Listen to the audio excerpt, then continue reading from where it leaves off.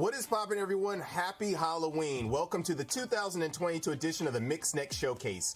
I am your host, Justin Woodward, co-founder of The Mix, the Media Indie Exchange, indie team in Terabang Entertainment, and an advisor on the Black Game Developer Fund, as well as Black Voice in Gaming. We're at the gorgeous Wilmer Sound Studio in the heart of Berkeley, California, and I am with my lovely co-host, Candace. Hey, Candy. Hey, Justin. Hey, everybody out there. So happy to be here, as always, especially right before Halloween, which is one of my favorite times of the year. We are getting super festive this season. We've got a lot of great game trailers, reveals, shadow drops, and dev commentary for games coming out this fall in 2023 and beyond. Now, before we get started, Justin, for the folks tuning in, what exactly is The Mix Next? So for the folks tuning in, The Mix Next is a celebration of indie devs and their games, where we focus on sharing great games and their creativity behind the development. The event was created by devs for devs, and at the end of the day, this is all about the games and the people who make them. The streams have been super awesome. Since 2020, we have exceeded 9 million views. We appreciate all of you for tuning in and want to show you some love by dropping you all some keys. When you see the QR code that pops up on the screen, don't be shy. Make sure to snap a pic and enter to get some awesome games. Awesome. Once again, we have teamed up with the exquisite folks at Valve to showcase our stream on their platform in order to support the devs. Be sure to check out the Mix Next event page on Steam, where you can wishlist or play the games that are featured in this event. Yes, make sure to do that. Support the devs on every platform. We want to give a huge shout out to all of our sponsors for helping us to make this thing happen. You guys are great. Here they are in all their glory. Shout out to our broadcasting partners for supporting this showcase and the developers on the stream as well. Twitch, IGN, GameSpot, Steam, everyone else who co-streams. You guys are awesome. Also, salute to the developers who are participating. They have all contributed their games and resources to make this thing possible. Now, after the showcase, be sure to stay tuned for the Mix Next Publisher Spotlight Show, followed by the latest Black Voices in gaming. The Publisher Spotlights will feature the creative pro indie pubs Raw Fury, Tiny Build, Acapura, and Assemble Entertainment, where they will show you their next hotness. That is going to be fire, Candy. The games for this event are broken down into Spirit Swap Tetris-like blocks. This first block is dedicated to new reveals and updates from titles overflowing with creativity and style. We have a date announcement, insight on music creation, and we will take a stroll through Brazil with an exclusive new trailer from Sue the Real. Candy, I can't wait. I can't either. Let's get started.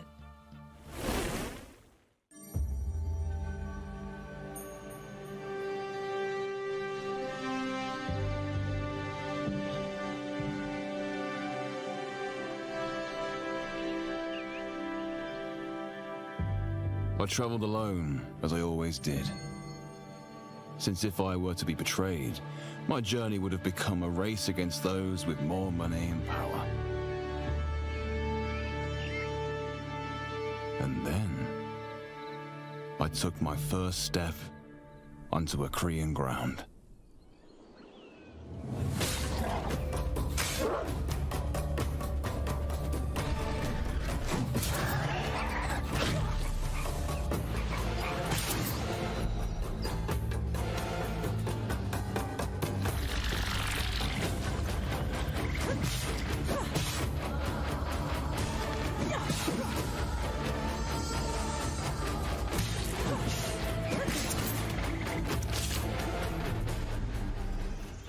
It shouldn't be that hard to find a way out of here.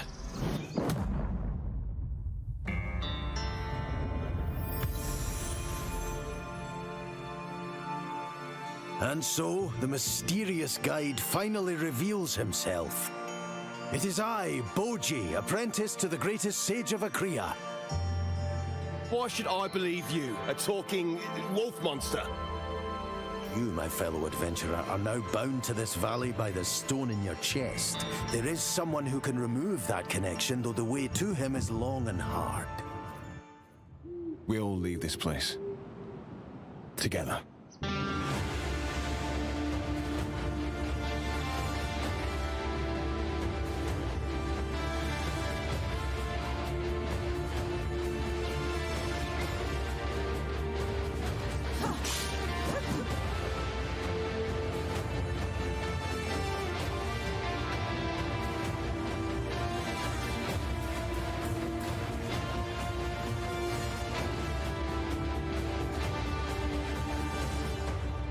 It was a hard journey, wasn't it?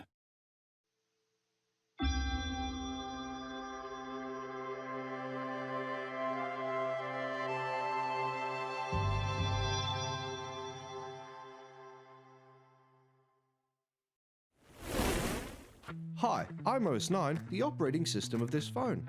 I need your help or I will be deleted forever. But don't worry, we'll crash the update together by creating errors. Come on, it's time to sabotage that system.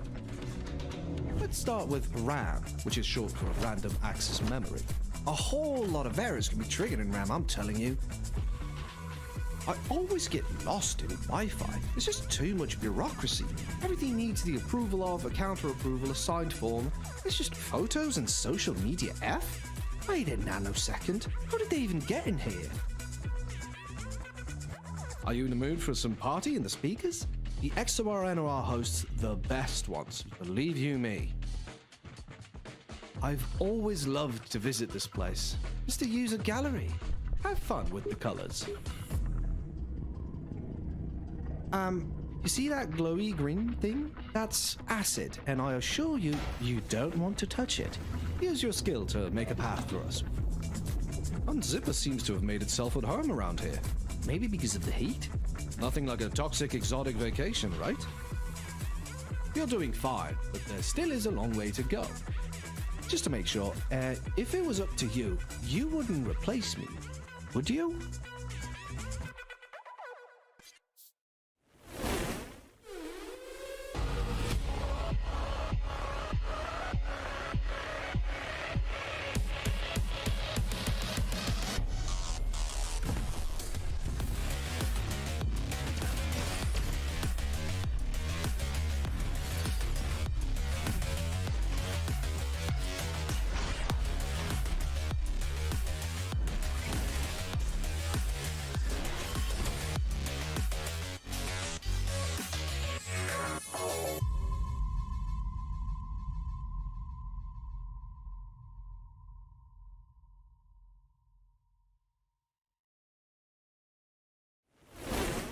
Peggy 3.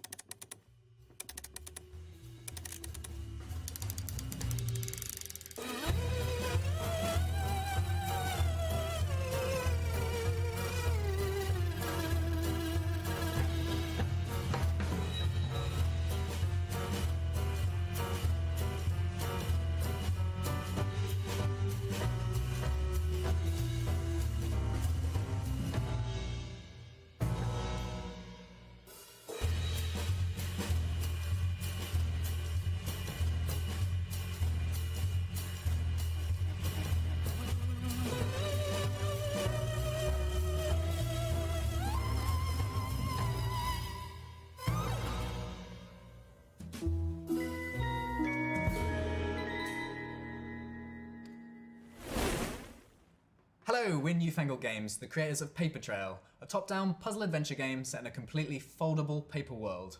You play as Paige, a budding academic who's leaving home for the first time to pursue her studies. On her journey, she learns how to fold the world, merging two sides together to solve puzzles, explore new areas, and uncover long-lost secrets. So Paper Trail is available now to wishlist on Steam, with release planned for early 2023.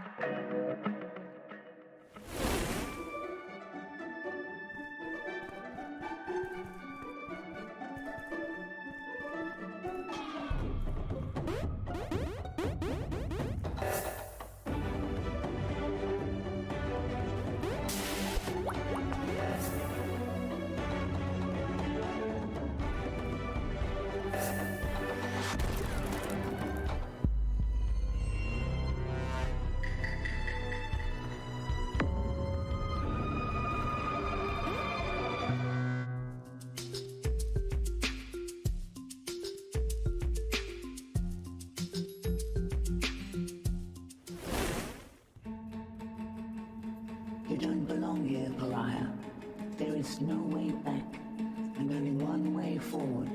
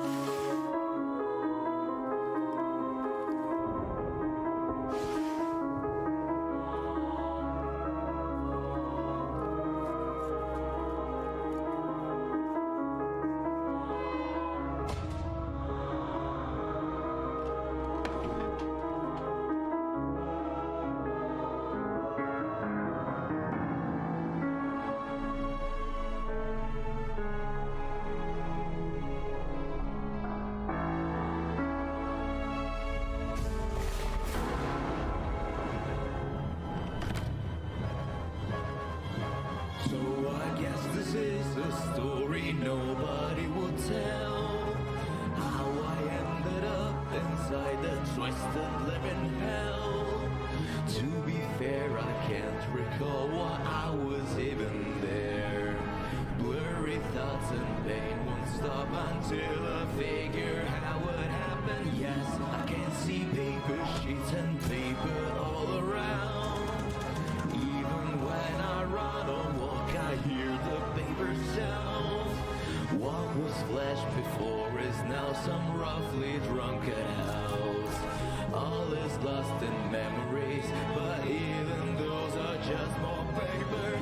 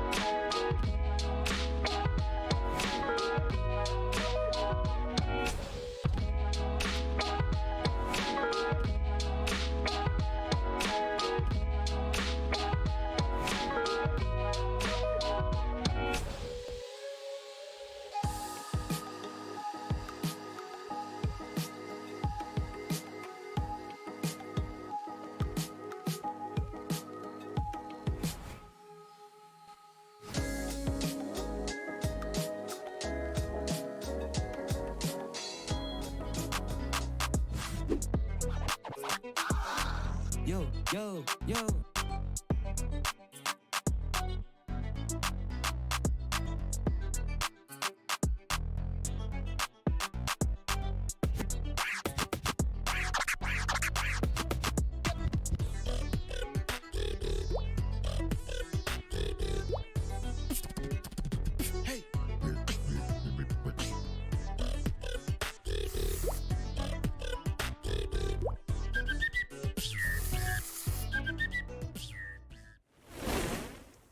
Wow, Mr. Cool looks divinely elegant. I've never seen anything like it as far as mixing fully hand-drawn animation in an adventure experience.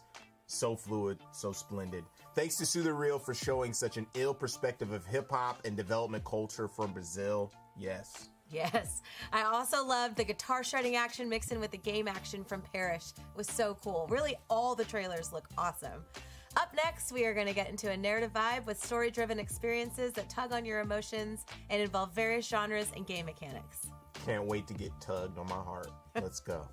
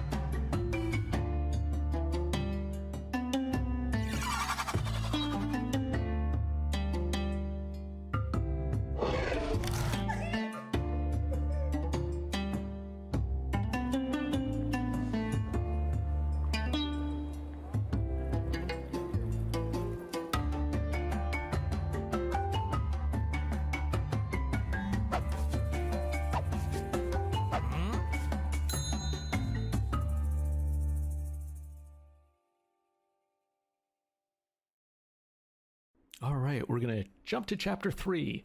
You slip under the plastic panel and have to pause as overpowering hunger gnaws at your belly and your head.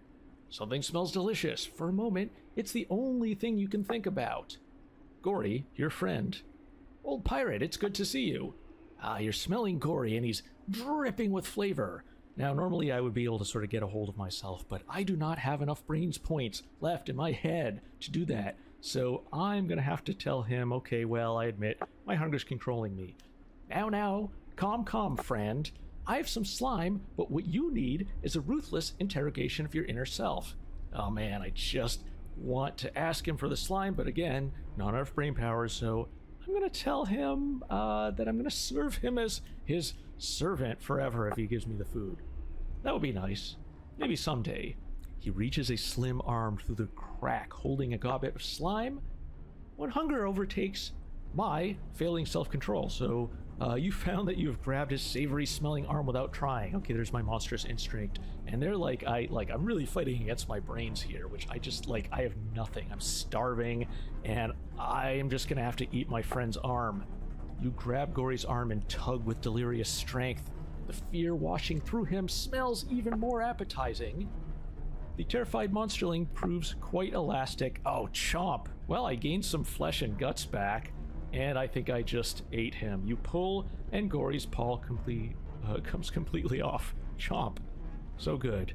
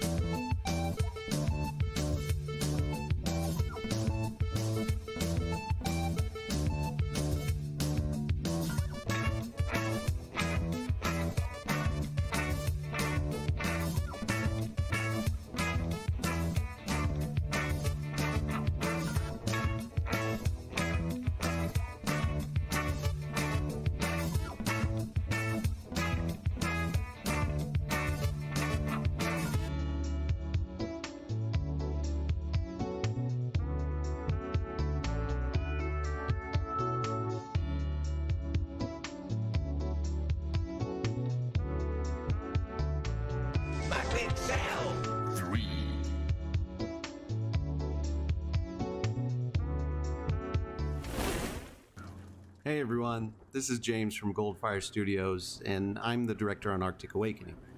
We are so excited to be a part of the Mix Showcase this year and to be giving an exclusive look at some new gameplay. Yeah, not really. I'm good.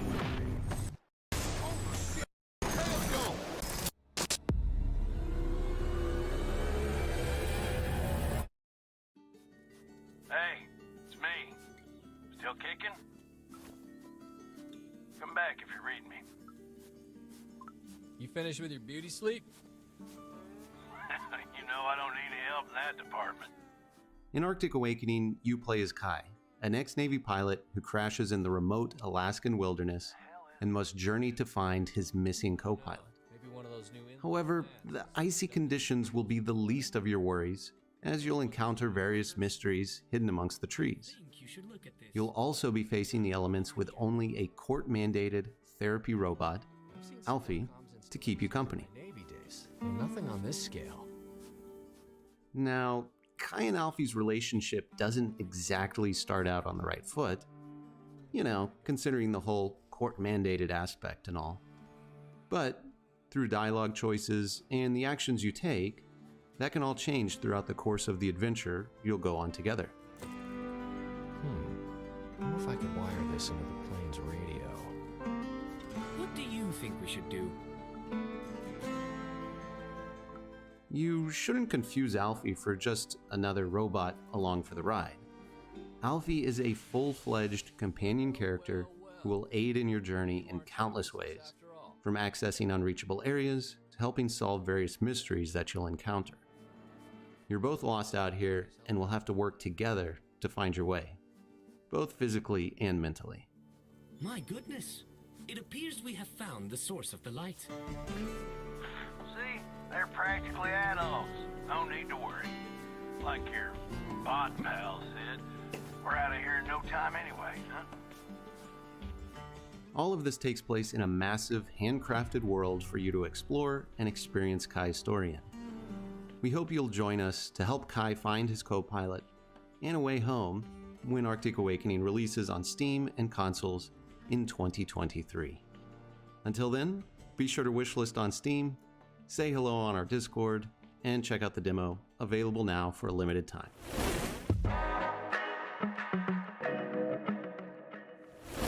Hey there everyone, great to meet you. I'm Pip from No More Robots, and I'm here to chat to you about one of our upcoming games, Spirity.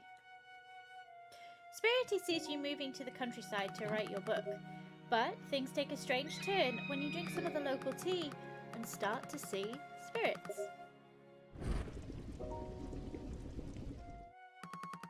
Once you can see them, it's your new job to find and remind the local spirits of who they are, before heading up into the mountain to run a bathhouse just for them.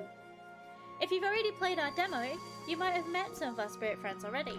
If not, I really highly recommend it.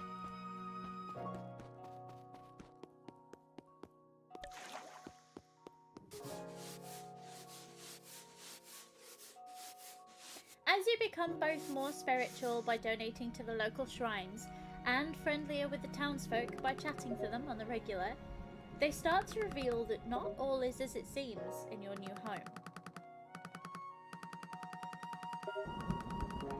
The townspeople's problems will lead you to find new spirits, and solving their problems helps these spirits feel more at ease again, slowly restoring the mountain and the bathhouse to their former glory.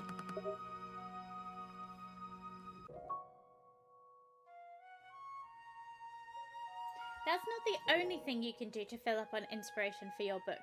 The townspeople all have favourite hobbies that you can join them in, from cooking up great food to singing karaoke.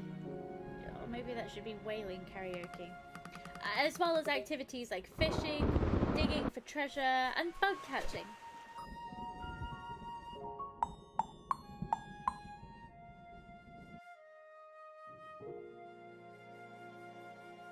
In fact, we've put so many activities in the game, we've just made a leaflet for you to be able to track them all on. So here's a quick sneak peek at that.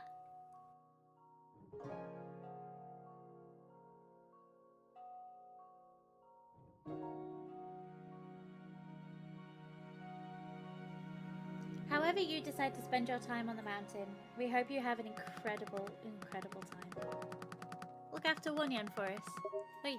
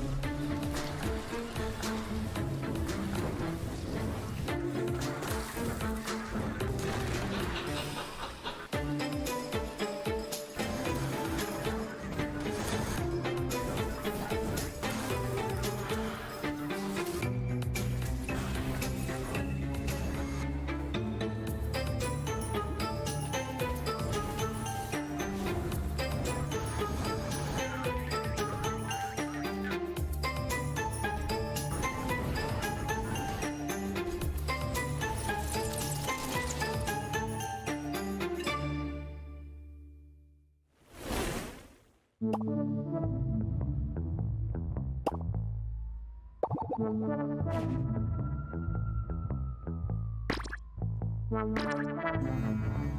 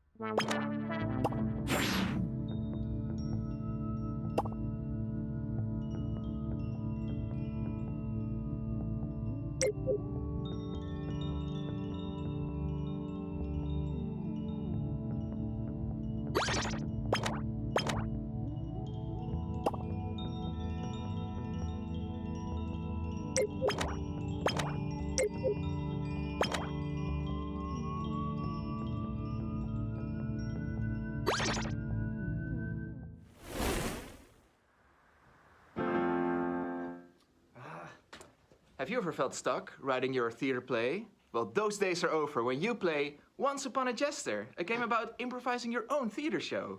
We're Bonte Avond, and this game is coming to the Nintendo Switch. Check out our new trailer here.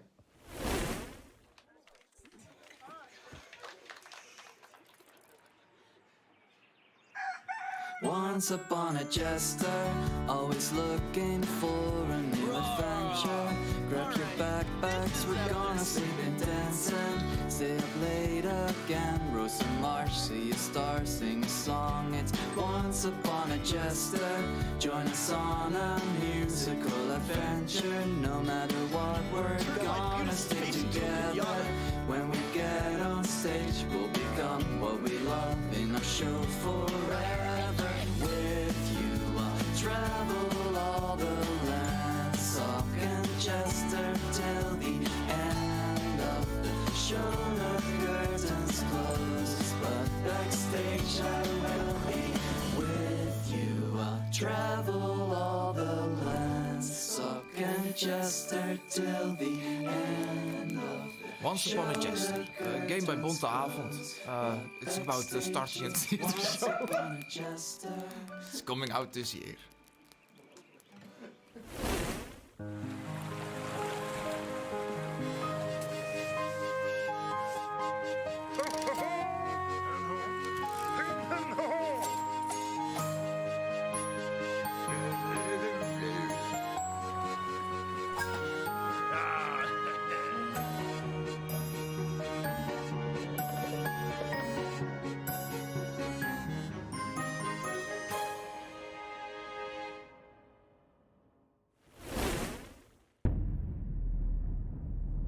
A 130 years.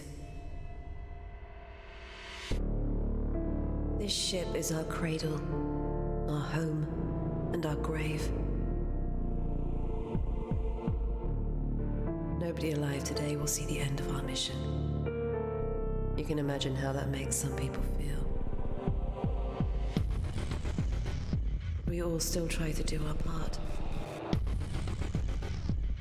My job is to keep the peace.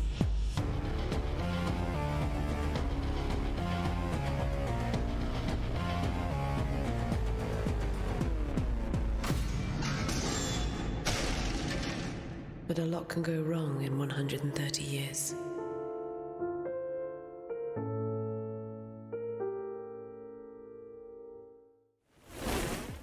I love Monster, and I had no idea that Monster loves me back. The art style is fascinating with that one. Been following Arctic Awakening, and it looks like it is coming together nicely. In this next segment, we've got some cerebral games that will keep your strategic mind muscle flexing. And then we'll preview some resource managing, world building simulations with gameplay that range from cozy to hardcore. I love to flex my strategic muscle. Let's work it out. Welcome to Bubblegum Galaxy, a new game from Sparta Club. Bubblegum Galaxy is a cute building strategy game about rebuilding the galaxy by designing planets tile by tile. You play as Hako, a young planet architect starting her internship at the Bubblegum branch of the Intergalactic Bureau of Planet Design. Alas, it won't be easy. The office is in disarray after the interdimensional universe server crashed, deleting the majority of the galaxy everyone was working on. Using her trusty computer and the Planet Designer 3000 software, Hako will have to design new planets to rebuild what was lost. Planets are built by placing hexagon tiles on a grid. The quality of your design is evaluated using a score value, and to get more points, you must place tiles with matching edges and colors together. The software will also suggest missions, such as connect 10 green tiles or create a forest of 20 trees, which will award you with additional points and tiles when completed. In between planet building sessions, Hako will be free to take breaks to explore the office and get to know her coworkers, who will react to her different actions in-game. Baz is the guy who's always friendly and happy to see you, although he never seems to be working. Magda is a hip young architect who will be Hako's supervisor, but she isn't that thrilled at the prospect. Laffy is a nice grandmother-like lady who will always give you advice when you need it, but sometimes doesn't know how to read the room. Penty is an organized and competitive robot who will always be comparing Hako's scores with their own. As you progress as a planet architect, you'll unlock new planets with new mechanics. For example, you will encounter tiles with elevation, challenging you to manage different heights and figuring out the best way to connect them.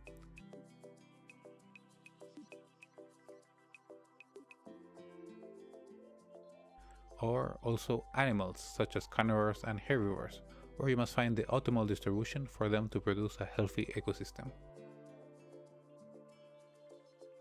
As Hako finds her place in the office and rises in the ranks, she'll get closer to her co-workers and slowly find out the truth behind the deletion of the galaxy.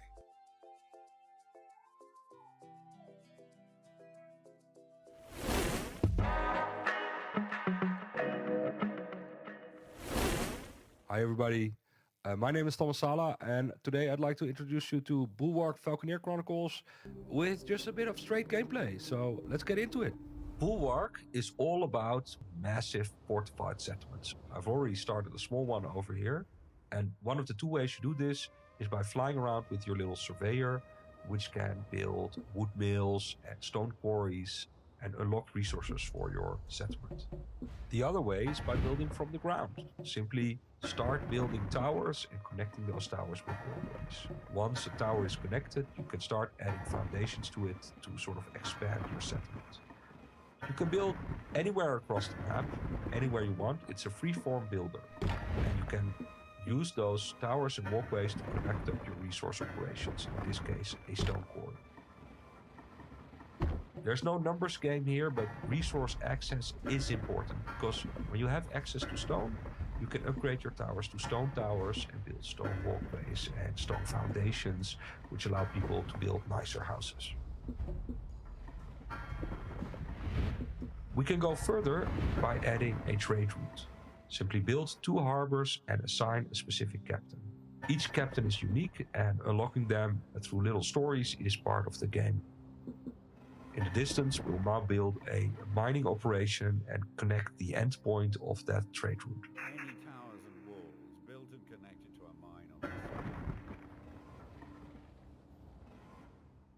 And if you pay attention, you can see in the distance that captain is already starting to sail off and transport that iron and steel into your settlement, which allows you to build not just stone and wood towers, but command towers, which are large multi-storied fortified buildings which you can use to defend your settlement.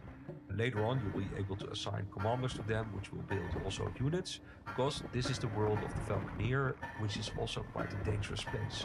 So part of Bulwark will be defending your settlement from raiders and enemy factions.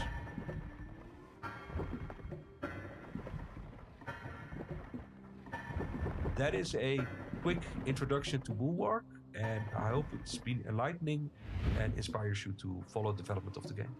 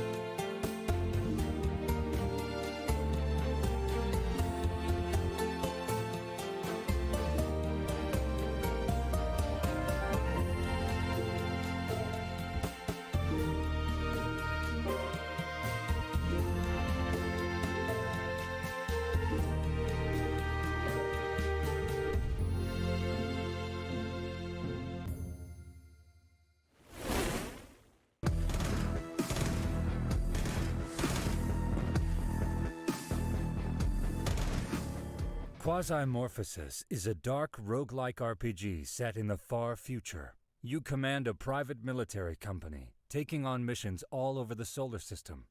It is up to you to explore the solar system, survive unforgiving combat, and unravel the secrets behind demon invasion. Now, a little bit about the development progress. We are working on a complete and traversable map of the solar system, its planets, and natural satellites. That's the grand scene where the main events of Quasimorphosis will unfold. The player controls a spaceship that is both a means of travel around the solar system and the mobile HQ of the private military company they're a part of. At the moment, we're in approach to Venus, the location of our next mission. The spaceship HQ management involves compartment upgrades and crew management. We can clone, equip, and assign our PMC fighter to a mission. Every assignment has a briefing and a chain of internal events that affect its progress. The events are not mandatory to attend, and the player can often skip them by paying attention to hints and properly assessing the tactics of the situation. In terms of the combat mode, we've increased station tile size, reworked the player and enemy rendering system, and increased the number of animations for all available actions. With the addition of a line of sight for the player, the enemies now also have their own, which affects the gameplay significantly. Now you stay unseen if you're careful, and get ambushed by your enemies if you're not. We plan on releasing Quasimorphosis into early access in the middle of 2023. Be sure to add the game to your wish list, and keep track of all the news and the release itself.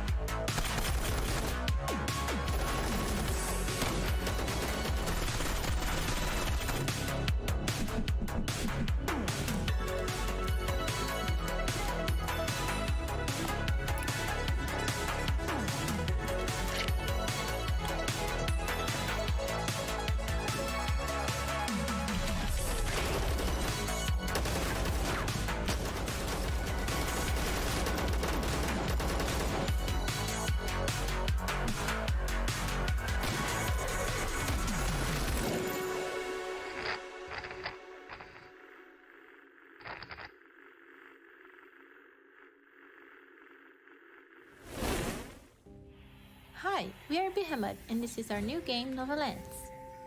Novalands is an island management and factory automation adventure. You begin your mission on this newfound planet with high chance of being the next big source of energy that Earth needs so badly right now.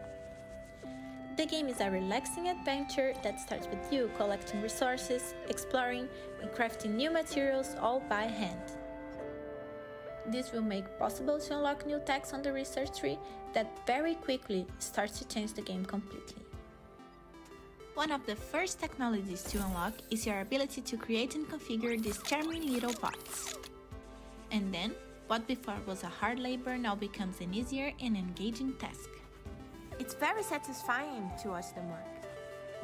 Speaking of bots, this purple one, we call it the Collector. You give them a material to search and collect, and then set a place to deliver it. The yellow one is the Logistics. It's the fastest one. It would basically move collected materials to where they are needed. For example, it would take copper ore from the deposits and put it in the furnaces. The blue one is the Fighter. You can put it on hunting mode to attack aggressive creatures that may be disturbing the other bots. You may have noticed that the world is divided by islands. They have different minerals, fauna, and flora. That way, when you unlock new islands, you are sure to find new discoveries and possibilities. Another thing that will help your journey tremendously is the people you find in your path.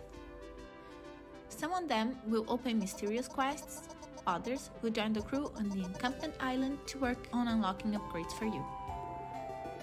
One thing to be sure is that this planet is filled with creatures.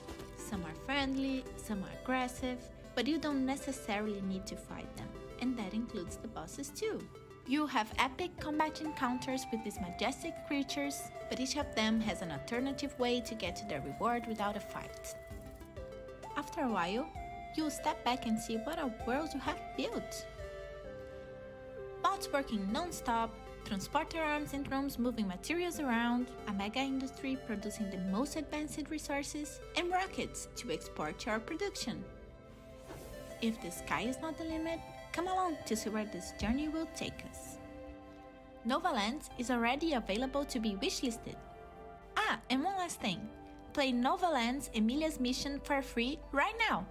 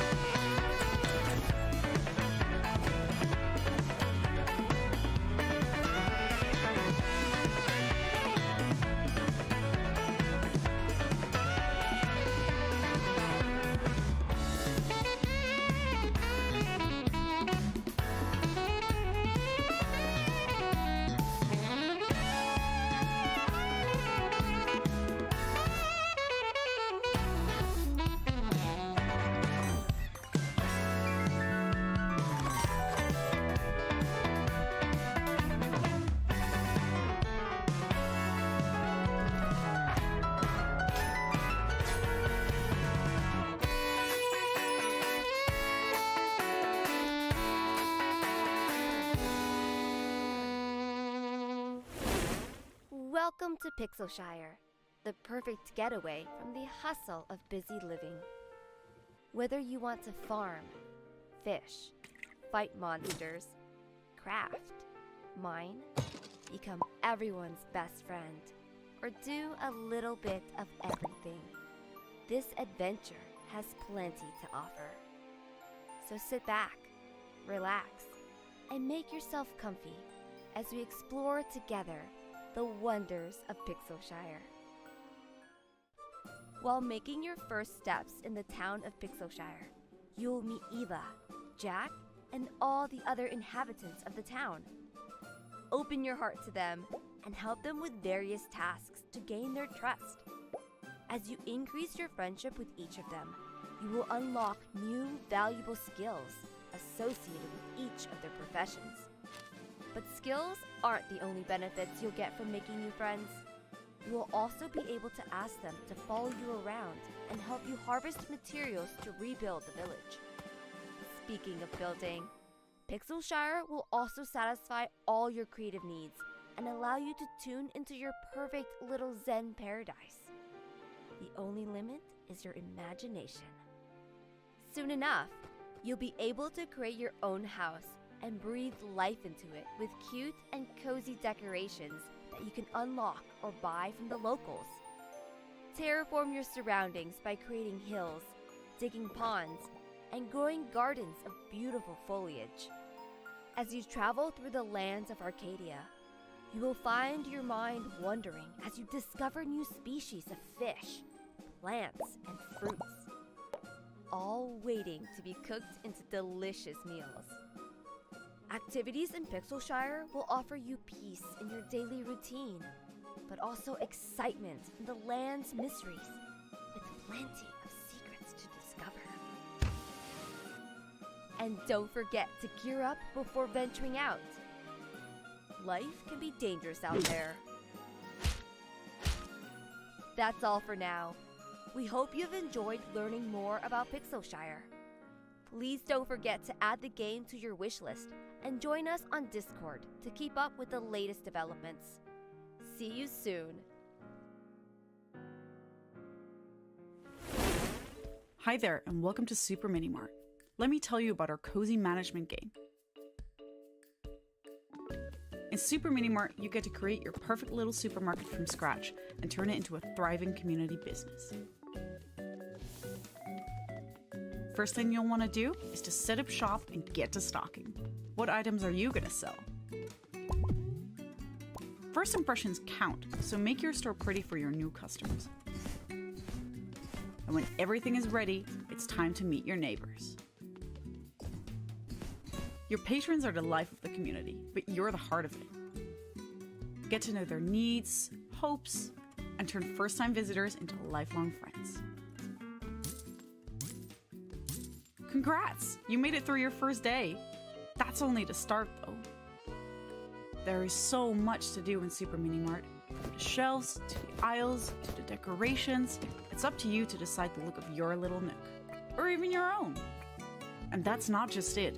Experience seasons, special themes, and build the shop of your dreams. Be it a farmer's market, a wine cellar, media business, or my favorite, a chocolaterie. But that's it for the basics. There's a whole lot more left to discover when you'll play the game. You know what? You can wishlist Super Mini Mart on Steam right now. I write this journal for those who seek knowledge, for those brave enough to change alchemy forever. It's our job to conduct risky experiments and push the boundaries of what alchemy can do. To live and learn from the land. Craft extraordinary potions. Traverse the vast wilds. And don't forget to befriend the locals. I found the Agari are rather fascinating creatures.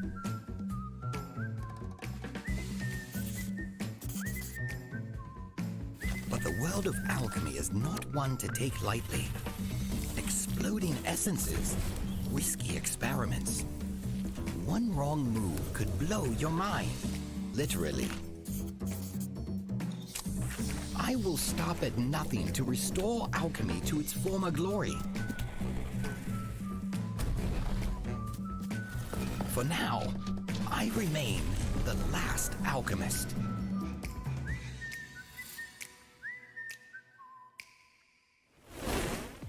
Bubblegum Galaxy is so interesting and so cute. It is the perfect mashup of strategy with cozy. So cozy. Yeah, I dig the genre bending in these games. It was so great to hear from Novalands about their strategy. Also, Super Mini Mart makes you want to go and start slanging avocados. Next up, we have some games that will push you towards the edge of your seat with horror and suspense, just in time for the Halloween season. Ooh.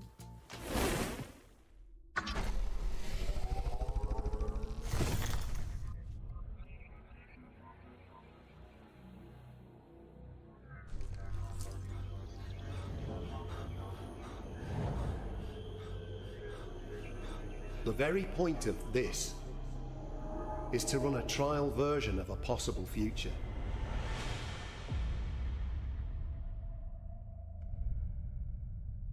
This thing's frightening. It's a deep machine learning virus and highly compatible with more. And just like a human body won't have an immune reaction to one of its own cancer cells, Moore can't see red as abnormal. Dr. Liu is leading the effort, but even he isn't fast enough. The virus, which he calls Red, has already taken control of the robots we built in here. Doctor, wait! That genie is infected with the red virus. Just hang on. I'm coming.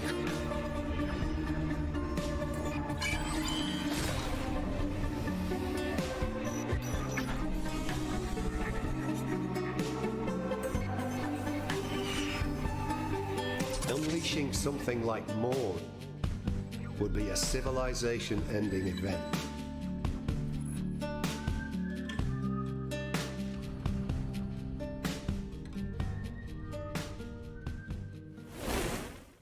Rated mature. Let me tell you one of the many stories of the land of Bramble. A tale of a woman both beautiful and deadly. The story begins in a peaceful village near a great forest where suddenly, strange happenings started to occur. People began to see a beautiful woman with long, dark hair lurking in the shadows during full moon nights. Men started to follow her into the forest. Some of them never returned, and those who did had lost their minds. Eventually, the villagers had enough. They took all the dark-haired women of a certain age and put them on trial for witchcraft. They started to execute them, hoping to find the right one. Yet men kept disappearing during full moon nights. The villagers grew more and more desperate and burnt down a large area of the forest in the hope of finding this strange, beautiful woman, but to no avail. The villagers had lost themselves. They killed their own mothers and daughters. They burnt down more of the forest that had served them with resources. Then one night, when the moon shone at its brightest, 5 brave men took matters into their own hands. They put on their coats and walked into the burnt forest to hunt for the woman with the dark hair. After a time, they saw a beautiful woman standing in a clearing. The men were instantly enchanted and followed her deep into the forest's heart. When they were close enough to touch her, she transformed into something monstrous. She tore their chests open, hung them up in the trees, and drew strange powers from their still beating hearts. And no one would ever see them again. I hope that you enjoy this grim tale of Skogsrået. She is just one of the deadly beings you'll meet on your journey through the land of Bramble. Bramble, the Mountain King, is coming to PC and consoles in 2023. Make sure to add it to your wishlist today. Thank you for watching. You don't look good, Igor. Alas, we've no medical supplies, no bandages, nix, zip. How did I get involved in this crazy love story? Chasing ghosts always ends badly. It's pointless, Igor. We should get rid of Mikhail. This guy back home makes me nervous. Stupid! I don't trust him. What are you mumbling? Talking to yourself? Ghosts, you say? Again? Scares the shit out of me. Hey, Igor. It's a corpse, I think. I made some mistakes.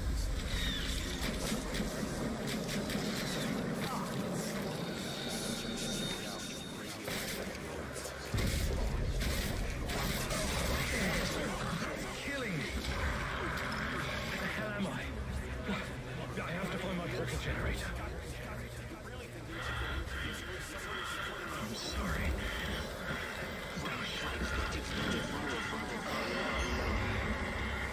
Everything will be fine. It's not going to happen.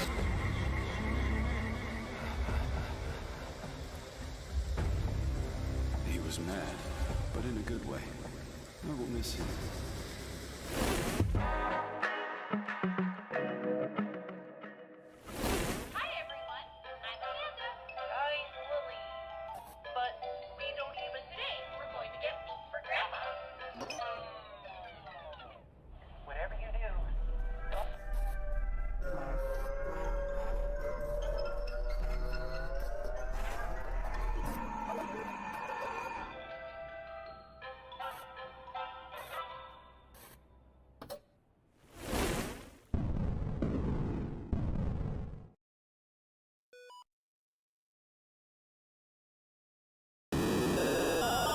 I shall not be afraid of the terror in the night.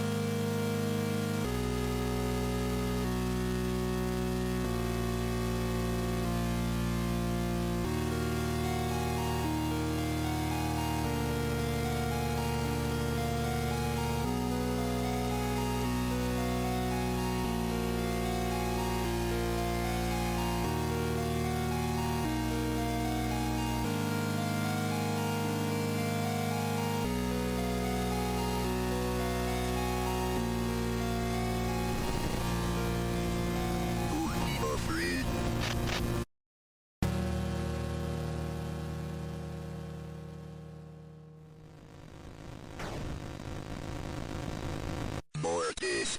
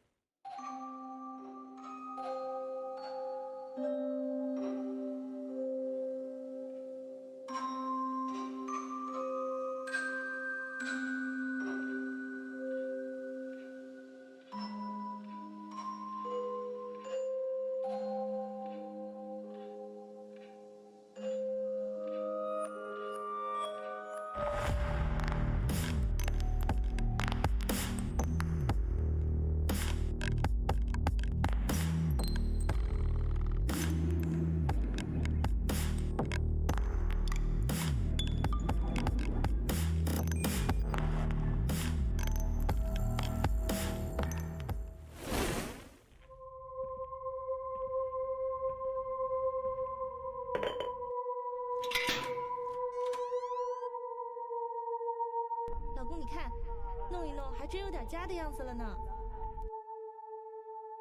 这个床真的很大哎，那以后你睡左边，我睡右边，宝宝睡中间。平时你总是忙呀忙呀，我感觉都快记不得你的模样，我好想你。今天是你35岁的生日，是不是自己的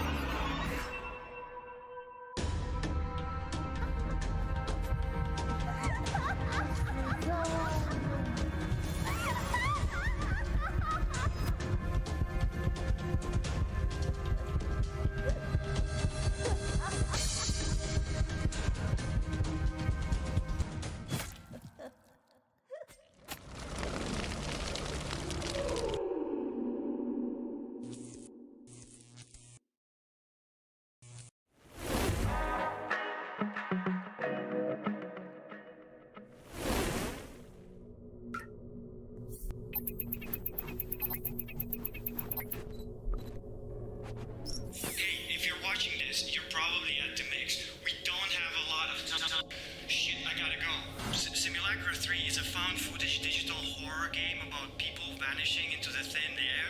You gotta help me figure this out because whatever it is, it's not friendly. Oh crap! By the way, it's available on PC now.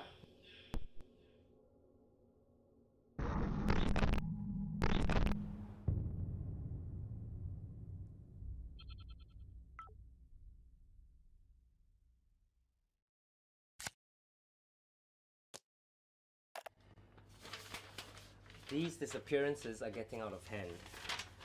The police reports show a linear growth at the start, but over the past few weeks it's growing exponentially. I've been digging through the files and I noticed these symbols. It's like an omen.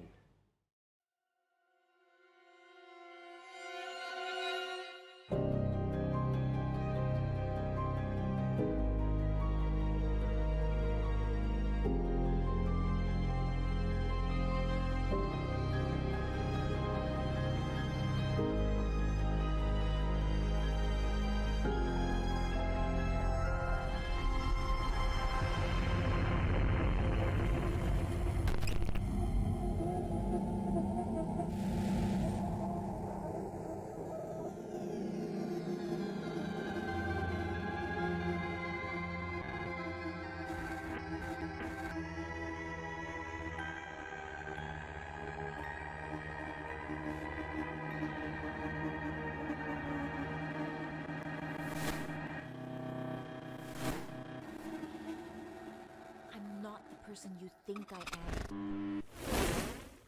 As a fan of survival horror candy, Yeah. Evo Tinction is looking sick. No Return has those Japanese psychological horror film vibes. Such creepy games, my fave. Time for a game drop, everybody. Grab your phones and capture the QR code on the screen now for your chance to get a key. When you sign up for your free key, you are automatically entered into a raffle to win a Switch OLED, so make it happen. Also, be sure to check out the Mix Next event page on Steam, where you can learn more about the up-and-coming games on this show, play some of their demos, and wishlist the games you like, and get notified when they are available. Over the years, The Mix has collaborated with publishers who are aligned in our efforts to support developers and the release of creative and innovative games. Graffiti Games is one of the teams we've worked with, and we're excited to check out some of their updates and reveals. Let's get it.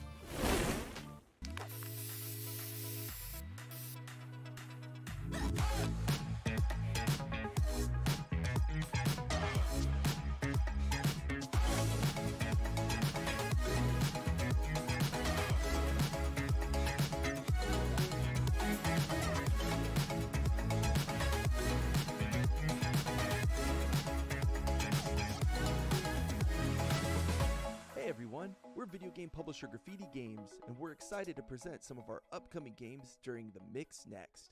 Let's jump into the action.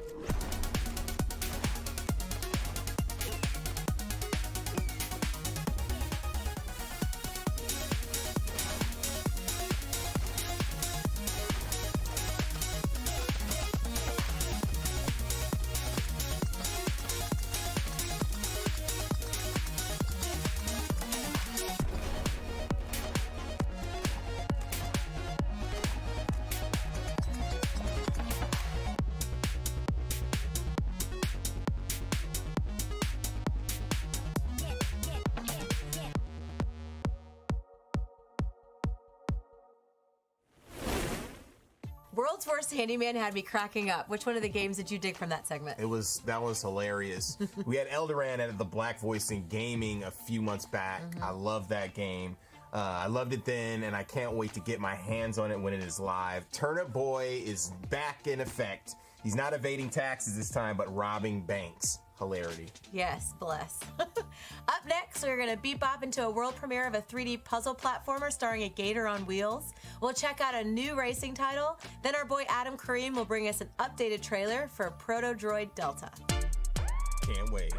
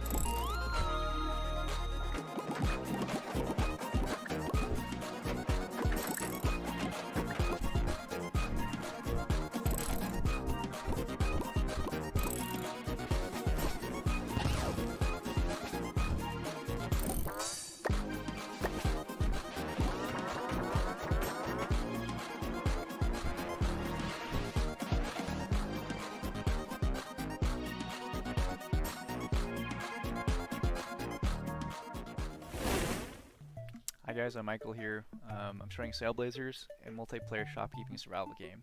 So I've already created a character to speed this up, but you can make a new one that looks like you. We'll just go with this, start a new lobby. So it's similar to Valheim and Grounded and Raft, where you can make it your own server with friends, you can build something together, have a save and load. But one of the cool things here is you can also bring your own inventory items. So I'm going to have my friend Jonathan join in. He helps me QA the game, and he'll have his own items and stuff from his own server. So right away you can see that you start out with a little bit to get you started with the shop. So this game is about shopkeeping. You'll want to hurry up though, because at night things come and attack you. So as with a lot of survival games, the first stage is gathering stuff. Try to make it more fun though. So if you see, each item has its own attack set. Like this is a torch. There's that. There's this. There's this bamboo thing. It's got a more involved, longer hit string. You can dash, cancel. You can jump attack. Got you a sword.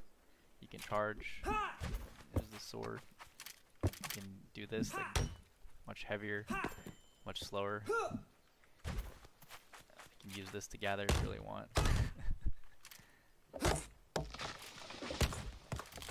It's fire damage. So we try to make it so that crafting itself is fun. So it's not like this boring grind fest. Can I have an axe, please? Oh, thanks. So even with the basic starter stuff like axes, you can choose between a cleave, charge, you can dash, cancel. I'll show you the cleave here. So try to make even crafting fun. So be feeling like combat basically already. You can throw things like that. Didn't do very much, and I think I broke it. Oops. So past the crafting, because I feel like that's not very interesting, is the shopkeeping. So you can see a lot of items assorted here. They're all pretty useful. We have a pretty advanced AI simulation where they have their own needs. You can only see what's relevant.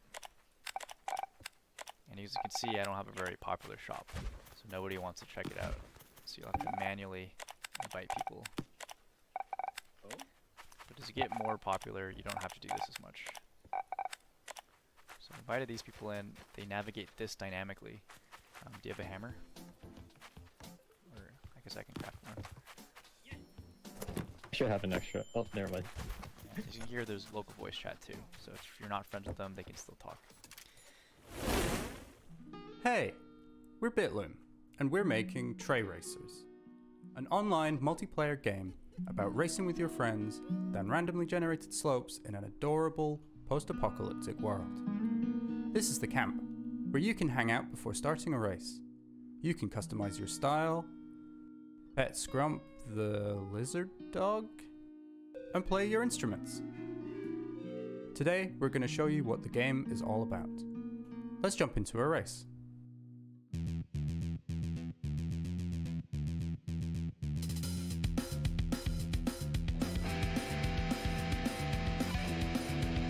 Tray Racers is all about getting from the top of the dunes to the bottom as fast as possible. Since every slope you'll come across will be brand new to you and your friends, you'll need to learn fast to go fast. From the very first prototype, we had so much fun trying to find the best route through the random tracks to beat each other's times. In order to encourage that playful experimentation, we decided to split the race into two phases, the practice phase and the final race. We really wanted the gameplay to be easy to dive into, but still have plenty of room to improve and express your skill. As such, there's a bunch of ways racers can perfect their times by mastering leaning into the slopes, trying to pull off as many aerial tricks as possible, and taking a few risks for the all-important near-miss boosts. After the practice, everyone's worms return them back to the start line for the final race, where players take everything they have learned to nail the last run and reach for the top of the podium. Will you be the fastest racer? That's a brief look at how Tray Racers works. To make it as easy as possible to get your friends together and play, the game will be releasing for free next year on PC and Switch. But if you can't wait to play, then check out the Discord, where you will be the first to know about future playtests. You can find all the places to follow the game at trayracers.com. Thanks for checking out the game with us today. Bye!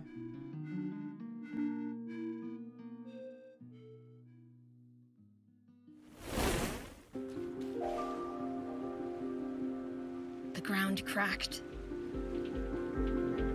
The ocean roared, and Strandville was lost in the deep. Grandma says that this is our haven, that the lighthouse keeps us safe. But a part of me wants more.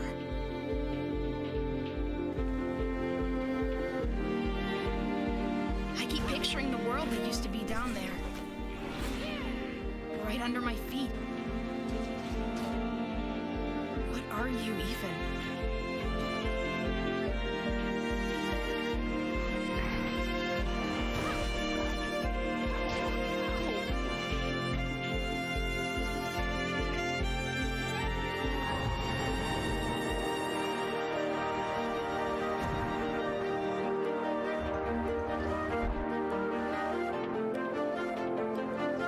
It's just like the stories you've told me.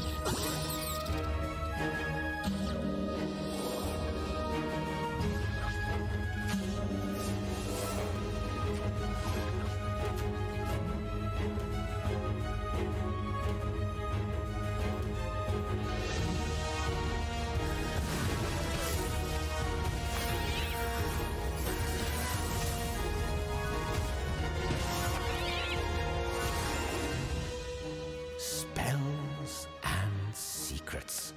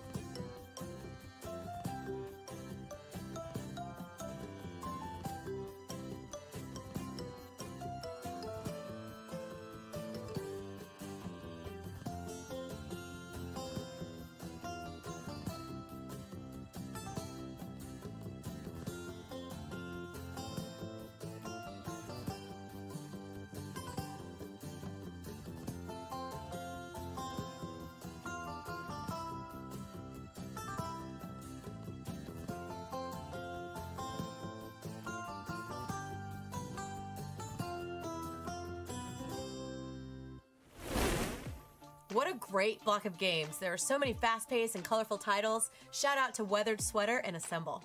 I'm a taco. Up next, we have a world premiere trailer from a title that was created in the Dreamcast era. and we'll move into a plethora of pixel-perfect games that take some nostalgic cues from games in the past and add their own cinematic neo-retro flair.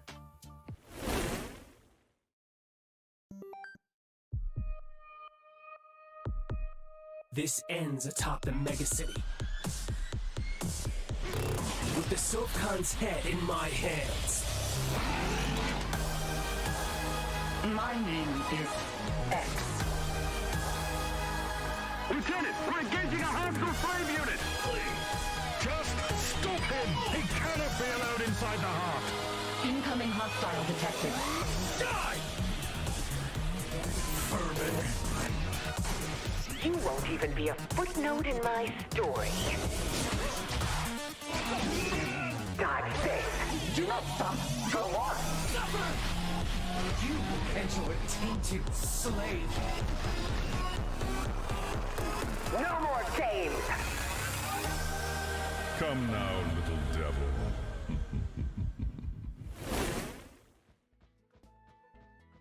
Akatori is a Metroidvania set in a fantasy world with beautiful and vivid pixel art, intriguing storyline, and unique game mechanics. By exploring the deep connection between our heroine and her weapon, we want to understand how far we can go with that. The first step in this direction is staff jump. The heroine can throw her staff underneath herself or into a wall and bounce off it, reaching new heights. This mechanic brings pure exploration to the game's world. Huh, can I climb up there? Hell yeah! You can also use this in combat. Even without the staff in hand, we are still effective in combat with our enemies. This flexible system allows us to create many different situations, both in combat and in platforming. That's all for now. Thank you. Don't forget to follow the updates and add the game to your wish list on Steam. I've seen you grow, not unlike I have. Your growth can be just as pervasive as this bountiful harvest if you follow me. What are you doing here? Surely you just wandered into the wrong room. My roots run deep, cracking the very foundation of the sanctuary you hide within. You could not be dancing to his off-key tune, could you?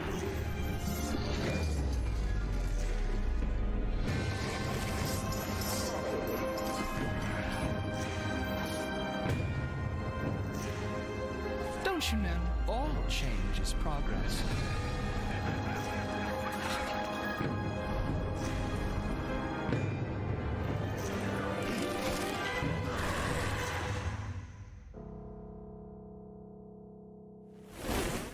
Hi, my name is Rashid Hassani. I'm from Morocco and I'm a game designer and lead programmer at Little Night Games. We are a team of 7 people from different countries and we are currently working on our very first title, Mira and the Legend of the Jinns, a 2D pixel art Metroidvania in a world inspired by Moroccan culture and spiritual traditions. Moroccan culture is rich with legends and fantasy stories about jinns and mysterious creatures, so we were wondering if we could make a video game out of all these ancient tales. Like the stories of Bukhansha, the boogeyman of our childhood. A strange man with a big bag filled with candy that used to lure kids with candies to kidnap them and take them to witches so they can use them for rituals or eat them. Scary. So we tried to mix all these tales to create a fantasy world that we called Kingdom of Amazgash. In the game, you play as Yuba, who lives in a village called Tiziri, located in the heart of Amazgash, a treasure hunter and explorer who travels the lands in search of ancient relics. Yuba is also a Gnawi, a magician that can heal his surroundings from negative energy and drive out evil, with his music marked by low-toned, rhythmic melodies played on a skin-covered lute called Gembri. During a routine job, Yuba discovered an ancient necropolis, where he encounters Mira, a mysterious jinn who seemed to be amnesic. Yuba agrees to form a spiritual bond with her and help her regain her memories. Together, the pair will begin a journey to uncover the secrets of Mira's past. Of course, in their path, they will meet new friends and deadly enemies, while they track down ancient weapons and priceless artifacts, battle against mutated creatures and corrupted spirits, and learn the truth about Mira and Amazgash. We've been working on Mira for a little over a year now. The mechanics and overall gameplay are inspired by games we loved playing while growing up. We wanted to create a diverse combat system inspired by the games in the Metroidvania genre. It's all about allowing the player to choose between different ways to tackle each encounter. In Mira, you will be able to use different weapons, each one related to one of the 4 primal elements that represents the power and nature of jinns: solar, celestial, infernal, and lunar. The combat system emphasizes fluidity and experimentation, and is best represented in the ability of the player to switch between weapons and elemental modes on the go. Weapons can further be upgraded, and there is a ton of powerful combos and abilities that can be unlocked. 7 tools and various items will be available in the game. You can find new tools as you progress and use them to overcome obstacles while exploring, solving puzzles, and fighting. As in any Metroidvania, classic traversal abilities such as the dash and air dash and double jump can't be missing. Rest assured, you will unlock a wide range of abilities to help you progress as you play the game.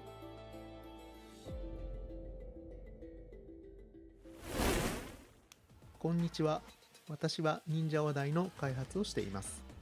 このゲームがどのようなものかを紹介します。忍者話題はスピードと独特な操作性を兼ね備えた 2D アクションローグライトです。ゲームパッド、マウス、どちらでも操作が可能です。どちらもほとんどボタンを1つしか使えません。マウスだとクリックした場所にジャンプ。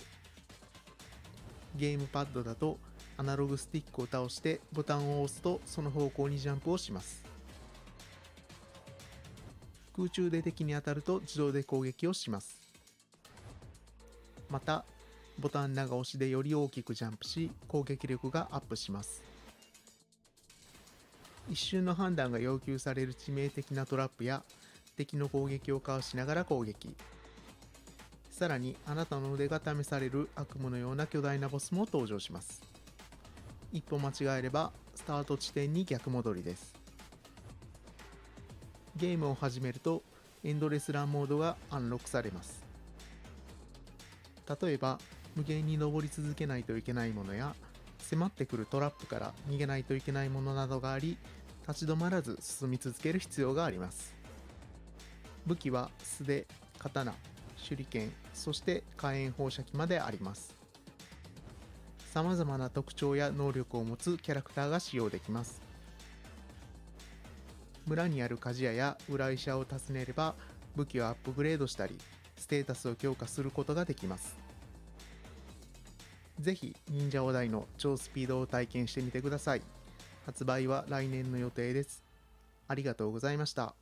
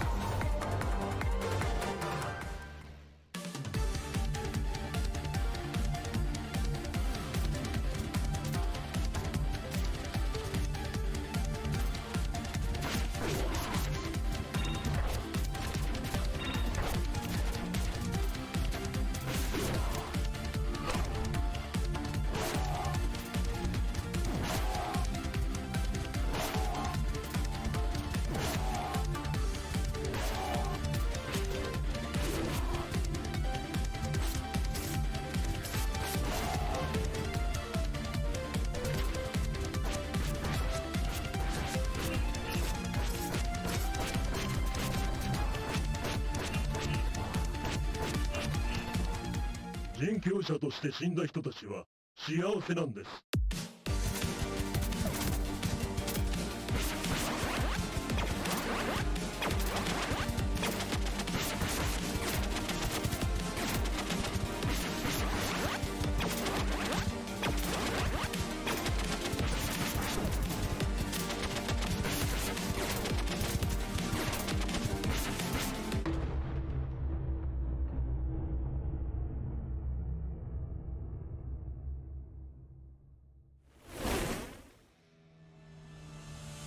Welcome to the preview of Necromancer. My name is Andras and I'm the developer of this game. You can see me in the corner playing the game right now. This is a roguelite game where you play a necromancer who works in the dungeon club as a bouncer. You'll go around the club and get rid of unwanted guests, which just basically means you'll have to fight a lot.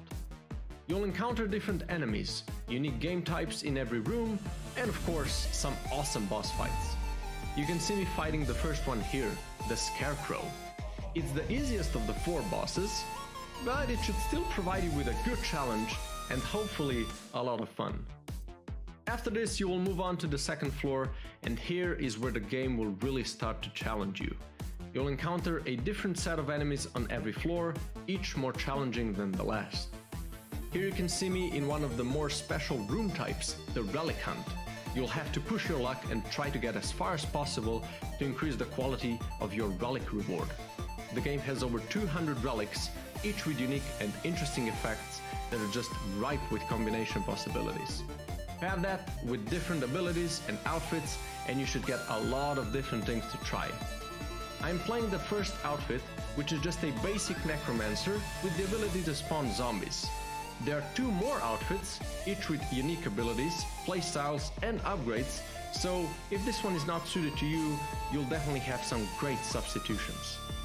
Defeating each boss will also grant you their power gem that you can then use to rain havoc among the trespassers. You can see me using the Scarecrow's rolling ability right here. All of these gems can then also be combined with one another to make them even stronger. It also depends on which gems you use as an active ability and which ones as the upgrade, so there's a lot to explore there too. Here you can see me fighting the second boss, the Shrine.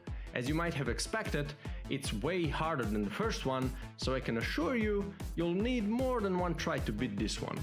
But you're welcome to try and prove me wrong, of course. Each boss will challenge you in a different way and are going to be the ultimate skill check during your runs. No matter how strong your build is, this is where you'll be tested every time. Dodging is one of the main things in the game and you'll have to master it, especially during the boss fights. You'll of course have some great options to fight from afar, but I'm just gonna let you explore those on your own. So, finally, after the second boss, I'm just gonna leave you with a sneak peek into the 3rd floor where we keep the freezer. Always open apparently. See you in the club!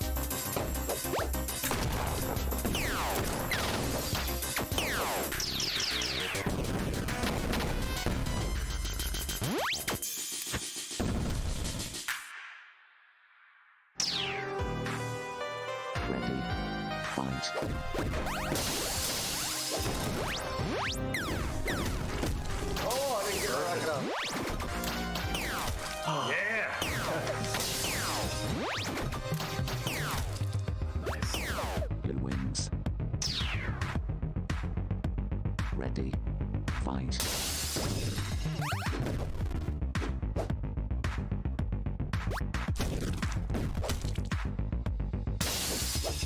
Oh, nice. Looks like you high-fived. Woo! Oh, okay. Ready, fight. Perfect.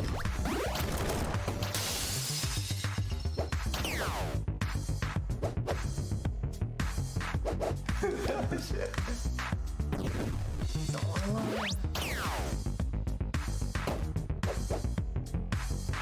Oh no! That's a little tricky.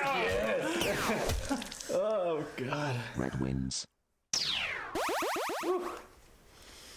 Close. Red wins game. Alright. It's just a warm-up.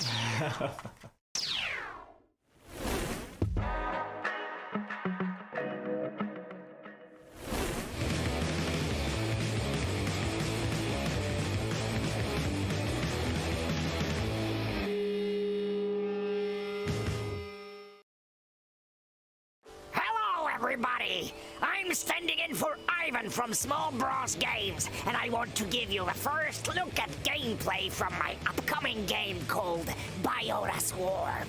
Every mission starts from the campaign map that is your main hub. The levels will be randomized at the beginning of each campaign. This will guarantee an always different experience at each run.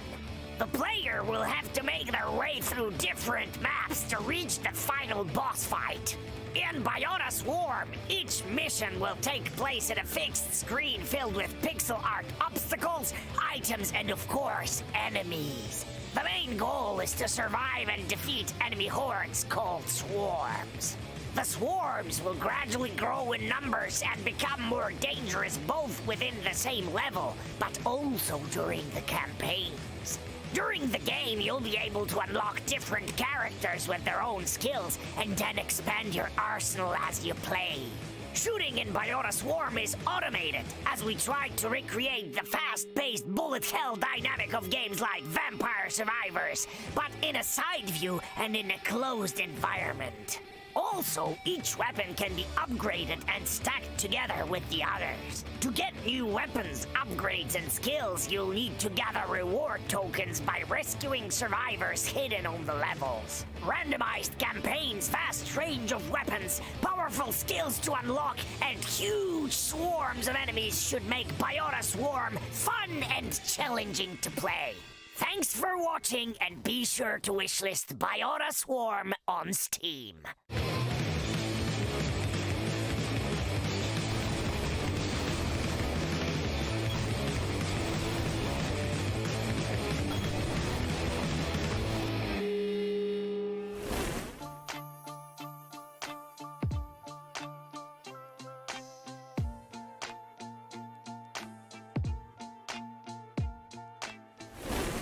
At PAX and EVO, I played a ton of Slave Zero X. Can't wait to get my hands on it. Feels like Marvel vs. Capcom. So sick. Also, I can't say enough good things about Astro Duel 2. You and I, Candy, are going to go in on that game when it comes out. I can't wait. I can't wait. Moving forward, we are going up north to Antarctica through the shadows and in a spiritual forest in a segment filled with noteworthy games that will have you exploring space, time, and spirituality. Yes.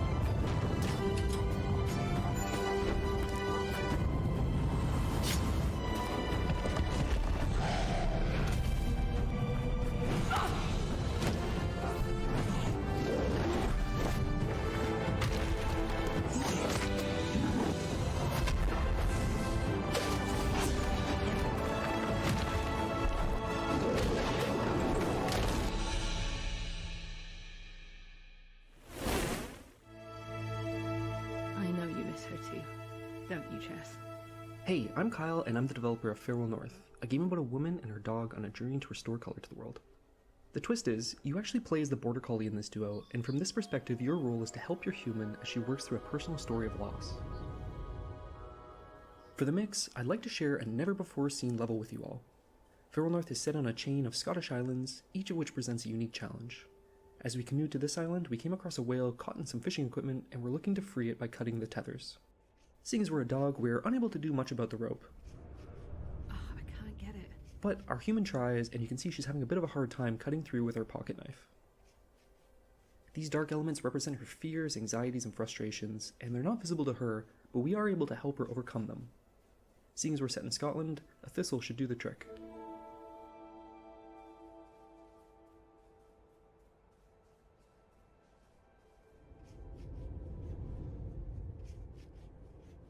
That's one down, one to go.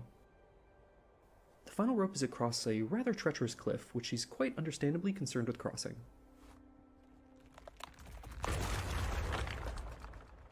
When an object shatters like this rock has, it's up to us to find a unique perspective to align the fragments and reform the object. The fragments show us the way, and we're off. Another of these dark elements blocks our path, but with our color source we're able to make short work of it.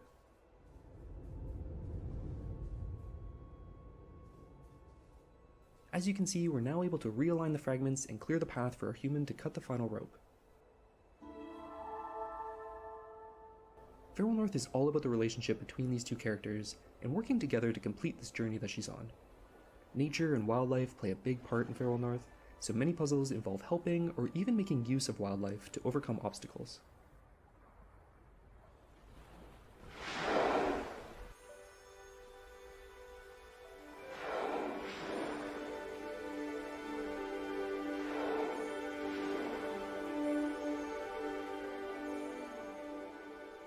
So I hope you've enjoyed the sneak peek of the latest level that I've been working on, and if you like what you see, consider wishlisting Farewell North on Steam to get notified when it releases.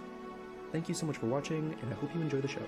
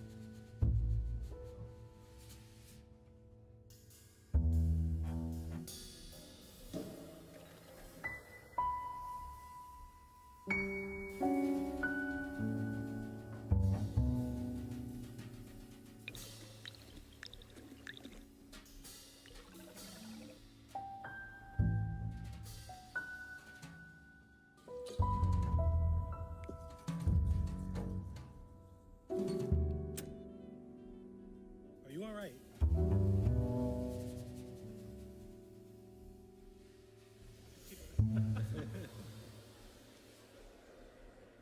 Thank you all for coming, and thanks for your patience. Let's give Nina the goodbye she deserves.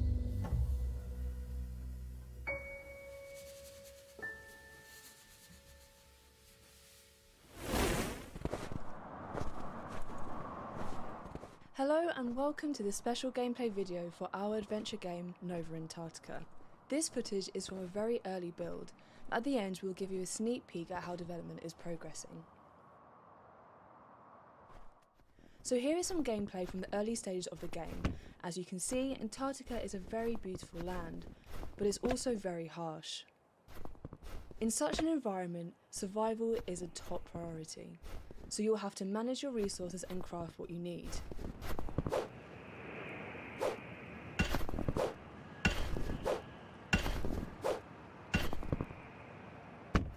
Here I'm collecting wood and minerals, and crafting some things for the journey ahead, including fuel for the backpack, which is basically your health.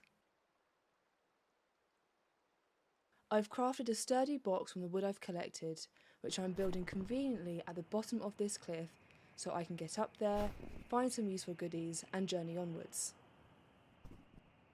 But not even all this preparation will make your adventure an easy one.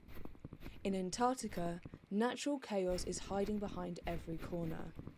Like this blizzard, which almost has me frozen solid.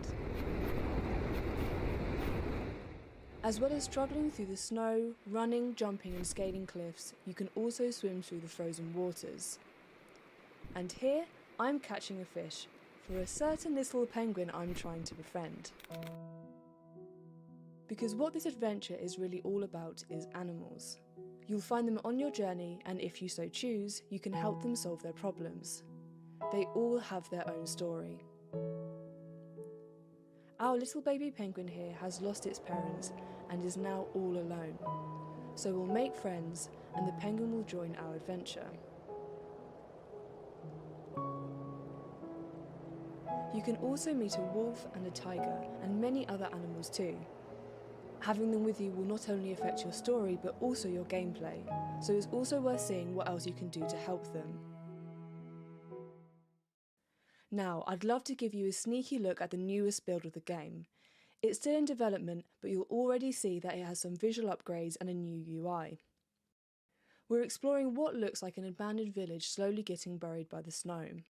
What happened here? Why is it abandoned? And what new animal are we about to meet? There are many mysteries and secrets to uncover.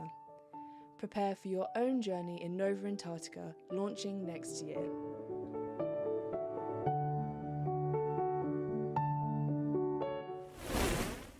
Hi everyone, my name is Noah and I'm creating a little game called Shumi Come Home.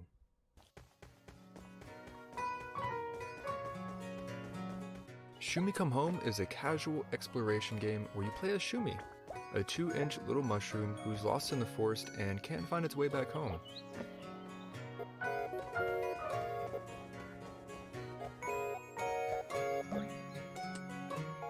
Shortly after getting lost, you'll come across your most important tools for your journey home. A giant leaf to glide through the skies, some rusty fish hooks to climb around with, and a powerful hex key to smash open these mysterious crystals lying around everywhere.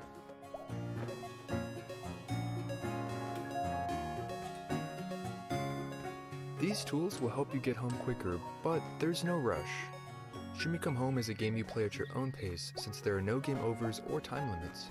You can really take your time exploring different areas of the forest and you never know what you might come across. In order to get back home, you'll need to take on different adventures to get through whatever's blocking your path. Some of these might be simple, like collecting enough green crystals to make a trade, while others might involve some light puzzle solving or light platforming.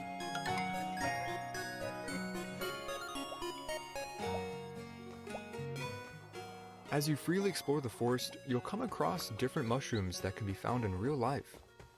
When you come in contact with one, you'll get an entry of that mushroom in your mycology journal, which is a unique feature that lets you learn a little bit about real-life mushrooms. It even lets you get a closer look at them, with an interactive viewer in each entry.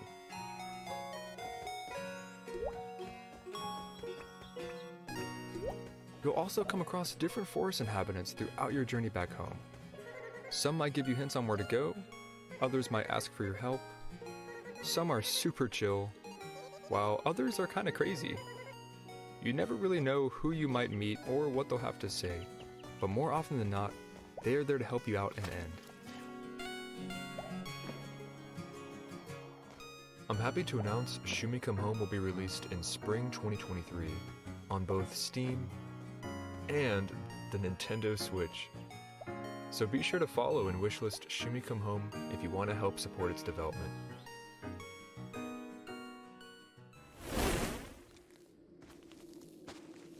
I know you have thousands of questions, but you need to trust me. Listen. Don't do anything dangerous yet, okay?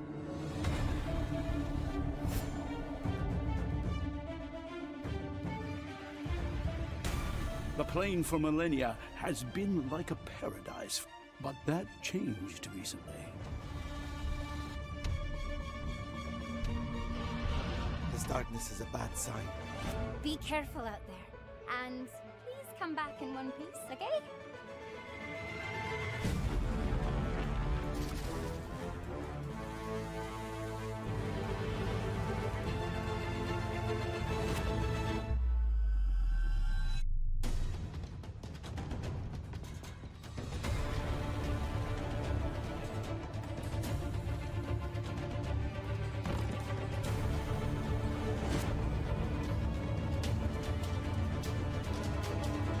I told you not to go alone. It's too dangerous for you.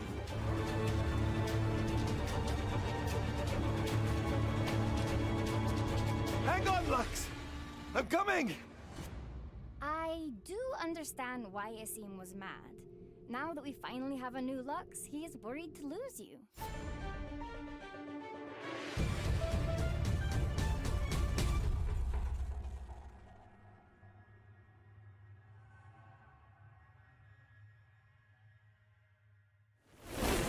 Hi, my name is Ewout, and welcome to this developer commentary. I'm here to talk about my game, Schim. In the game, you play as a Schim, a creature that can only move in shadows. You got separated from your person, and throughout the game you have to find your way back. We have been working on this game for quite a while now, and it's pretty much feature complete. We are now busy designing more levels and other content for the game. The latest feature I want to show you is the color picker. Every level in Schim only uses 4 solid colors. These colors can be reflected time of day, events in the story, and the mood of the level. During the game, you can pause and change this color palette. This doubles as an accessibility option for the colorblind, and also just as a fun feature to play around with and create your own color palette.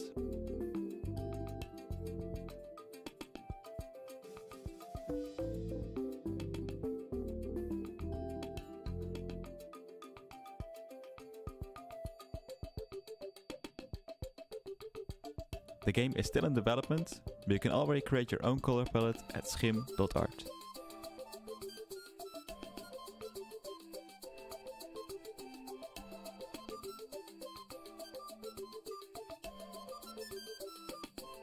And that's about it. Thank you for your time.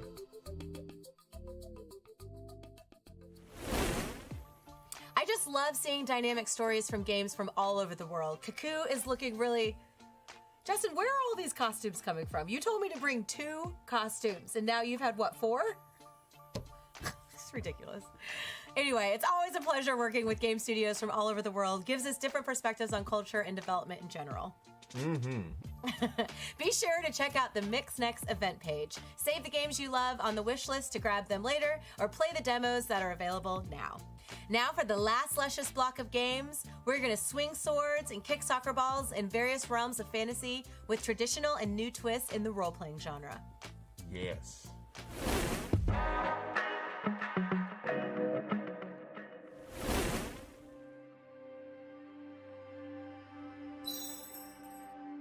From the infinite expanse of ink, stories come to life. But when the ink begins to fade, the inkbound must rise and rewrite the world. Hi, I'm Mark Cook, CEO of Shiny Shoe, the creators of Monster Train, and today I'm excited to show off our latest game, Inkbound. Inkbound is an online co-op roguelike set in a world where anything written in ink becomes real. Upon entering the game, players arrive in the Athenaeum, a massive library that holds all stories ever written. The Athenaeum is a central hub area where you can meet friends and strangers. Today, I'll party up with our community manager, Camille. It's also a place to talk to characters called Binders, complete quests for them, and learn more about this world. A world that is disappearing. The stories of the Athenaeum are fading away, and it's up to you to rescue them. They are threatened by villains that have broken free from their books. To find and face these villains, you'll go on roguelike runs, jumping between books and choosing where to go next. Let's jump into combat, and I'll show how our unique active battle system works. Combat in Inkbound is tactical and turn-based, but it's unlike anything you've seen before. I'll start by using a binding called Smash. Most bindings require aiming like MOBA skill shots. Your actions are limited per turn by a resource called Will. Will is used both to move and to use bindings. Once all players end their turn, the enemy turn begins. Though the game is technically turn-based, we've focused on making it play fast. Actions can be chained quickly. Now that you've seen how combat works, let's take a look at another type of decision you'll make on a run. Between battles, you'll earn various types of upgrades that enhance your power. One type is a Binding Augment. You'll need to choose wisely to try to gather a set of upgrades that create powerful synergy to have a chance at defeating the run's villain. On a run, you'll visit 3 books randomized from the Athenium's library, and if you survive to the end, you'll meet one of the powerful villains. If you've chosen your upgrades well, you might just stand a chance. Thanks for checking out Inkbound. If you liked what you saw, you can sign up for the upcoming beta at inkboundgame.com, and please wishlist us on Steam. Hi everyone, this is Meadow Anomalies development team ROS. Today we're going to show you this new game. The JRPG Meadow Anomalies is about a journey in the fictional city of Meadow.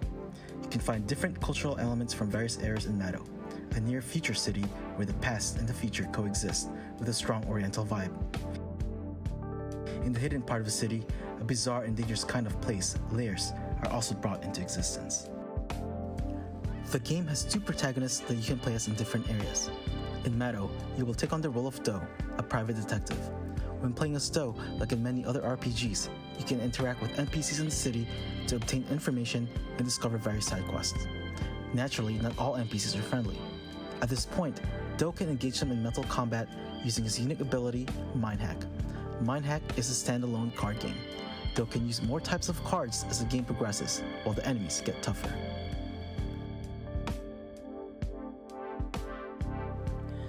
Meanwhile, in Layers, players will command a combat team led by the Exorcist Graham as they fight creatures known as the Banetide.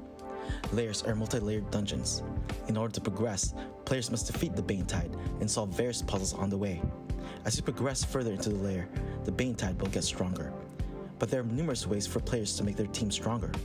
There are more battle strategies worth using besides upgrading your team, exploring the lair for better weapons, and arranging your lineup based on monster weaknesses. Players might, for instance, increase their battle power by altering the gear matrix. The gear matrix is a 3x3 array. When the gears of the same series are equipped on the matrix, and a specified number of gears are connected together, you can activate the set effects. Similarly, character talents will also improve combat abilities. Each combat character has 2 sets, the yin and yang. Talent points are granted when characters level up. Some of the talents will improve a character's own combat skills, while others will assist the team. When the talent points reach a specific threshold, the character's unique ultimate skill will be unlocked. The secret of winning the battle is to find the right build of talents, lineup, and weapons. Meadow Anomalies will be released in 2023, and we are looking forward to it. If one strike is not enough, then I'll give you 2. The art of war. Someone in need of an ass kicking? A gift for you! Damn!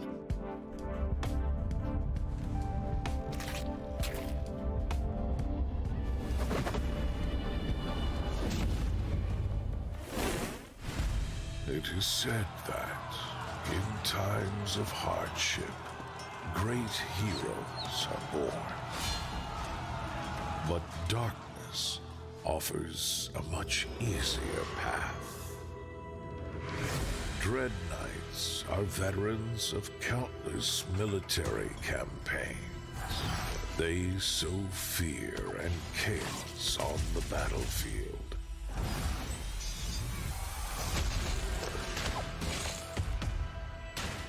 Under the leadership of the ruthless Lord Baron.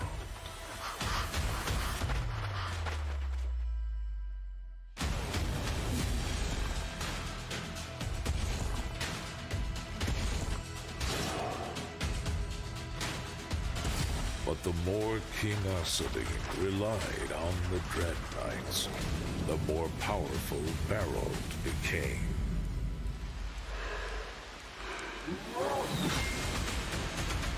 With their differences growing, the head of the Order eventually betrayed his king and took his place among the Lords of Ravage.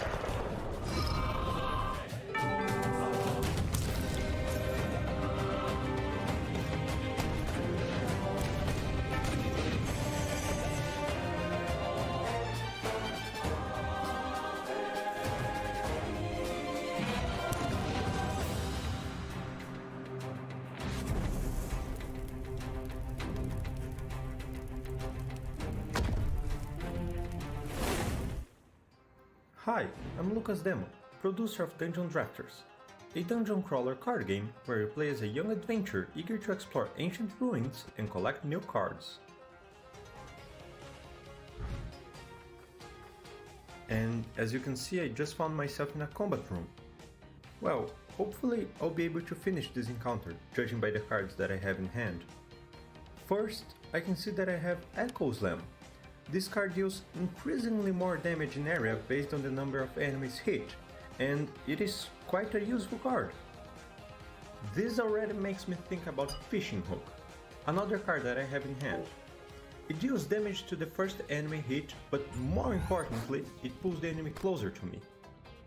Now I'm able to combo off Echo Slam and do a huge amount of damage, finishing most of the enemies in the battle. After spending my 3 action points, it is time for enemies to play, or actually the enemy since there's only one left. This guy is a simple bruiser, but is smart enough to heal himself after almost getting killed. Here I decided just to walk and melee attack. The goblin will hit me for a few health points, but this alone does not represent a real threat anymore. Once the battle has ended, I can now freely explore the dungeon back again, and of course collect my rewards. Dungeons, they contain a lot of different elements. At the end of each floor, you can heal yourself back to full life and reshuffle your cards. But you also must choose between diving even further into the dungeon and risking all of your cards, or safely returning to the Adventurers Town. This is where another whole section of the game takes part. Here is where you can buy cards, you can open boosters, you can talk to NPCs, explore the town, complete quests, edit your deck, and inspect and explore your card collection. Deck building is super important in Dungeon Drafters. The game offers you an infinite number of creative tools to shape your deck. Some of you might enjoy crafting the weirdest of combos, and some others will love to min-max and find the most efficient deck.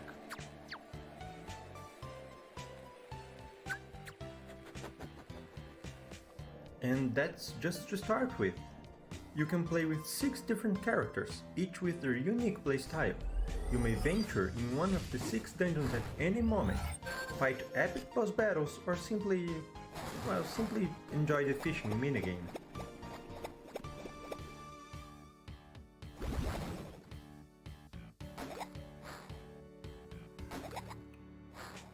And that's all. Thank you very much for watching.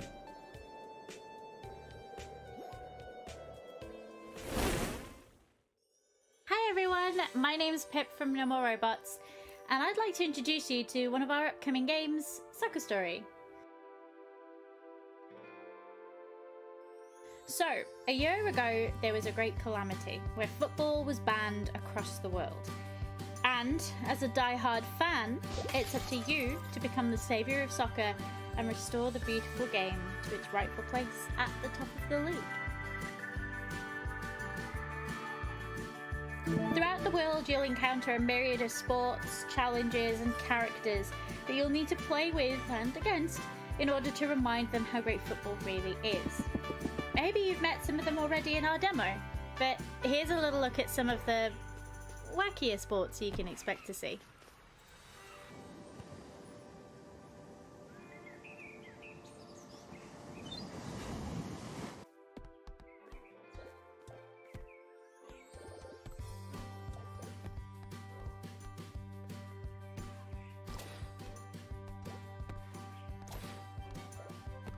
In that little montage, you'll have seen a range of differently themed areas in our world, from dojos and their ninjas to some very familiar beach sports. Each area you unlock will have a whole host of themed activities for you to take part in, as well as some more familiar challenges as you get used to the world. In each area you'll find a soccer team just waiting to be reminded why they should rejoin the league and why they should play you. They're not quite your conventional opponents though.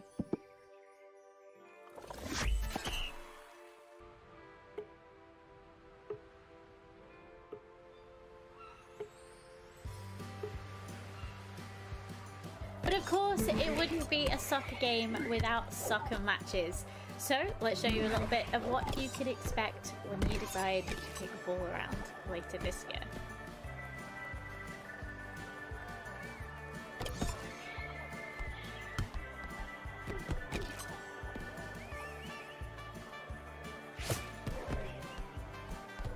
Thanks for watching. We hope you'll come back for a kickabout with us soon.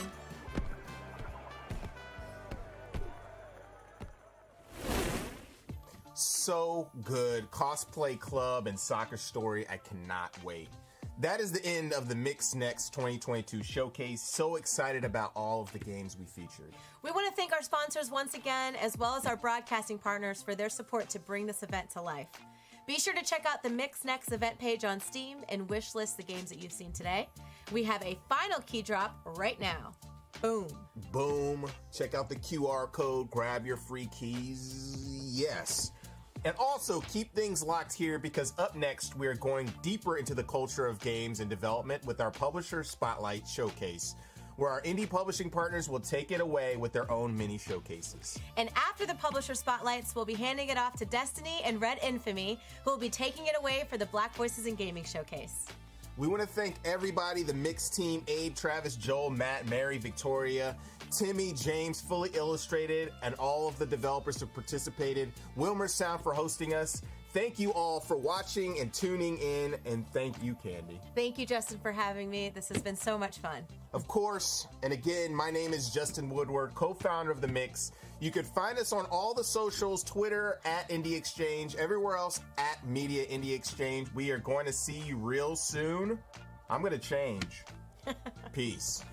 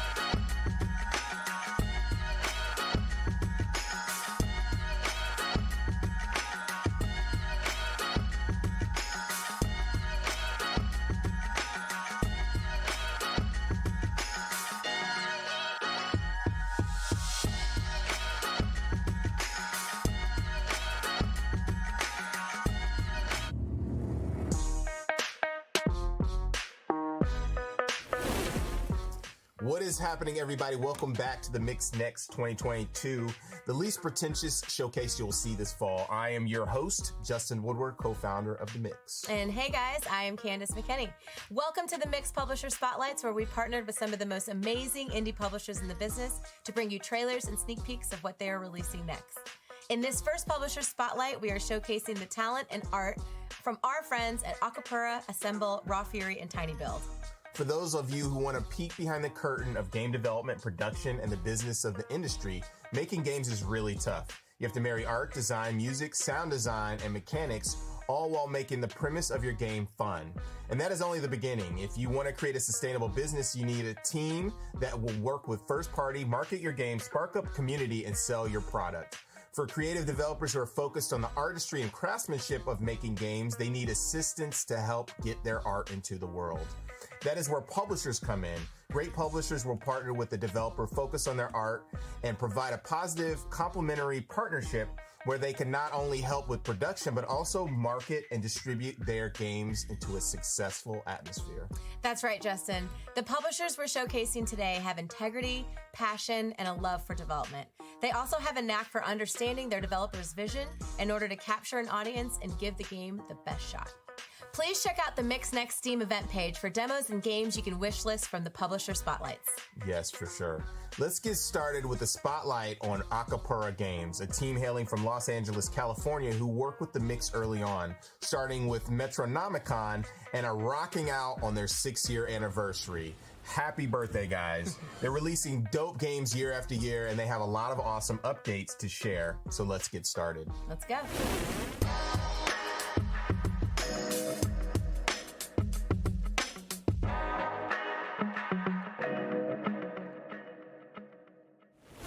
Greetings, everyone. My name is Buddy Salah. I am the marketing lead for Akupara Games, and today I have the distinct honor of celebrating Akupara's 6th anniversary with each of you at the Mix Next 2022. I didn't realize that would rhyme when I wrote it in the script. I promise that we have a ton of really great announcements, so let's get right into it. Up first, I want to talk about some upcoming content for some of your favorite Akupara games.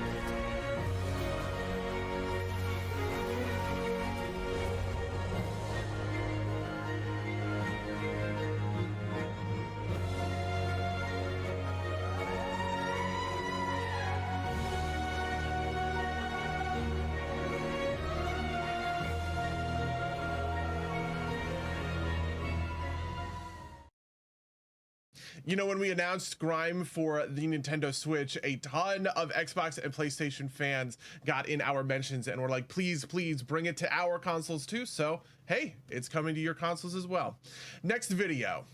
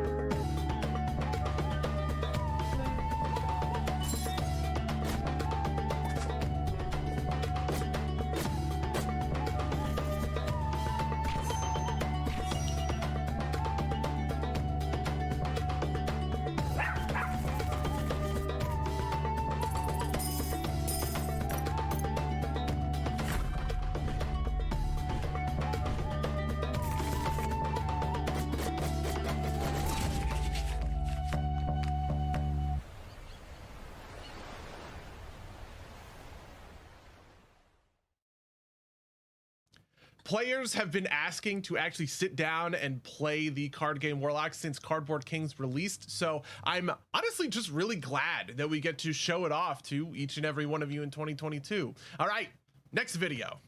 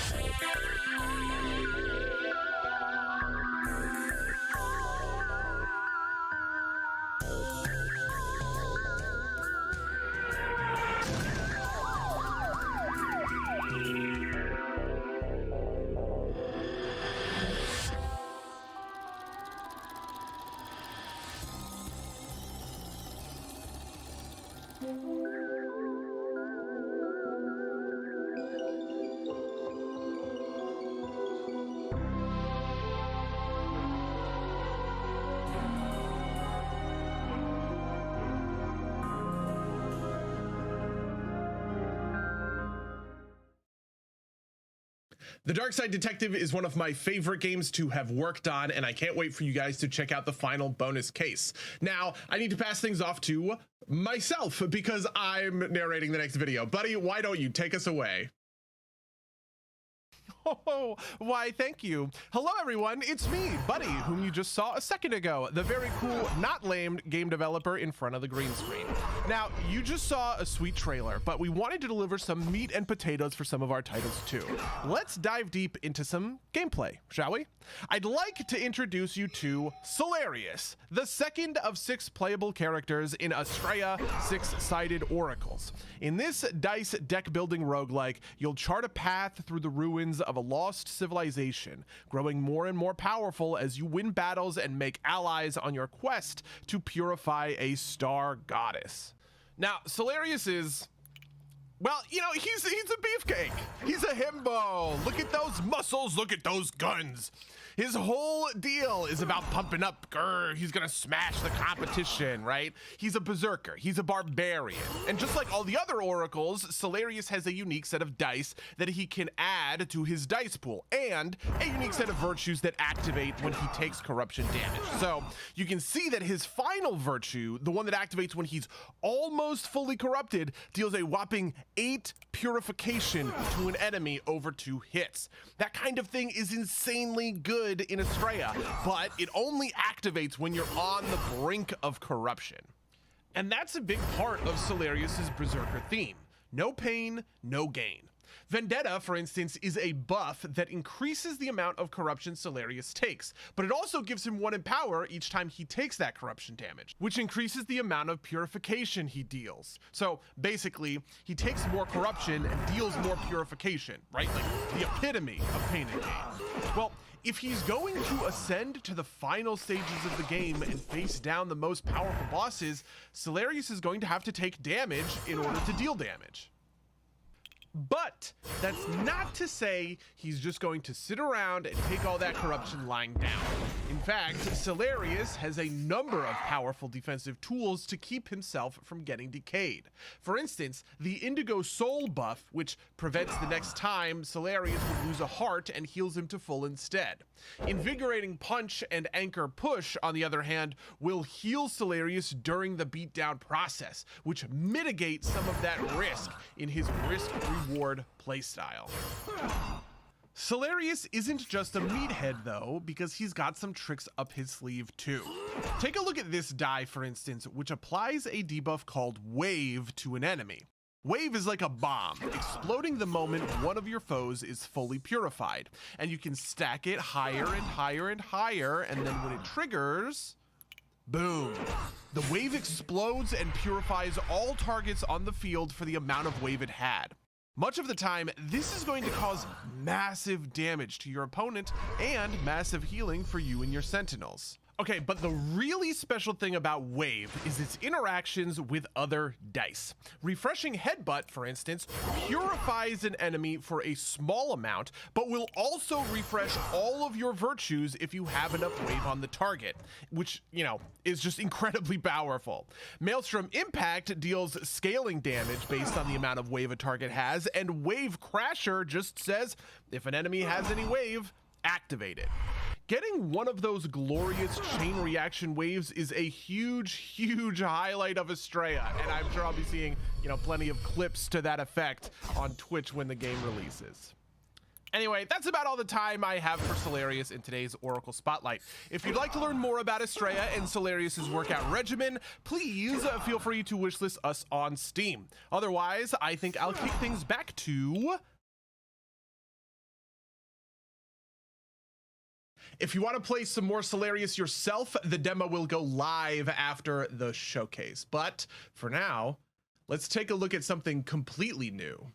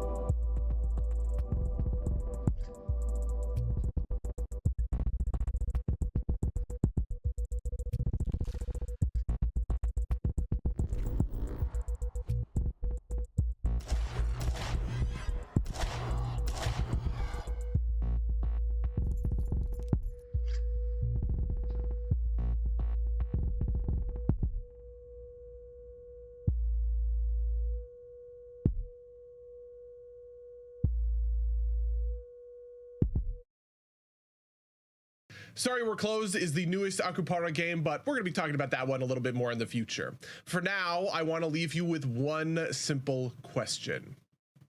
What fate a slug cat?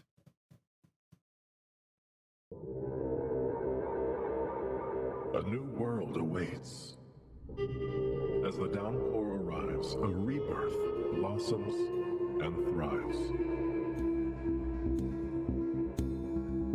New creatures, both predator and prey. Each one bearing new gifts and exploring unfamiliar lands. To survive alone is foolish. A pack has its place at the top of the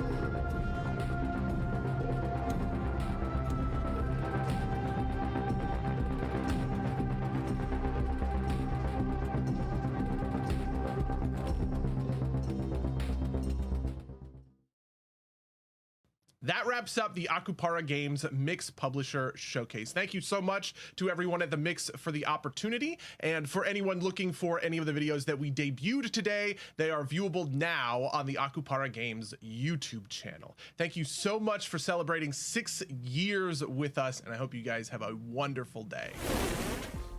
So many great games. Thanks, Akupara, for joining us on this journey. Here's for another 6 years. We are with you the whole way. Yep.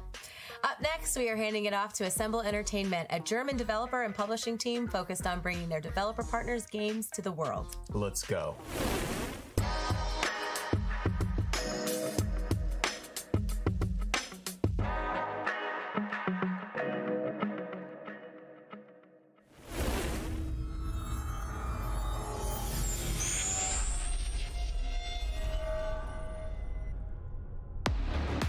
Hi everyone, we are Assemble Entertainment and we welcome you to our Publisher Spotlight.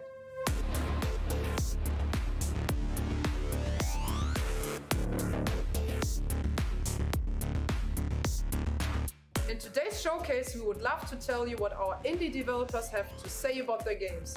So let's watch game announcements, content updates, behind the scenes footage, and much more. Follow Porcupine is a narrative modern 2D adventure with a heartfelt story and a cute and unique art style. So we got a combination of some platform gameplay, but with some mini games. But the main focus is our dialogue system. So you can choose which characters you follow or you build in relationship. You play a young doctor who started to work in a hospital to realize that the struggle in the healthcare system is pretty real. So we interviewed over 20 persons who's working in the healthcare system. We extract real stories from these interviews and combine it with our main plot. You can explore every corner of the city. You can see the skate park and the hospital. You can visit the old town and also a nice but small shopping street. We have mysterious woods and forests, and we have beautiful landscapes as well. Maybe you can feel that we are a very small team and we talk a lot, so the art department with game design and the authors of the story. And I think you can feel it, that everything is very consistent and fits together. So the cuteness of the art style and the drama and the story, it's kind of a contrast, but it works together very well.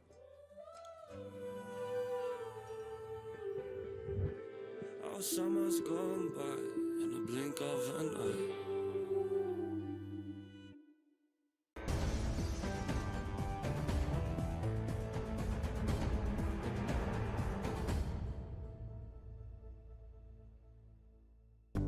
Hi, we are Yasmin and Julian, the two founders of Digitales Interactive. We make narrative adventure games and are very happy to present to you our second title, Between Horizons. Between Horizons is a sci-fi detective adventure set on a generation chip. The story specifically focuses on the middle generation, which was born on the ship and won't live to see the end of its 130-year-long mission. This is a metaphor for the younger generation having to live with the decisions made by the previous one, which is something we believe a lot of people can relate to. Between Horizons is our second detective game after Lacuna. Like in Lacuna, you can always submit a wrong solution to a case and your performance will impact what happens down the line. However, this one has a semi-open world, which means that you can have a lot more agency while solving the cases and you're really forced to think for yourself. You can wishlist Between Horizons right now on Steam. You can follow us on Twitter for more updates at digitales_games or our publisher at Assemble Team. Thanks a lot for watching and have a nice event.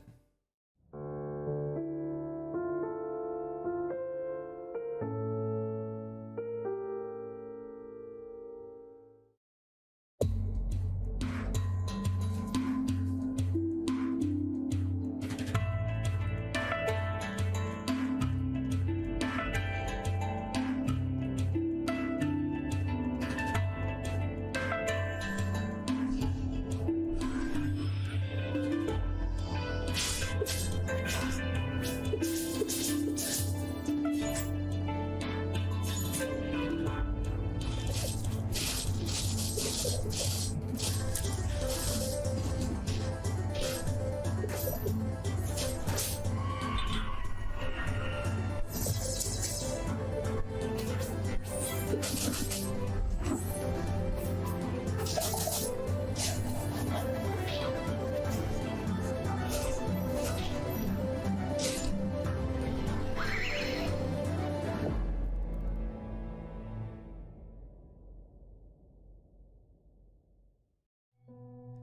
I'm Diego, co-founder of Gametopia, a small indie studio based in Spain and Colombia. Burn, the Shape of Fantasy, our first PC game, is a pixel art narrative experience that merges exploring, puzzle solving, and interactive dialogues with the magic of one of the great sci-fi and adventure authors. You are Jules Verne. It's 1888 and you are trapped in an alternative world. Aboard the mighty Nautilus, you, Captain Nemo, and his brave crew will battle a relentless enemy to obtain the flame of Hephaestus, the source of Atlantis' power and fateful destruction. As a kid, you probably had two things: pixelated graphic adventures and shelves filled with Verne's books. We love literature, and this is a tribute to his genius. He certainly changed the world with his imagination. Verne is scheduled to be released in 2023. Play your demo today and add the game to your wishlist on Steam now.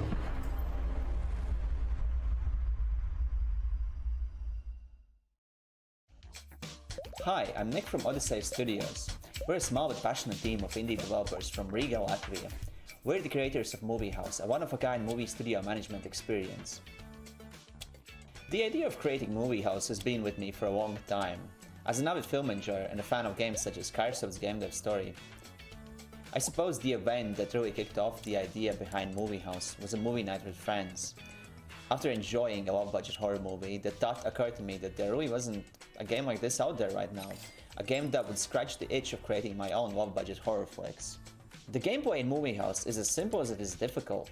You have to create movies. They can be good or bad, as in real life. The critics can hate them, but your audience must love them.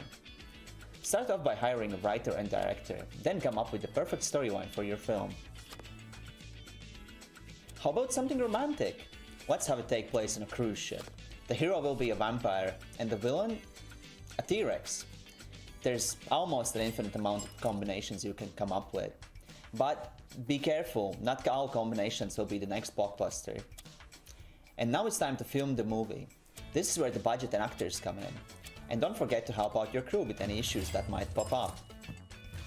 Once you have all dialogue down, it's time to distribute the movie, but not before creating a movie poster. Make your own or pick out a procedurally generated one that catches your eye. The game spans 4 decades with loads of unique filmmaking tools to research.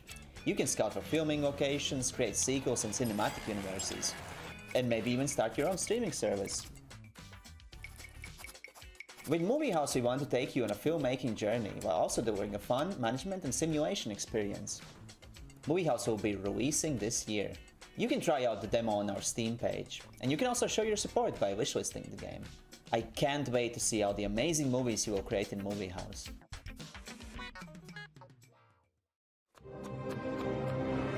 Hello Mix viewers, I'd like to welcome you to a sneak peek into the world of Bound by Blades. I am Zeth, the designer and main programmer of this little adventure. In the action RPG Bound by Blades, the desolate land of Ashmere has become overwhelmed by bloodthirsty beasts. Scavenge materials, forge gear, and fortify yourself to confront the ferocious foes that lie ahead in order to rekindle the last hopes of life.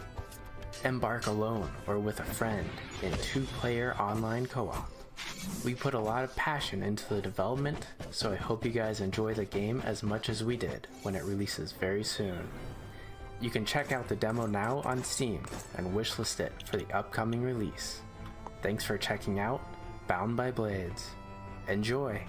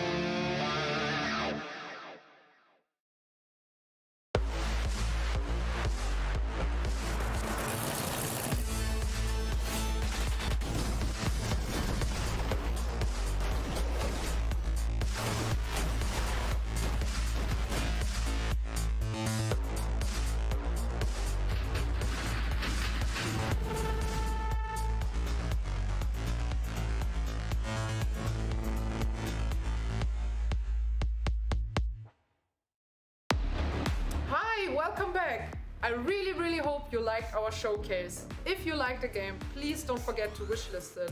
Also, thanks for watching and see you soon!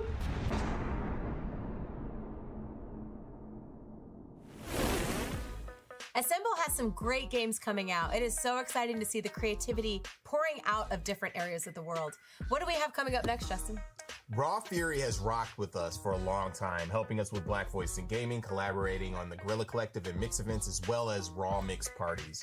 Their mantra, games are art, shows their enthusiasm for the indie spirit and an affinity for great games. Well, let's check out what's in store in the near future from our friends at Raw Fury.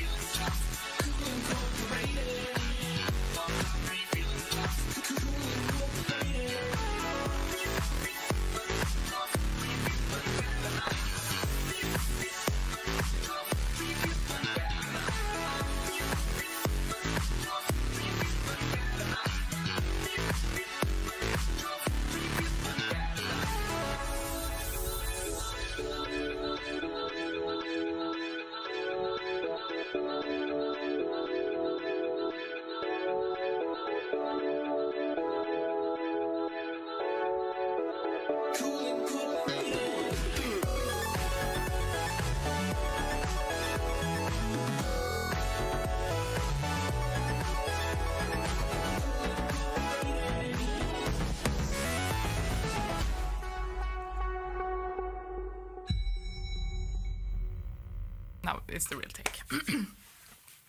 Hi, my name is Elizabeth and I am the producer of Kingdom 80s. Hi, I'm Gordon Van Dyke. I am the director of Kingdom 80s. And today we're very, very stoked to show you the animated intro that was inspired by Saturday morning cartoons. Should we say very, very stoked? Could we be more... Well, stoked's kind of an 80s. No, yeah, I mean it is. Kingdom 80s has been a labor of love for many years. It's a milestone for the franchise, and we have a story to tell this time. We have secrets to unveil, but you're going to have to wait for it a little bit longer. Just a little bit longer, and it'll be coming out next year. But for now, please enjoy this animated intro.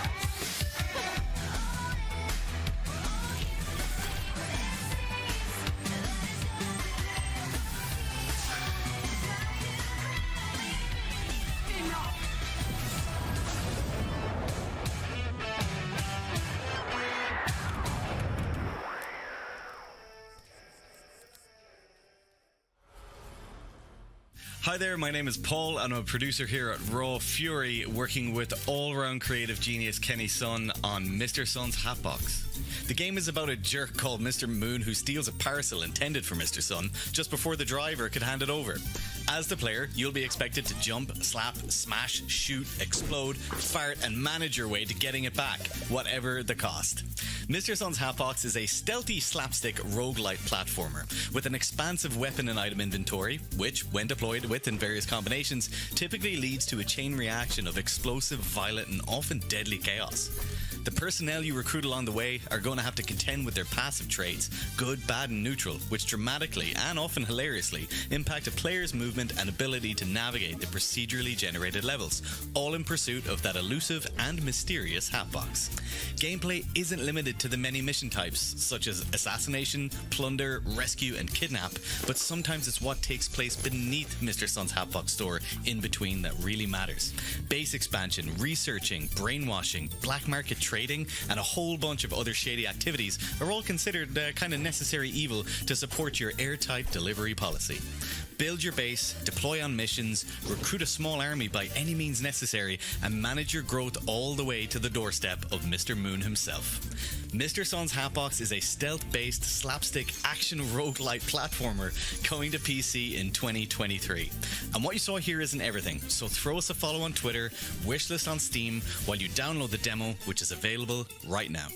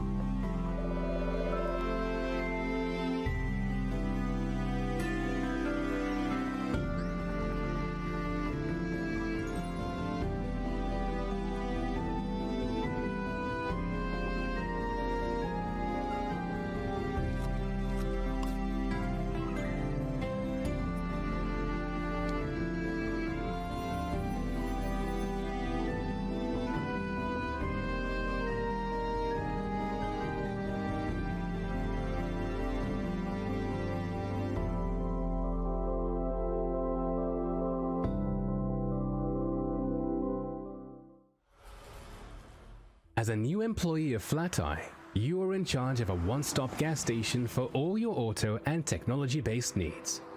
At FlatEye, we aim to provide our customers with the ultimate in customer service and convenience. Due to the estimated popularity of your FlatEye location, please ensure that all your modules are well maintained to provide a pleasant guest experience. Your top-of-the-line register will do most of the heavy lifting, but you'll want to ensure you check them out quickly for a positive review score. The keystone to any FlatEye store is the ability to install new, exciting modules which will attract premium customers, but we'll cover those in a second. The R&D department at the iLife Corporation are hard at work making the newest and greatest technological advancements for the betterment of humanity.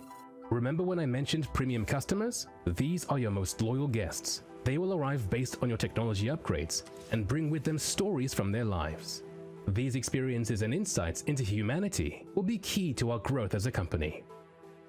FlatEye, we're all family here.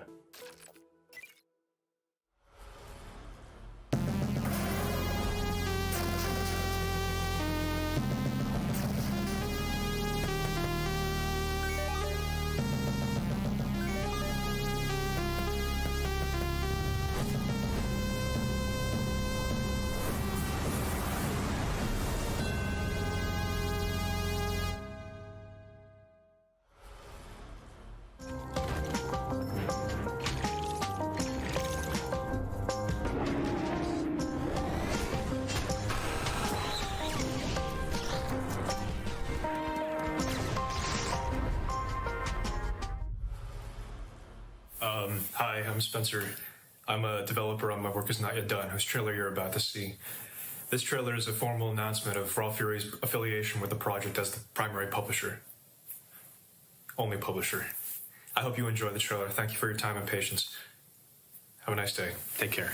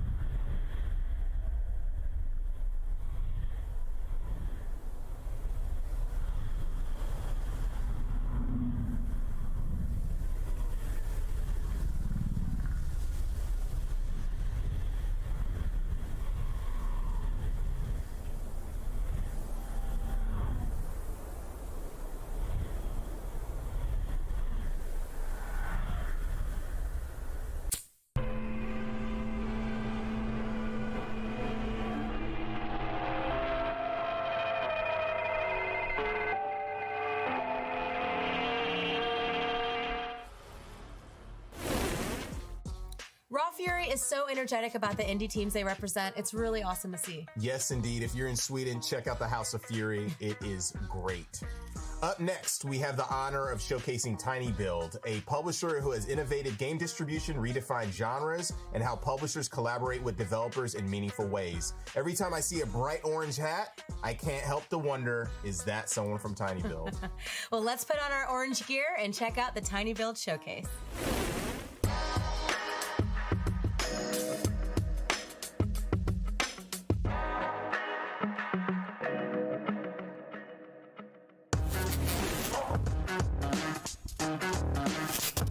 And thank you so much for joining us today for the tinyBuild Showcase. My name's Christy and we are so incredibly excited to be bringing you a whole host of gaming news across our entire portfolio of games. Anything from Hello Neighbor 2 to Rhythm Sprout to Potion Craft and everything in between. We've also got some very exciting developer question and answers coming up, so please do sit back, relax and enjoy the show.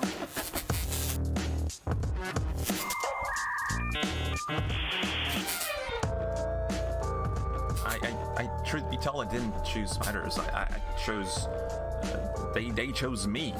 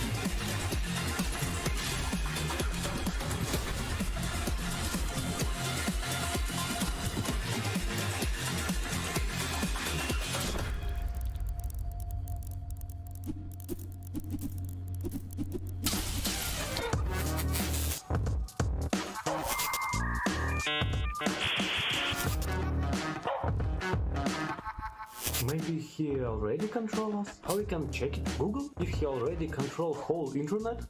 I think he will enslave us without any resist. He will just say, I control all of your computers, including what controls your rockets. That's all. Finally, after many failed attempts, we managed to summon you. So now we at least have a chance. You are the chosen one. Only you can save this doomed world.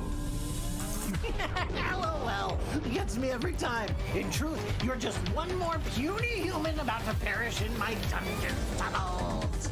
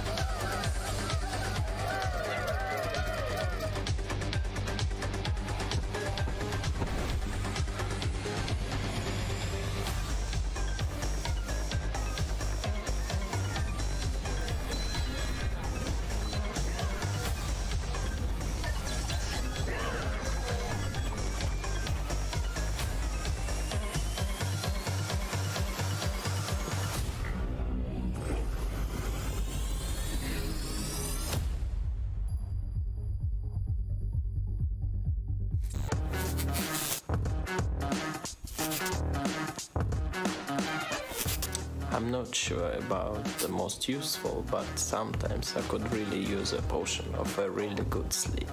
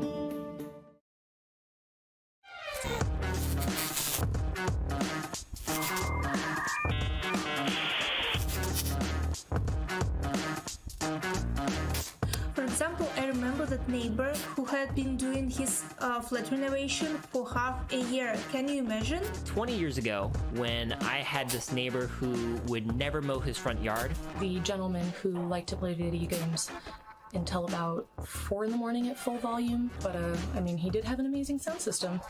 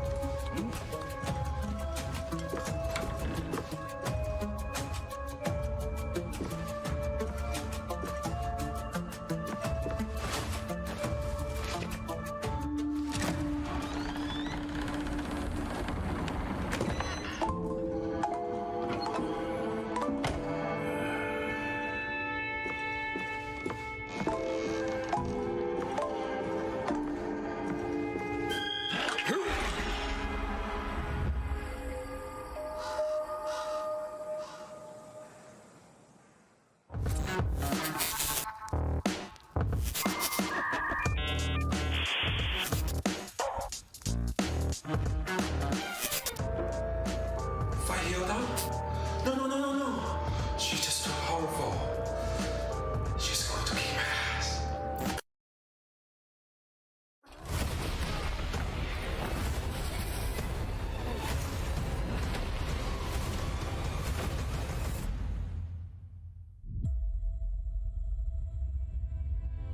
Aphis was once a great city, but now it lies in ruins. Dangerous beasts roam the streets, and most people have lost their minds in hunger for stardust. But I am the Northwind Legion warrior. I am not afraid.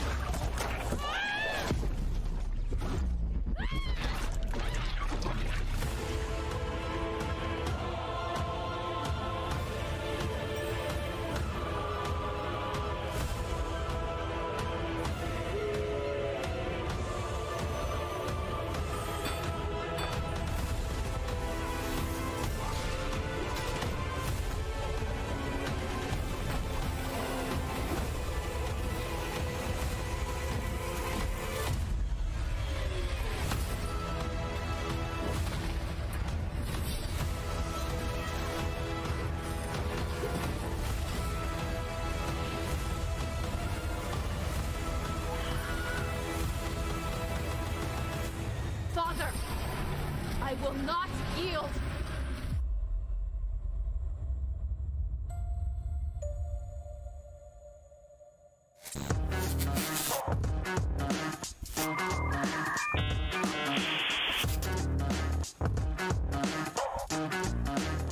Listening to music via streaming services is so inconvenient, right? Walking around with a Walkman and some cassettes is so much cooler. So yeah, I would make cassettes cool again.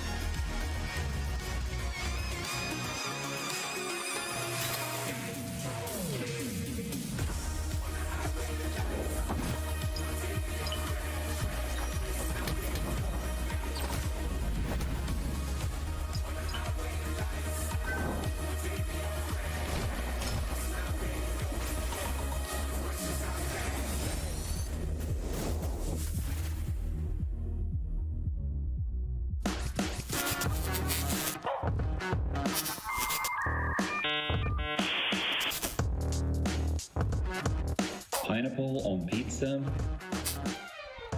Pizza on pineapple.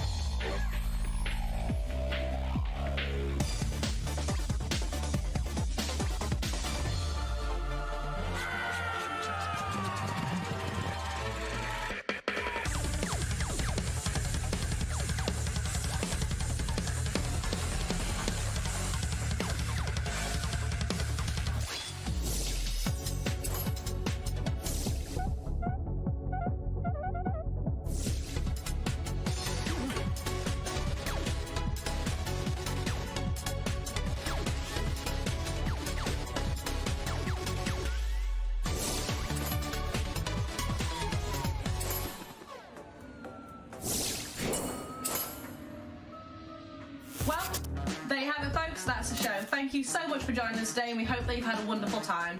Please don't forget to follow us on social media, whether the link is above, below, left, right, I'm not sure. But what I do know is, once you follow us on social media, you're never going to miss any of our news, announcements, or releases. And if you can't wait until then to get stuck right into the indie game in action, please feel free to check out Spider-Heck, Despots Game, and Asterigos Curse of the Stars right now. I don't know what you're waiting for. We're going to see you next time. Bye-bye. I love checking out what is coming out from Tiny Build. Such a rich release slate and very creative games. Well, that wraps up our Publisher Spotlight Showcase. We want to say thanks to all the publishers who participated: Akupura, Assemble, Raw Fury, and Tiny Build, and of course, all the devs who entrusted their babies, their games with these partners. We also want to give a shout out to all of our broadcasting partners for supporting today's showcase and the developers on the stream.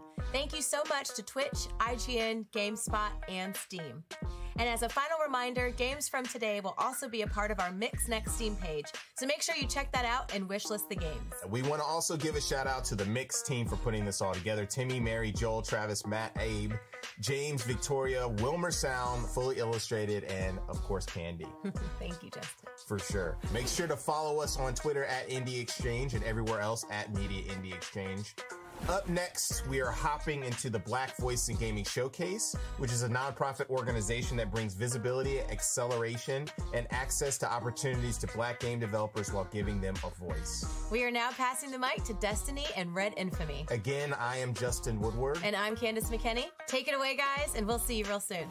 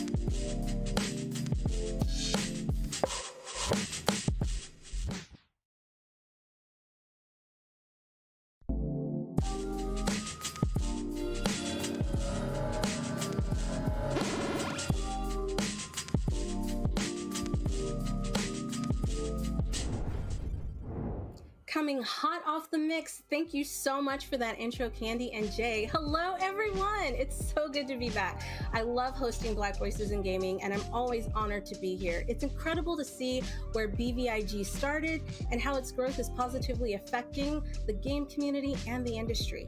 My name is Destiny, and you may know me as one of the hosts from Burnout Brighter, as well as Bonus Level over at Level 1 Gaming. But before I go any further, I'm going to pass the mic over to my homie, my amazing co-host, and let her introduce herself. Thanks so much, Destiny. I'm excited. So happy to be back as well and to host with you. My name is Red Infamy, your master geektress, a veteran journalist that has covered things from gaming, esports, geek culture. I'm also the founder and creator of Geek Game Type Media, and also a really cool web series, Hidden Code, which actually shed light on Black, Hispanic, and Native game developers from all around the world, plus hosts on Afropunk's Culture Code. So I'm really excited today because it is going to be an honor to talk to these incredible developers that is a part of Black Voices and Gaming community that we're going to see actually from all around the world. So everyone, thank you so much for tuning in today to learn more about these incredible developers.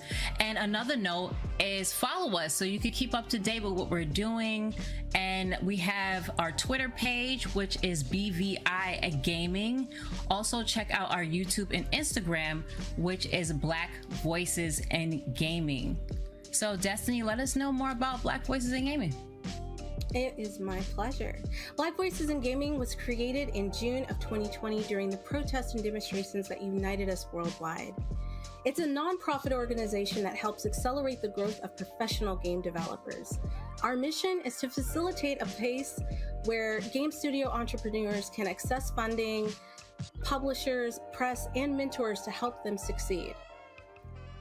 Now, I know we have some sponsors that we want to thank. Red, go ahead and throw that in there. And definitely, because without them, we wouldn't have this. So give a huge shout out to our partners for today's showcase, which includes Raw Fury. They actually help us get this started and assisted with funding throughout the series for the year. PlayStation, Intel Game Dev Boost, ID at Xbox, Razer, and Kickstarter. Plus, let's also give a shout out to our broadcasting partners, which is Twitch Gaming, Steam, IGN, and GameSpot. So last but not least, we also have a Steam event page. This is where you'll get to learn more about the developers after the show and during the show. Check out their games. There's some demos there, buy them. And also you can wish list as well, so you can get updates on the games in case they're not out yet.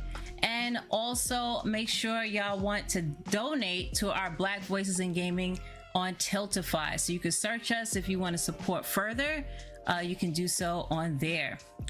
So let's jump into our first guest, our first developer, Sucker for Love by Joseph, aka Akabaka. Stay tuned for the trailer.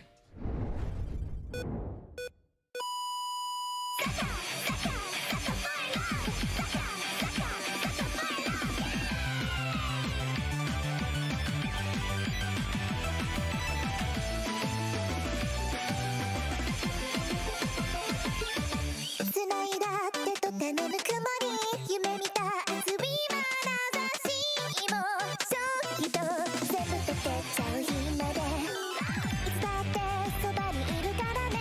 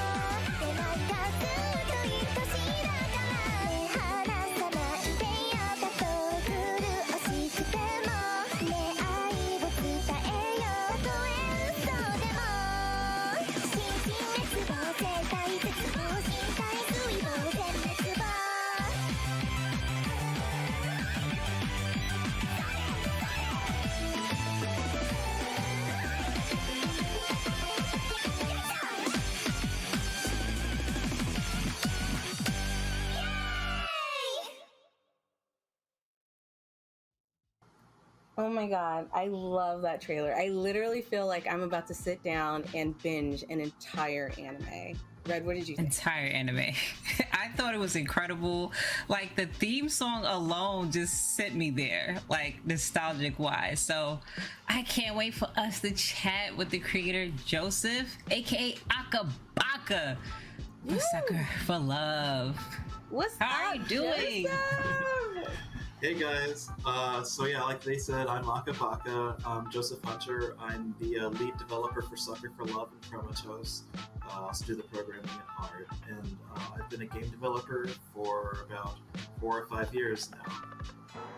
Oh my gosh. When you say you do the art and the programming and you've only been doing it for about 4 or 5 years, I'm just blown away because your game looks, I know this sounds weird when people say it looks so professional, but like literally for somebody who just started not too long ago, it looks like something that would come out of like a AAA studio for a dating simulator. And I absolutely love it. One of my questions was, what made you decide to do a dating simulator as this game? Right, so that's a really good question, and that's for the Sucker for Love was originally just a submission to DreadXP's DreadX collection, which is like a game jam. Only they chose who entered, and we were paid up front for it. And the theme for that game jam was love crafting, so it had to have love mechanics, crafting mechanics, and love crafting horror. I didn't have a whole lot of crafting experience. Like I could have spent the entire 10-day runtime just making the logic for a crafting system, and so I decided, well, making items and then using them is kind of like crafting. So what kinds of games have both items that you create and use and love mechanics? And dating sims do. And so the only missing piece of the puzzle at that point was Lovecraftian horror. And so to put it all together, it's a dating sim about Lovecraftian horrors. Oh my gosh. Well, the game is incredible. It's doing insanely well. If you guys don't know, it's already up on Steam, so go get it. You just released a new DLC, and we're going to take a look at some of the gameplay. Red is going to handle that like she's the pro at this. So, Red, let's get started. And if we have any questions, we have Joseph here to help us out as we go through it. Yes. So, Joseph, can you tell us a little bit about the design, the art style? Because I know it's very influenced by anime, but tell us like why you picked the characters you picked, how like, I guess what I'm saying is like, what really influenced you in the way that you picked your characters, like Lynetta and then like some of the other ones? Yeah, so ultimately Sucker for Love was a love letter to 3 things. It was Lovecraftian horror, dating sims, and anime. And so all of the characters and design choices that show up usually are some sort of callback to one of those 3. Like the art style itself is very similar to Urusei Yatsura and Golden Boy to like 90s anime. And then the main character himself, personality-wise, is very similar to Kintaro from Golden Boy. So when it comes to design choices, usually something here is kind of directly influenced by something that I really loved watching in the 90s or so. That's incredible. It's nice to see that you can take things that you really like felt inspired you and you've put them all into this game, and they just work seamlessly. Like I've never seen a dating game like this before. And some of the things that I really noticed was how you have to set up the room and set up places in order to conduct some of these spells. So Red is going through that right now. She just pulled up the book. Can you talk a little bit about the gaming mechanics and how you go about like furthering your gameplay? Yeah, so you touched on it, but all of the design choices, including the mechanics in the book, are all kind of here so that anime, Lovecraftian horror, and dating sims, which is 3 genres kind of known for being kind of difficult to get into, being a little bit obtuse, trying to make this as fun and accessible a romp through all 3 of those at once.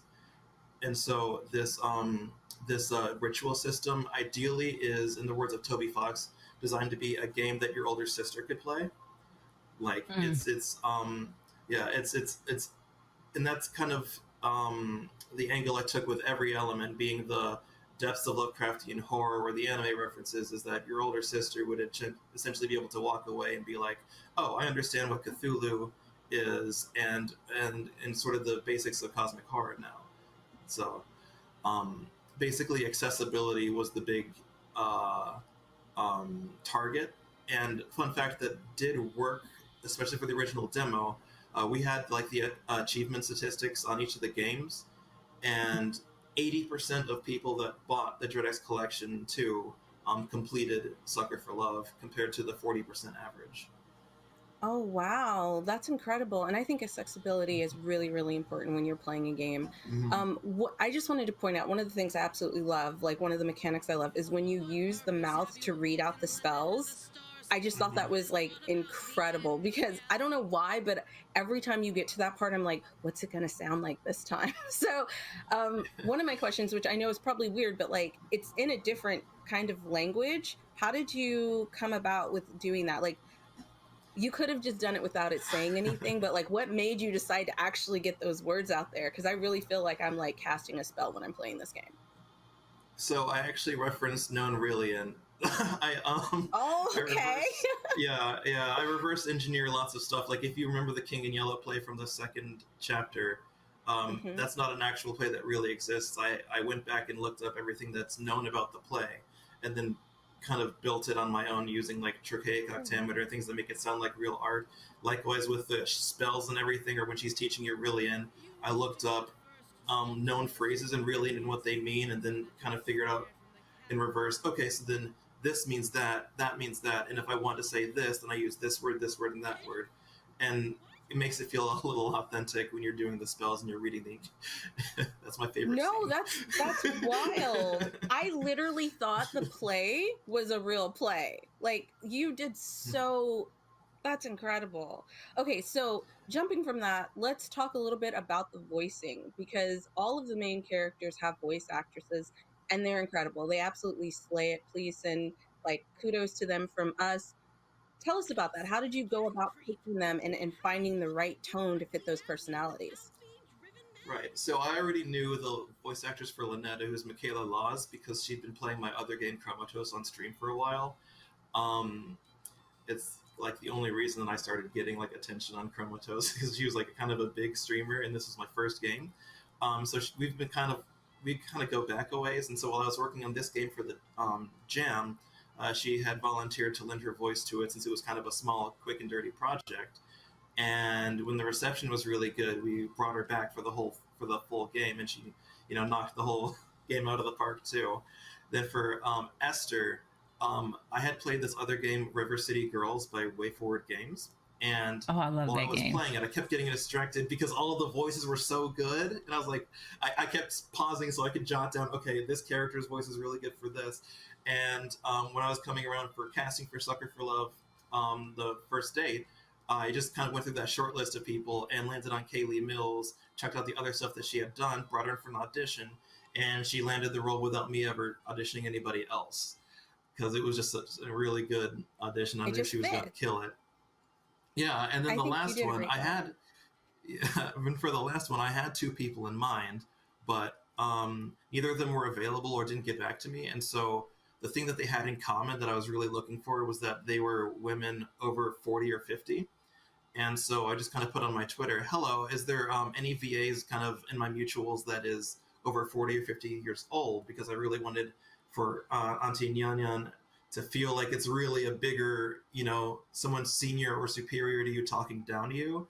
And the best way to get that feeling is to have someone that is actually older than you deliver these lines. And Lonnie Manella comes made a across. Post say, Lonnie Manella was like, how can I help you? And then her post got like 20, 30, 60 likes. I was like, who is this? And then I look up her roles, and she's like Rouge the Bat, Ivy Valentine. She's in Blizzard games. She's in all sorts of games. Like, oh, she's everybody ever. And she also did the audition and killed it, and I didn't bother auditioning anybody else. And then she went ahead to deliver probably the most popular performance in Sucker for Love so far. Everyone's kind of gaga for Auntie Nyan Nyan. I love her. Like, she takes names and like puts you in your place like immediately, and it's incredible. The attention to detail that you've put into this game really shows how much of a passion project this is for you. Can you tell us a little bit about future projects or possibly like things that you might add on? Because I feel like this is a game that could go on and on. Like I said, I could binge it like an anime. So please tell me there's more. There is more, and it's coming up maybe this winter. It's going to be Sucker for Love, the second one, which is Date to Die For. And it's this one's about the Black Goat of the Woods. It features a new protagonist, a new love interest, new threats. And this one is actually going to be kind of interesting because normally when you see a Lovecraftian horror game, it's all about Cthulhu this, Outer Gods that, so on and so forth. When you actually look at Lovecraft's work, you see a good chunk of them are actually just about people or demi-humans, like Shadow over Innsmouth or Dunwich Horror. And so for the second game, the threats are mainly going to be enemy cultists and other human beings driven mad by the effects of these outer gods, as opposed to the outer gods themselves, in an attempt to kind of do Lovecraft's writings justice. That's incredible. I really want to learn more about it, just because I've heard about it, but this game really made me want to like get into it and like learn like what you picked from it and how it like influenced your game. So like I can tell through the art style, but like I really want to get into the lore. So I'm really excited to see the next game that you drop, or the next DLC that you drop for it. I'm going to throw it to Red. Red, do you have any questions? Because you've been doing a great job playing the game, and I know I've been taking up so much time. That's good. That's all right. Yeah, so basically, like, just me experience. This is my first like dating game, period. Like, so I just love how, of course, the art style is giving me Inuyasha, Sailor Moon-ish. Like, I love that nostalgic 90s vibe, early 90s. But like, he's not scared at all. Like, the character's not scared at all. That this Cthulhu, first of all, she had looked like a straight up demon out of nowhere, just come up. He's okay with summoning things, and he wants to kiss this scary thing that's in his room. Was there any like what themes involve? Of course the theme is Lovecraft, but what's something that you wanted to kind of bind in together, because it is a cute, lovable looking game, but there's some sinister like darkness to it as well? Yeah, so there's a lot there. One thing that was kind of really nice about the DreadX collections was that while it was only 10 days long, it was our benefit that it was only 10 days long, so we could do something kind of zany. Like, I could make a game where, I don't know, you have a girl with a squid on her face and you have to kiss her, or something crazy like that. And that came from personal taste, where kind of monster girls are getting really popular these days, but a lot of times they kind of wimp out on making them monsters. If they say, oh yeah, this is a Nekomata, like a cat monster girl, they'll take like a regular anime girl, and then put cat ears on her and call it a day. Or actually with Lovecraft specifically, they have Hayori Nyako-chan, which is it's literally an anime about a bunch of girls that are Lovecraftian, like gods and monsters. But if you looked at their designs, you'd never be able to guess which one was which at all, because they don't resemble monsters. They just look like regular girls. And so one thing I really wanted to do, especially since there was like minimal risk with this game, was make a monster girl that looks like a monster girl.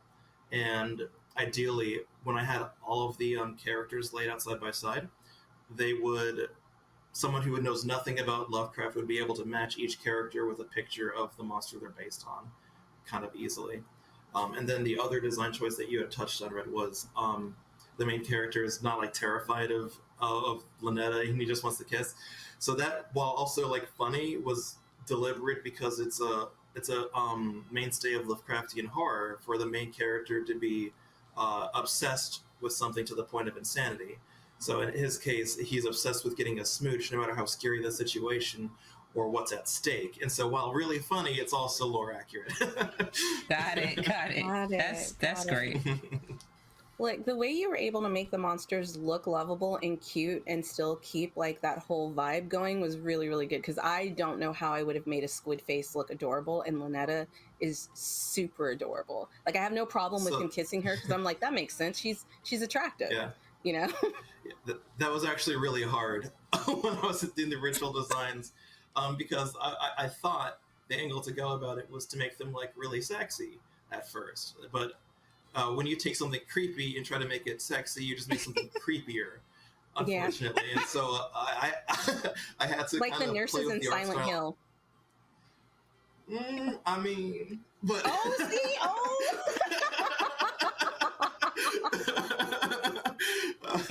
But Silent Hill is a good example. It'd be really easy to take like Pyramid Head and then make him like chibi and cutesy and like, I don't know, holding a pumpkin, and now it's like super cute, and, like really easily. And so I started trying to twist things to a really, like pinkish, very cute, very adorable, big eye sort of cutesy anime. It's in order to make I love it. these Eldritch horrors attractive. Yeah. You did a great job. It looks amazing. So the last question I wanted to ask you to just touch on really quickly is, I know you have a lot of like Japanese influence, anime influence, and they're really not known to put a lot of minorities in their games or movies.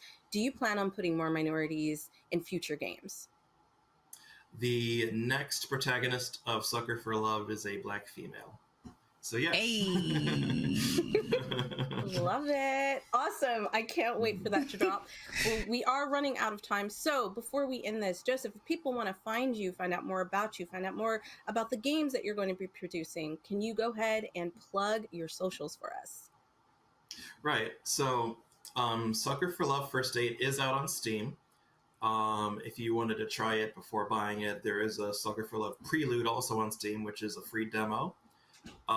For updates on what's coming down the pipe for Sucker for Love or Chromatos, I have my Twitter, which is @ChromatosDev.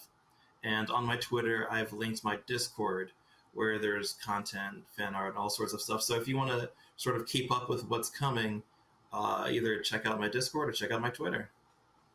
Awesome. Well, thank you so much for coming on, spending some time with us, and showing us about Sucker of Love. Yeah, that was amazing. Joseph, you're incredible. Cannot wait to see you more so much. games. Yeah, no, thank you guys. Thanks for the interview. You're welcome. All right, that was amazing. I hope you guys go and play that game. Go wishlist it, even if you can't buy it. It really helps with the algorithm. It shows Steam that you guys like the game. But we have some more guests coming up, because this is just the beginning of the show. So we are going to watch the next trailer for Bats, Bloodsucker Anti-Terror Squad by Daryl Reed. Get ready to check it out.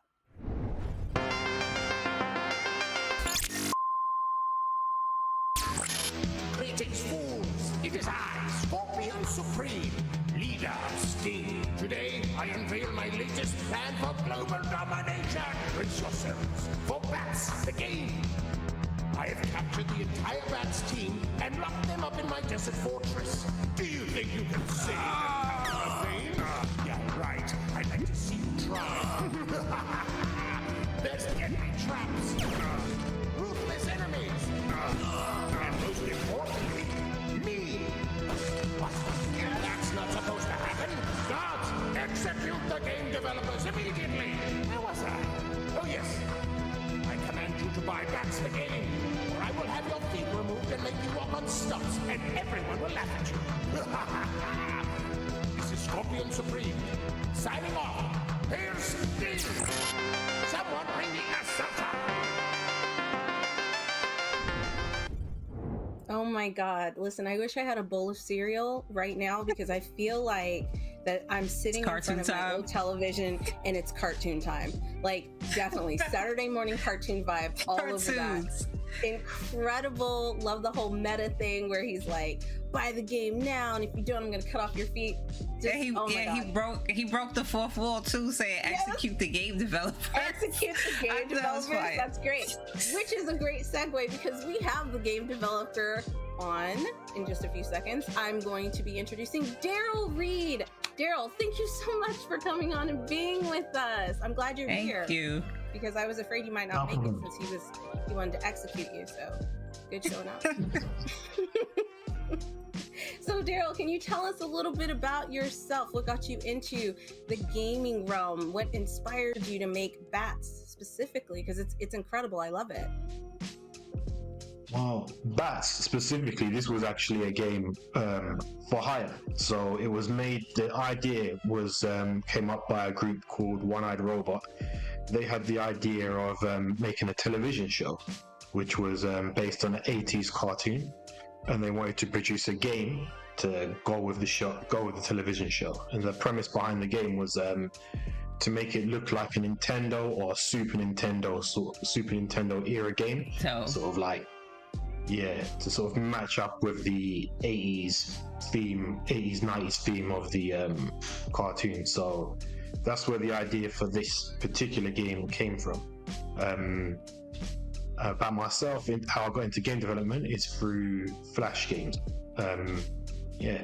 Making Flash games for a number of years, as well as some HTML5 games, some mobile apps, and then transitioned into making console games now. So have you always been a gamer yourself? Is this something that have you always wanted to develop games? Yeah. I suppose I've sort of grew up in a generation where, you know, everyone had a Sega Master System or a Nintendo, then later Super Nintendo, Mega Drive, PlayStation. So I was always sort of like, had a sort of interest in, you know, I wish I could develop my own game sort of thing. And then later on, I just sort of accidentally stumbled across Flash, and from there, took it from there basically, because it was obviously a platform where you could easily sort of teach yourself how to program. I had an art background already, so I could create art assets at that time myself. So it was sort of like Flash was very well geared to like a single person developer, just creating your own games. And then obviously there was a whole industry built around it where you could sell licenses to these games and actually like make quite like a decent amount of money, to be fair. Like so yeah, but then obviously that sort of faded off, and then as that faded off, I transitioned into console games, making games for PC and console. I think that's incredible because, like, when you said it's like sort of easy, you just teach yourself how to program. I can't do it. So kudos to you for being able to pull that off, because I don't think I could develop a game by myself. But let's go ahead and pull up this game because it's absolutely incredible. Like you said, they wanted to give it that 90s, 80s theme. And I swear to God, I definitely own that TV that's in the trailer. Like, I definitely have that TV, and I definitely watched cartoons on it and played my Super Nintendo on it and all of that stuff. So you nailed it. Like, Bats is definitely one of those games I feel like I could have like couch co-opted with my little brother, and it's incredible. One of the questions I wanted to ask is, I know you're working with a team to produce these games called Ritual Games. What's it like working with that team and working on all these different titles? Well, Ritual Games, really, it's myself and one other guy. He usually handles the art exclusively now, whereas I handle exclusively the programming. And then in terms of the game design and everything else, we work together as a team to sort of hash things out. And we've been working together for years now, so we're sort of we work a good team. I think we're sort of like we're sort of like we used to each other's flow and how we work. So yeah, nice. It's good. And you guys are based out of the UK, right? At the moment, I'm in Spain, but originally, we were we're based in. Well, he's based in London. We were originally based in London, so yeah, from the UK. So being here in the US, and like I realize that, like, I've been talking with other content creators and things like that. How is it working in the UK? How is it working as like a Black game developer in the UK? Are they more open?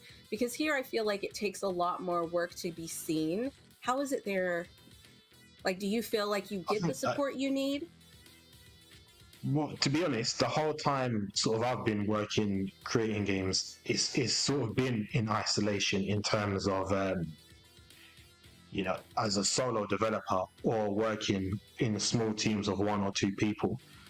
Especially in the Flash industry, it was like you'd create the game and then you'd sell the license. And a lot of the people you're dealing with, you don't meet them. So, like, it's all sort of you're dealt with online. So in terms of the question of sort of like race or ethnicity, doesn't sort of really come into it in that sense, because like nobody knows who you are, right? Like or where you're from. It's sort of like I've sort of been, I suppose in some sense you'd sort of say it's isolated in the UK, or at least the way we was working. So we weren't sort of really, until recently, sort of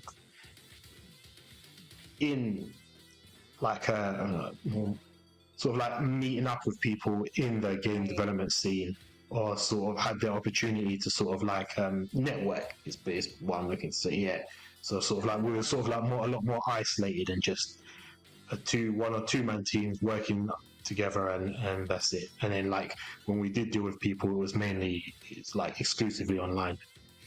Got it. So how does it feel being a part of the Black Voices in Game community? Because coming from someone who usually worked by themselves or just worked with another team member, now you're on the showcase, you're talking to other people, people are seeing your game. How does it feel to be a part of this?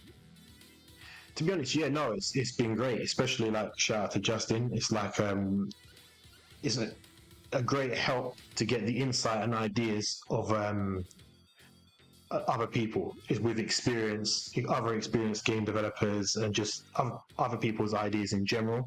Sort of like also as well opening up sort of access to like funding and other opportunities that you definitely wouldn't get if you just sort of like isolated and by yourself creating games. So it has been like a great experience. I love that you bring that up, because that is something that's so important, and what they're trying to do as a nonprofit is give game developers a way to succeed and create these games and give them opportunities that otherwise they probably wouldn't have had. So I love that you brought that up. But now that we have the game running, which is incredible, I love like a good, like, I'm not saying this is a button smasher, but that's probably how I would play it, is just going through and like totally annihilating everything. Tell me a little bit more about the mechanics as you're playing the game. Well, as Red is playing the game, because she's the pro here. So, well, we wanted to sort of design it. Obviously, it was a throwback to old school Nintendo and Super Nintendo games. So, on one hand, obviously, we wanted to keep everything sort of basic. We didn't want things to be too many buttons and too many different mechanics. But like at the same time, we wanted to keep things fast-paced, so like, yeah, I just see it's like a relatively fast-paced game, like that sort of pushes the player to keep going forward and keep moving. We wanted to add like a comedy element to it as well, to sort of like, that's the whole vibe of the 80s show that it's supposed to be based on, sort of like crazy, cartoonish, outlandish enemies doing, you know, like you see, they'll run into their own traps and get killed by their own traps and stuff like that. A lot of slapstick humor. Yeah, also I love it. Yeah, slapstick humor. Like we had a lot of inspiration from like Capcom arcade games. So like there's one, or the Elevator Action, I think it was called, where there was a lot of verticality. So we wanted to sort of like really incorporate that. Hotline Miami and Katana Zero as well were inspirations for this game, where obviously we wanted to keep things, like I was saying, fast-paced, one-hit kills, like lots of blood, and yeah. I love it. It reminds me of like Metal Slug 2, like, but with a beat 'em up situation with it. Metal Slug is one of my favorites.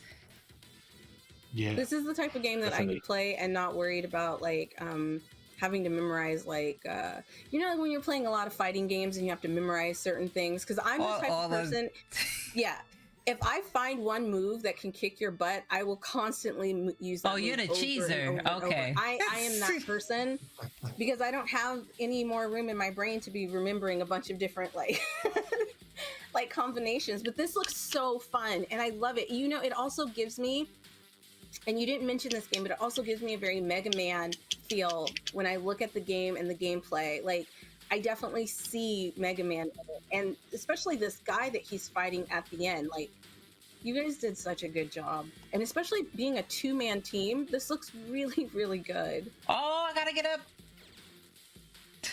So I love the back. Yeah, no, like the bosses were definitely inspired by like Mega Man and Sonic the Hedgehog style enemies. Yeah, I see. Oh my god. Well, Daryl, if people want to find out more about you, if they want to find out more about the game, where can they find you? On Twitter, _ritual_games. Awesome. And do you have a Discord or anything like that where people can talk to you, or just Twitter? I've got a Discord. I have no idea what they're using. Not your personal Discord. I don't want any like crazy people messaging you. No. There isn't. I know of a Discord for this game. No. Okay. I've got my personal I didn't want Discord. you to put that out there. Yeah, you're like, I don't know if I want to do. I would not ask you to do that. Absolutely not. But I wish I would love. Yeah, I was gonna say I would love like a multiplayer aspect because the Bats crew is interesting. Like, brother over here looked like Blade. Was there like inspiration from like vampire movies as well that y'all wanted to integrate in there? Yeah, so I think like all the whole idea is like they're a anti-terrorist squad made of vampires, right? So you've got the main guy is supposed to be based on Count Dracula, then you've got like Blade, like Nosferatu, and then you've got the two other characters. I'm not entirely sure who they are based on, but that the whole idea is the group are a bunch of vampires. Was it like the A team for vampires, the B team? Basically, yeah. Basically, yeah. The A team for vampires. I love it. I'm trying to beat him up. I'm trying to beat him up. You can do it. You're so close. You can. Is any like crazy boss fights in here? Oh, I did it. Oh my god. You can tell when a game's really good and everybody gets quiet and they get closer to the screen, even if they're not playing it. You know what I mean? But Daryl, this was incredible. Thank you so much for coming on, spending some time with us, and oh my god, there's Blade. I had to unlock him. No, I'm so glad you did. I mean, this is Black Voices in Gaming, so let's get some color in there. So I love that you unlocked Blade. But thank you so much, Daryl, for coming on and talking to us and showing us your game. It's incredible. I'm still blown away that it's a 2-person team who's created this. And can you tell us, do you have anything else in the works? Yeah, at the moment we're working on an unannounced title. I'll say, yeah. Okay. All right, cool. Well, you ain't got to tell us. We almost got you. We almost got you. He almost dropped some information for us. But everybody, thank you so much. Daryl, thank you so much for coming on. Remember, go follow him on Twitter. Go get the game on Steam if you can't afford it. Like it, wishlist it. It always helps developers. Steam is always looking at that algorithm. Red, was there anything else you wanted to say before we move on? Oh, thank you so much for creating an awesome game. I will be streaming this, especially since it is like a Spooktember theme going on. So I definitely am going to stream this. I love it and can't wait to see your future projects. Thanks, Daryl. Nice speaking with you guys. See you later. All right, guys. That was Bats, and that was incredible. Like, it was so much fun. Red, you handled it. You gotta play it. You gotta play it. I'm gonna play it. When you stream it, they even have like a speed run. I'm gonna do a speed run. When I beat the game, I'm gonna try. I never did a speed run in my life, but I think this game will be it for content. You got it. But we're not done yet. Did you guys think we were done? We're not, because we have a ton more to show. And I'm gonna throw it to Red because I think she's really excited about our next guest who's coming up. Oh, indeed. So if you're a samurai person like I am, you love history, and you know about one of the first Black samurais, then you are going to be in for a treat, as we have Yasuke, a lost descendant by the Will Gosara. So stay tuned and let's check it out. AOT Beats, you killed this one, no cap. Let's go. Let's go. Let's go. Let's go. Let's go. Let's go. Hallelujah.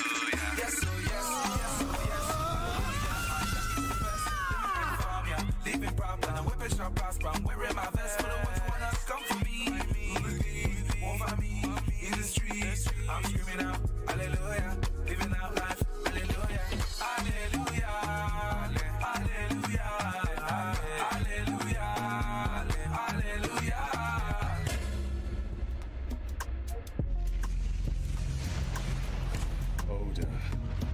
Seems you really are determined to die, aren't you, Yasuke? Only if it means taking you down with me. I'm afraid that's not going to happen. I've been waiting For the very moment we'd meet again.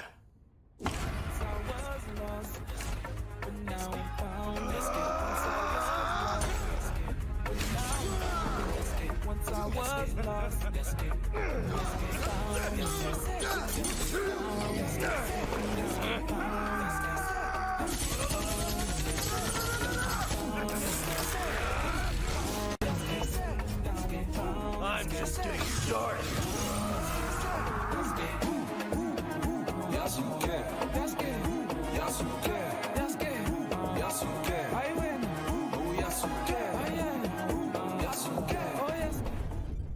Oh my god.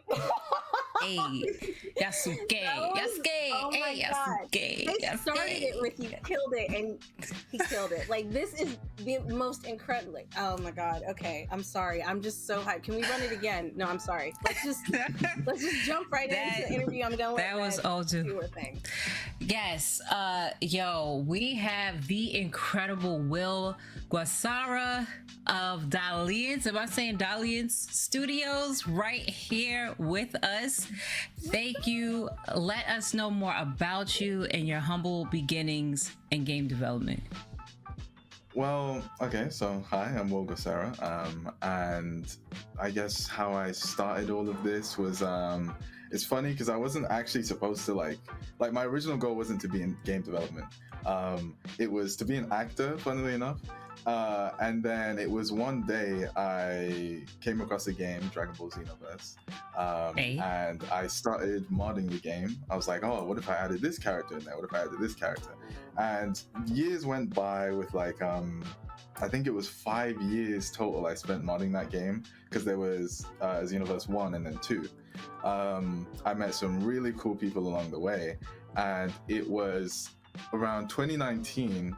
I was with one of my friends who I met during that journey and all that, and we were speaking to each other, and we were like, what if we made a game? Like, what if we just stopped modding and made our own game? So the first game that we technically started creating was a JoJo fan game. It was made with like yeah, I literally got a poster over there.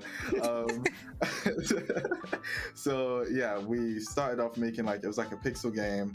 And I'm gonna say this right now, even though the visuals would change, I'm still planning to remake that game in the future. Anywho's, so yeah, it was gonna be a really good game, but it was like mad expansive, especially for a starter game for like 2 people. So we're like, okay, let's leave that off. We'll move off it. And then that's when, you know, that friend of mine, he went off to do his own things. So I was like, I want to continue on this whole journey. So next started up was a Demon Slayer fan game. This was Demon Slayer Kibutsuji's Curse. And this is when I guess the traction started showing up of like people seeing, you know, I'm trying to start up this game studio stuff and doing all that. So again, I had gotten the help from a couple friends I had met during the Xenoverse days, and then loads of other people I've met along the way, like from Twitter and ArtStation, and we started making this game, you know, started making the character models, animations, and then it got to the point, so development was pretty slow, I will say that much, because especially since none of us were being paid, it was more like a fan project, people had things they needed to do, that sort of thing. And then it was one fateful day when CyberConnect 2 dropped the trailer that they were making a Demon Slayer game. And that was like I was just about to ask too. I was just about to ask, did you see the Demon Slayer game? Here's the thing as well, right? Because this was when like I was also really starting to get serious. Like that's when I registered the company. I was speaking to like the license holders, asking like, you know, who are the people that hold licenses, is anyone making the games? So the ones I'd asked was Aniplex, of course, because they do the anime, and then Bandai Namco. And I specifically remember getting the email back from Bandai saying, no, we don't hold the rights, we don't do any of that. So I'm thinking, okay, there's no Demon Slayer game, we're chilling, we're gonna be on the board. And then yeah, it suddenly gets dropped. And they were like, I think you were the one that actually made that project happen because you were probably. Who knows? They're who like, there's a knows? But market. yeah, So now we know who was behind the creation of of it. So I have some questions for you. You are pretty much the youngest game developer I've ever had a chance to talk to and interview as well. And I believe in Black Voices in Gaming history. So how has that been as being one of the youngest? You seem very confident and passionate. You have a passion for anime. How has that been being a young developer and leading your own team as a young entrepreneur too, and being so young? It's a 50-50, you know, because like it's amazing being able to start up like creating this story and stuff like that, and then especially with the team having these people believe in what this story is going to be and helping you along with creating it. Like, let's take with Yasuke and everything that we've made for it so far. None of us are being paid yet. We haven't gotten any sort of investment or nothing like that. So this is all like purely under belief that everyone believes this will be a big project. So that's how we're continuing and why we're continuing. And then the other side of it is like, it is stressful. I will say that right now, it is stressful because even like, let's say the days where, you know, being the director of all, you want to be on break. You technically can never be on break because other people will still be working. You still need to, you know, tell them how things need to be done, do all this, that. And then, yeah, I don't know. It's just, it's a 50-50 side of things. And I feel like, especially with the age side of it, like I've had thoughts before where it's like, oh, I wish I could be the sort of people that's like, you know, going out, doing parties all the time, that sort of thing. But I'm kind of more indoors doing this sort of game development. And as great as it would be to do that party stuff, it's on the same case that I know this is going to really help me for the future and like set it all out. And having that thought in mind all the time. Exactly. There's always time to party. And when you have like some like developer game money, you could really party. You know what I'm saying? So, like, your own party. Your own party. Invite who you want to invite. For sure. So okay, we was hyped off of the trailer alone. The visuals were crazy. I am one for, of course, learning more about our history and our history as an African diaspora all around the world. Like, we're in every spot of the world as Black people. Yasuke, you know, learning about Yasuke, and you are, of course, in touch with anime, so of course Japanese culture. How did you pick up learning about Yasuke and flipping it to Yasuke's against Nobunaga? Like, how did you want to do that flip? Because we've seen other iterations, and of course there was an anime on Yasuke, but you actually flipped it that, okay, he's your rival instead of Yasuke being the actual right-hand man to Nobunaga, which historically that's how it was. So can you talk us through that? So essentially how it all first started was when Mappa dropped the Yasuke anime on Netflix. And that is when I first learned about the character, or like the real historical figure. And then I started doing my research, reading more into it, because I was like, I really like this. That was also roughly the same time I was dropping the Demon Slayer game, because then we were moving straight on to this. So first, the game was actually going to be a game straight up about that historical figure, like old times, all that sort of stuff. And we had developed it for like a month or two. This was, when I say like this was very early, like it was just me and my friend who did the character concept designs and stuff. So yeah, we were designing it and doing all that, preparing it. And then one day I was like, you know, as cool as this is, I'm all for like future neon, that sort of stuff. So what if we took it to the future? What if we just like changed it? And that's when the term a lost descendant comes in, because this is supposed to be the descendant of that Yasuke. And same with the Oda that you see, it's the descendant of Oda Nobunaga. That's fine. So, and obviously I can't spoil things that go on within the story that's planned, but there will be all sorts of things that derive why they're rivals. You probably saw the silhouette in the trailer of them knowing each other when they were kids, all that sort of stuff. It's a very in-depth story as to why they're against each other, and I feel like at the same time,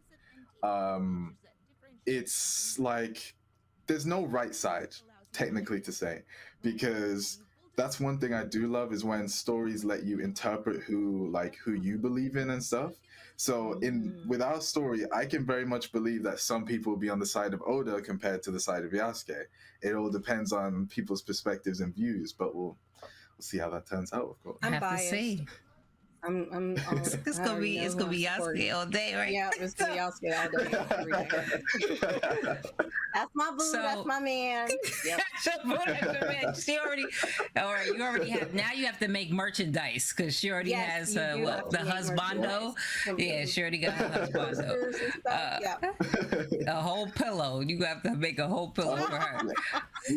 We got merch planned. I'll tell you that much. We do. Oh, okay, dope, exclusive. All right, so we got merch planned.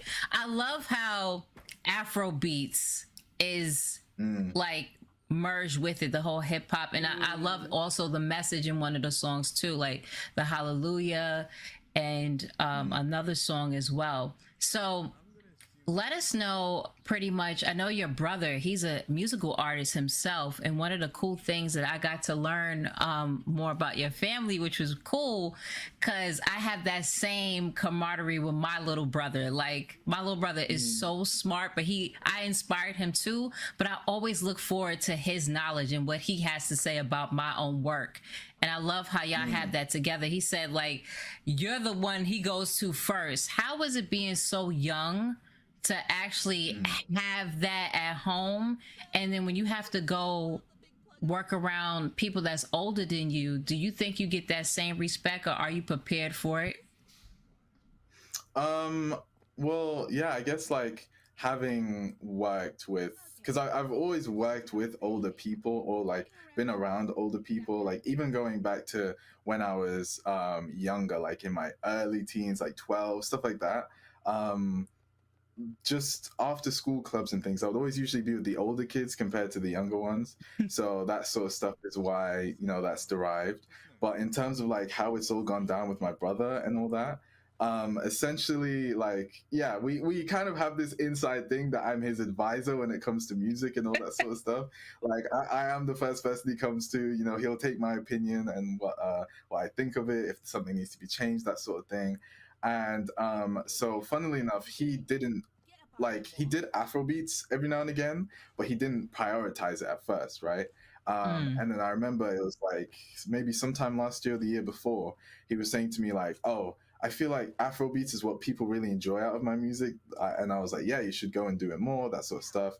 And then obviously came the creation of Yasuke, and we were like, what if we put that on the game and see how it goes? That's fire. I've never seen a game with Afro beats except for like a sports game. I'm talking about about a real game like this, whether it's sci-fi, fantasy, especially seeing us as Black people in these different type of genres of things that's fiction wise, to have Afro beats in it, like I was doing my little dances here and there, hearing it. So your brother is a part of the soundtrack.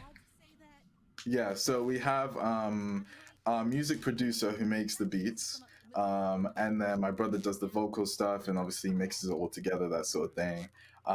And yeah, that's how it goes around. It's like, it's funny how life works in the case that, so the song that played in the intro, Hallelujah, that wasn't originally a song made for Yasuke. That was just a song that he said, like, it came to him one day, he wants to make it, that sort of thing. And when I went to his house and he was like, oh, I got a new song to show you, let me play this. And then we're listening to the lyrics and we're like, how does this actually fit in with Yasuke? Because he's starting to talk about how, he's from the bottom, he's coming up to the top. Even some of the lyrics like, yeah, is the best, like things like that. It has that double meaning. So yeah, that's how we then just started creating more stuff and putting on more for the soundtrack. And even with Afrobeats, what our plan is, because our cast is actually like mad diverse. For example, Mia, the character who's speaking in the background, she is Latin American. And music-wise, we add like tangents and little pieces from different cultures into the Afrobeats. So her theme would have things that correlate to that. and so on and so forth. So yeah, things like that. Oda's theme has Japanese instruments playing in the background, but it still mixes in with the Afro beats, and we have loads more people. I'm talking, we have people like from Egypt, we have Europeans. It goes in. I love that attention to detail. I love it. It's absolutely incredible. And I know you touched a bit about being an actor earlier, but like you're actually voicing the main character. So was that always something you wanted to do? You're like, I'm gonna put myself in my game, or was that something that like just came to you? It just kind of like happened one day, because it was more specifically, so on our YouTube channels we have the first dev report and the first announcement trailer. So during the dev report that was transitioning to the new Yasuke model, so the whole time I was creating that new Yasuke model, I was like adding bits of myself into his character design. Things like the gold rings in his hair, that is because whenever I have my twists, I usually have gold rings in my hair, the eyebrow slit, all that sort of stuff. So I was like, what if I just like voice him as well? Because it may as well be. It works. Because even speaking, he's just like an 18-year-old black male. Obviously I'm 19 now, but that sort of thing. So I just thought, yeah, may as well. And it worked. I mean, like, you wanted to act. Voice acting is like the next best thing, and it's your own creation. Exactly. So why not put yourself in it? One of the questions I wanted to ask you before we like wrap everything up, because this has been amazing, and I cannot wait to actually play this game. But how do you feel about being here on Black Voices in Gaming, like actually contributing to our culture? Because like that's something that's so important, and something that me and Red really, really love being a part of, is being here and being introduced to you and other developers. How do you feel that Black Voices is helping you reach your goals with your game? Oh, it's amazing. It's actually such a good opportunity. Like, it's funny how it happened in the case that Justin messaging out to me, just being like, because we were showing him gameplay clips, obviously, for the side stuff, but then he was like, oh, what if you joined a part of our stuff? And what if like you joined the mix in Black Voices in Gaming, and that's where you drop your trailer? And honestly, I'm so glad that he did, because being on this, like this opportunity, this is the reason we were able to push ourselves so far. And even with that trailer we showed, we're still not happy with it, because we didn't have enough time to flesh it out as much as we wanted to.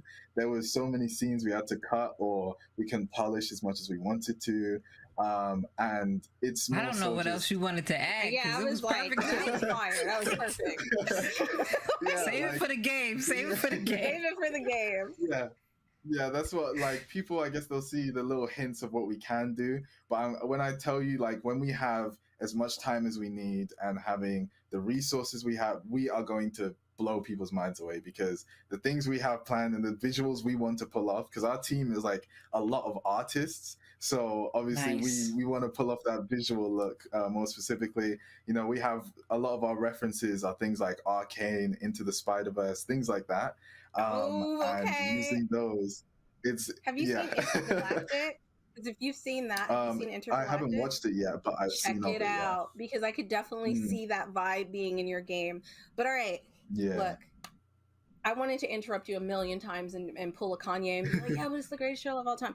But listen, that literally, I just seeing that trailer, I am so hyped. Like, I don't think I've seen a trailer that's gotten me that excited and that I felt like, yo, this is for us, by us, for us. This is incredible. Yes. You've done such an amazing job. If people wanted to find out more about this game, more about you and your goals and what you're going to be doing in the future, where can they find you? Oh, well, as it was on the end of the trailer, you have our social media, Studio Dalliance, or my own Twitter, which is Dalliance RNG. We have our YouTube channel, Dalliance Studios, and then there's also the Discord server, which is where you'll like talk to us a bit more close. We're usually there posting updates and just chilling around. We used to do like game nights and all that sort of stuff, but then obviously during the time we started to crack down on development, we couldn't do it as much, but we're going to start bringing it back, community things, all that sort of stuff. So yeah, that's pretty much where you can find us. Awesome. I'm super excited. Can you like give me just a little sneak peek of like when do you think you might have like a demo for people to like play? That is a very good question. I know that's a hard question. I know it's a hard question. Throw out of here. I just want something to look forward to, okay? Let's say for a demo, either sometime at the end of this year or beginning of next year, some around you that heard it time here. frame. So You heard it. Heard it here first. Get ready for that'll be- exclusive that'll be the content. first But demo. thank you so much for coming on. I cannot wait to check out the No demo. Guys, make sure that you check out this game. Make sure you go follow them. Give them all the support you need. Well, not you need, all the support that they need. And yeah, that was, oh my God, that was so good. That was so good. But we're not done. And we have some amazing things coming up next that I'm excited about. It's time to give a special shout out to some of the developers who are part of Black Voices in Gaming and the community. So we're going to show a couple of trailers that you guys may have seen or may not have seen. You may see them for the first time, but they're absolutely incredible. So guys, sit back, watch, and enjoy. Why don't we run away? Run away, oh. Why don't we run away? Run away, oh. Take my hand and let's fly away into the night sky. In my seat and I watch as we fly by. Locked it on the whip like a drive-by. Baby girl, you know we got the right vibe. Hey, I wanna disappear. I wanna know if you would follow me there. I wanna disappear. I wanna know if you would follow me there. Sometimes I wanna run away. I for take time on away. I lick a place that we can hide. I lick a space to ease my mind. Kind folks.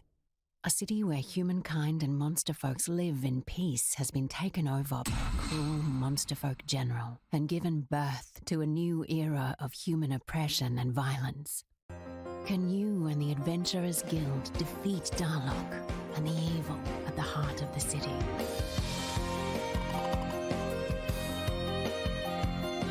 You're in my way.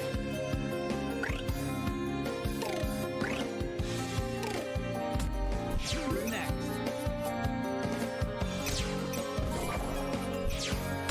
Who's next?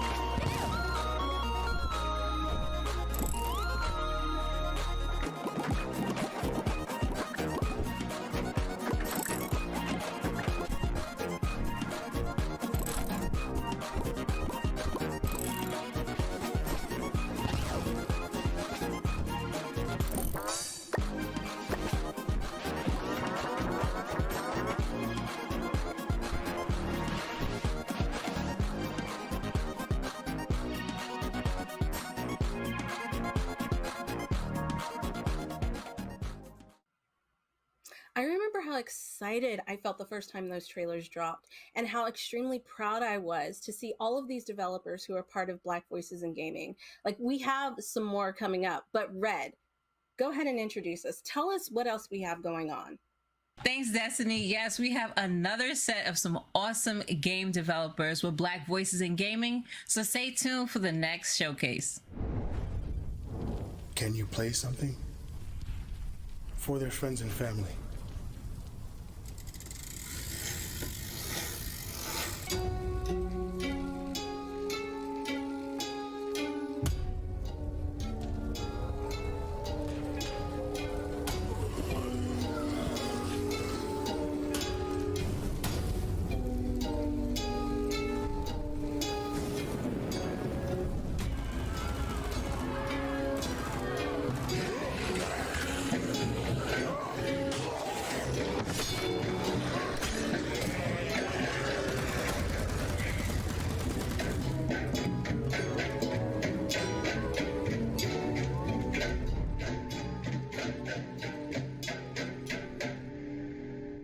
Your distraction machine.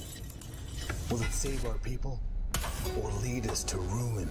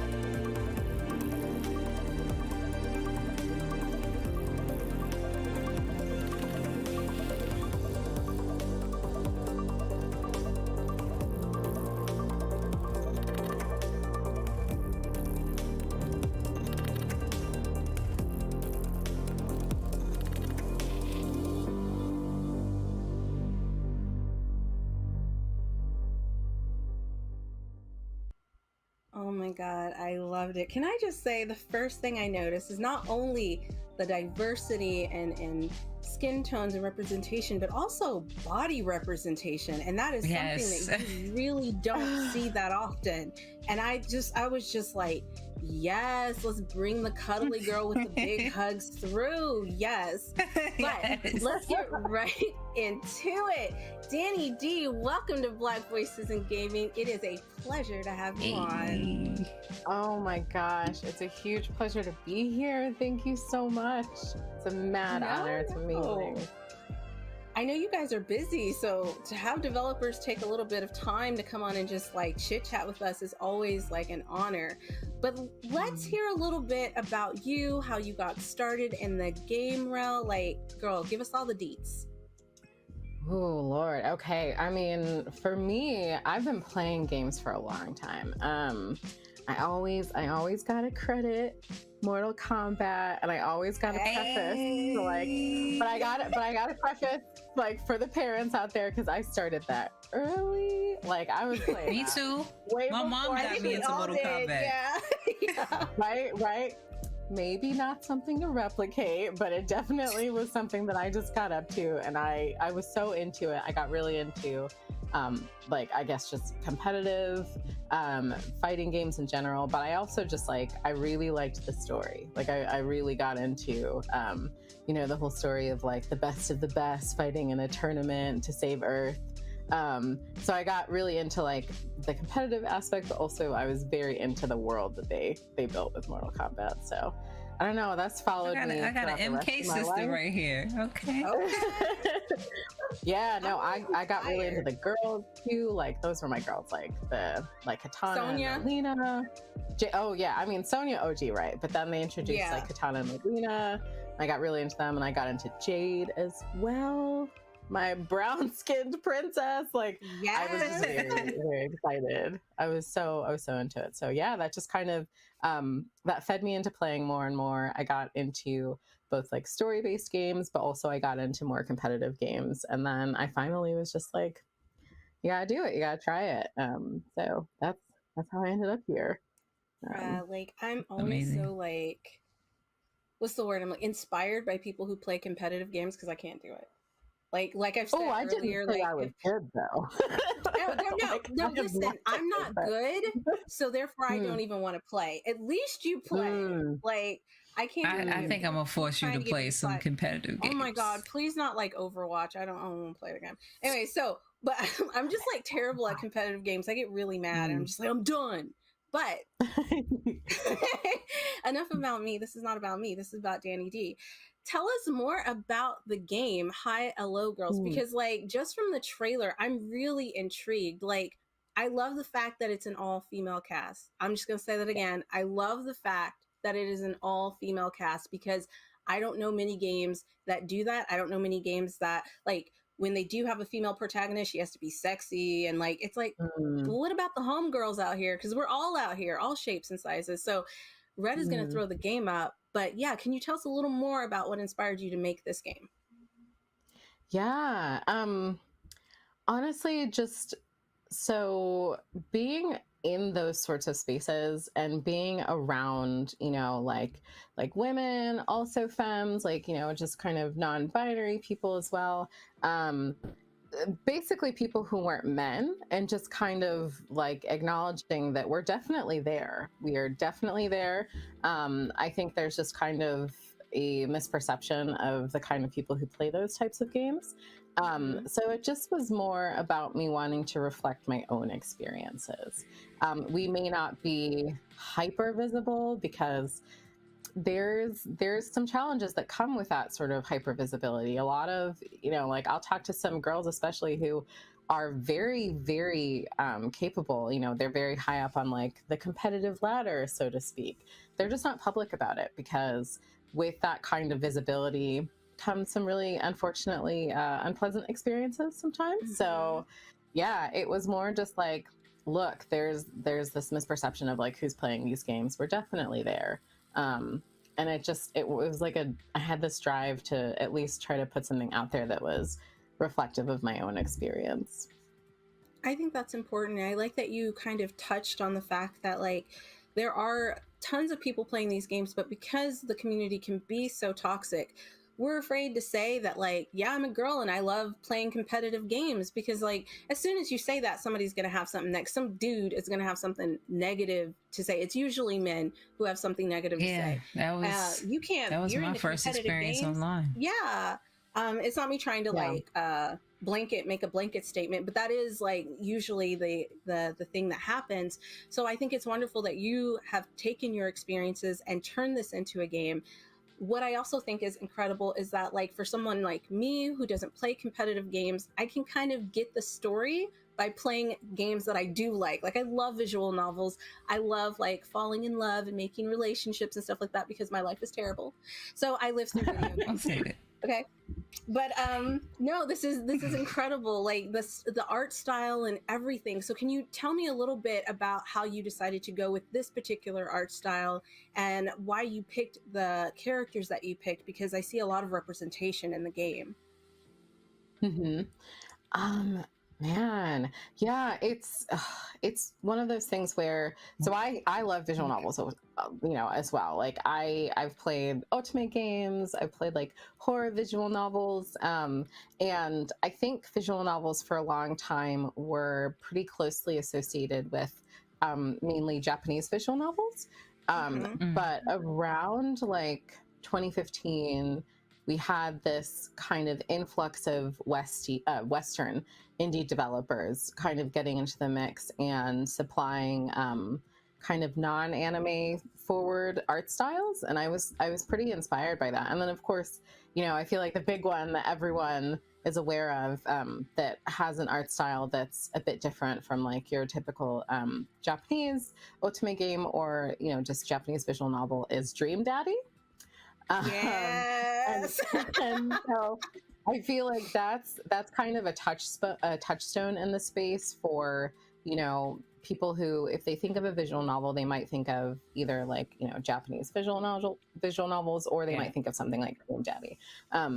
And we were just kind of like, we want to capture the sort of like vibrancy of like a shonen anime with like like just kind of warm colors, bright colors, and expressiveness that comes through. Like the lead character's mom gets like a little vein throb whenever she's like big time mad at you, talking to you, which I feel like is very influenced by my own love of anime. But we did want to sort of, go for a more Western style, just to start adding a game to that kind of like visual lexicon, I think maybe. Yeah, so that wasn't a difficult decision to make in terms of heading in that direction, art direction style. But as far as the characters go, again, they just kind of they're very reflective of people that I know. Like I know the cosplayer, I know the streamer, I know like the person who's like low key, really, really good, but just like not visible about it in any capacity. I know the person who's like kind of toxic in their own right, like aggressive. You look at her and you're like, oh, she wants to fight. It was really about trying to like capture familiarity and the kind of people that I've been around for like the past decade of playing these kinds of games, and then also trying to solidify them in like the visual design, so you can kind of look at them and kind of know almost like, or get a sense of their personality by just kind of glancing at them and taking a look. At the same time, hoping for them to come through as just like very well-rounded characters as well. So they might start with like, ooh, the like really aggressive rocker chick, I kind of know what her deal is, but as I'm hoping that as you play that you get like a better sense of her being even more than that. There's more going on under the surface. So fingers crossed that comes. Yeah. I didn't mean to cut you off. I was just gonna say, like, I love that you're putting growth in your characters and making sure that their personalities are dynamic, because I feel with these types of games, that's really what pulls you in and wants it makes you want to keep playing, right? And then you end up picking your favorite character because like you can relate to them. So I think that's important that you've put so many different personality types in your game. So even if you're playing as the main character, you can relate to like, oh, that's the kind of character I am. I love that character. She's my favorite out of the lineup. Another question that I wanted to like kind of touch on is, this is not your first foray into like gaming. Like you've actually worked for a AAA studio, correct?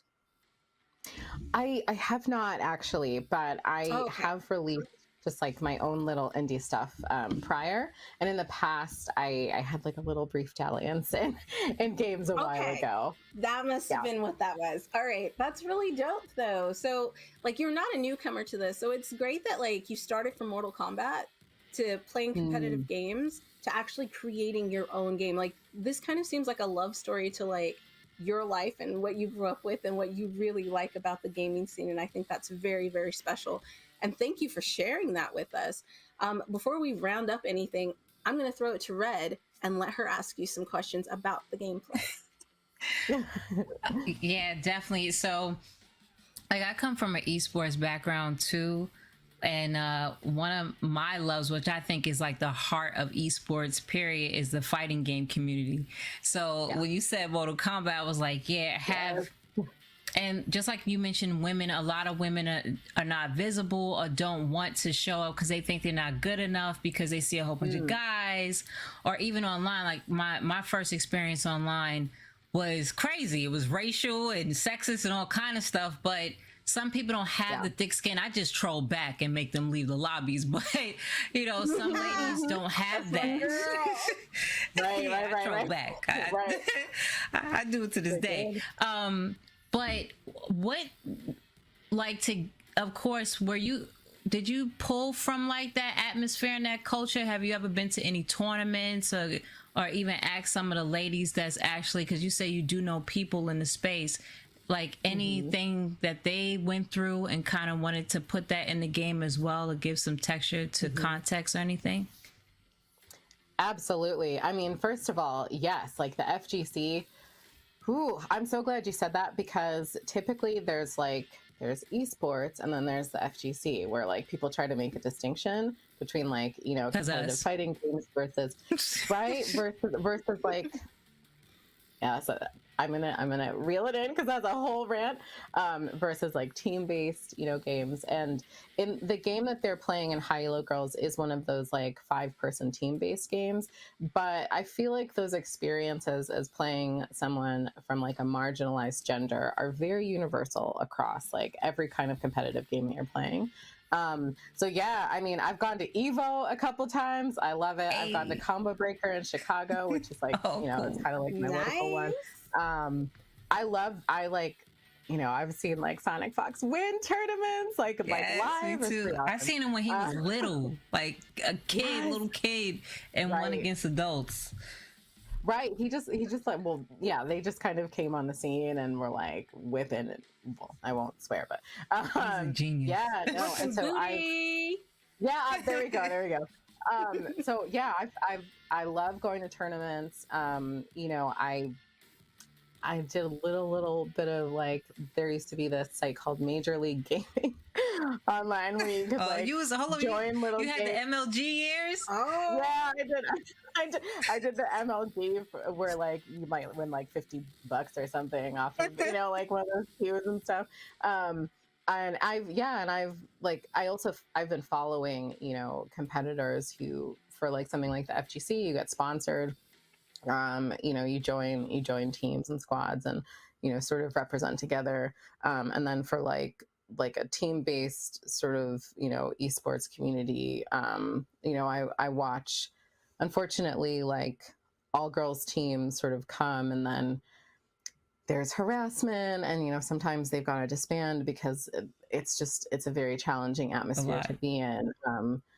So yeah, I mean, I've been around people who've competed professionally, like publicly, and then I've been around, you know, women who are qualified to do it. So they're very high up on competitive ladders, you know, might be trying to field a team or get scouted, but are also running into the difficulties of, you know, potentially being recruited onto like an all-male squad and what comes with that. And like, there are some dudes in the space who will outright say really, you know, sort of regressive stuff like, oh, I would never recruit a female onto my team because she'll just be a distraction. You know, like stuff like that is just, these are sentiments that are out there and people feel very bold and like they will say that, you know, and it's that kind of thing that I've been exposed to it, and I do want it to come through because these are undeniable experiences that people are having.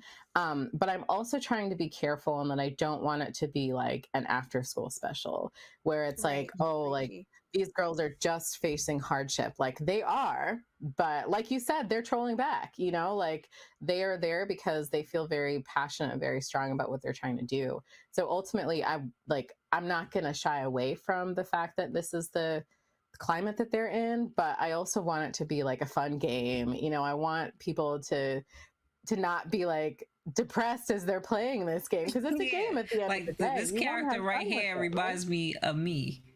Right.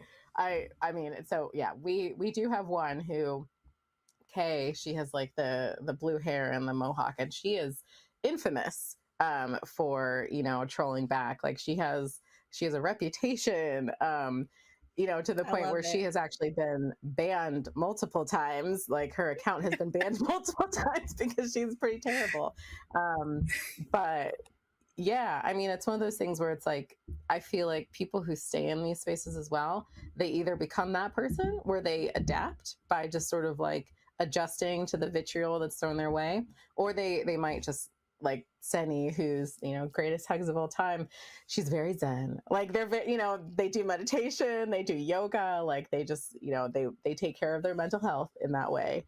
So yeah, I feel like the climate that they're in will come through in how they're performing, you know, their day-to-day lives, how they deal with it, rather than trying to create a game where it's like, don't you feel bad for, you know, these people all the time, even though like it is real, you know, it's like it's a real experience to have to go through to want something like that. So well, thank you. I love that you created this game and this experience. And for any of the girls out there who want to play, just do it. You have a right to be in this space. Gaming is for everyone. It's not just for boys. It's not just for men. It's for everyone. And when I say that, I'm talking about everybody in the LGBTQ plus community. Like the fact that people are gatekeeping, we need to like just squash that. So if you see that and you're the type who wants to get up and say something on behalf of people who are afraid to say things. You know what I mean? Absolutely. But Danny, absolutely, you're incredible. Like you're basically doing that with this game. I'm serious. You took this game and you're really like shining a light on some of the issues in it, and I think that's very important, while also still making it fun and entertaining. But before we wrap up, if people want to find out more about you and the game, can you drop your socials? Yeah, absolutely. So we really are focused on Twitter at the moment. So our Twitter is split_fate. And that's actually where, you know, as a studio, we're talking a lot about Hyrule Girls. We're recently doing like character threads and just sort of trying to show off the game and what you can kind of expect, you know, promoting our characters and our lovely little world that we've built. And then my personal is also, it is at Epistellar. So EPISTELLAR. And on there, I would say, fair warning, I get real geeky. I talk about esports, but I also talk about stuff that's really pissing me off. And it, you know, it might be racism, it might be sexism. It's your account. You're allowed to do that. I'm gonna follow you right after this, so don't even worry, because there's all kinds of things I say. But Danny, thank you so much for taking time to be on here, for being a part of Black Voices in Gaming, because it's so important that we open up these opportunities. And being a Black woman who's in the gaming space and creating games and developing like that, I love to see it. I love to see it. I'm so excited. So again, thank you for taking out some of your time, for being with us. It was an absolute pleasure. And guys, stay tuned because we have a lot more coming up.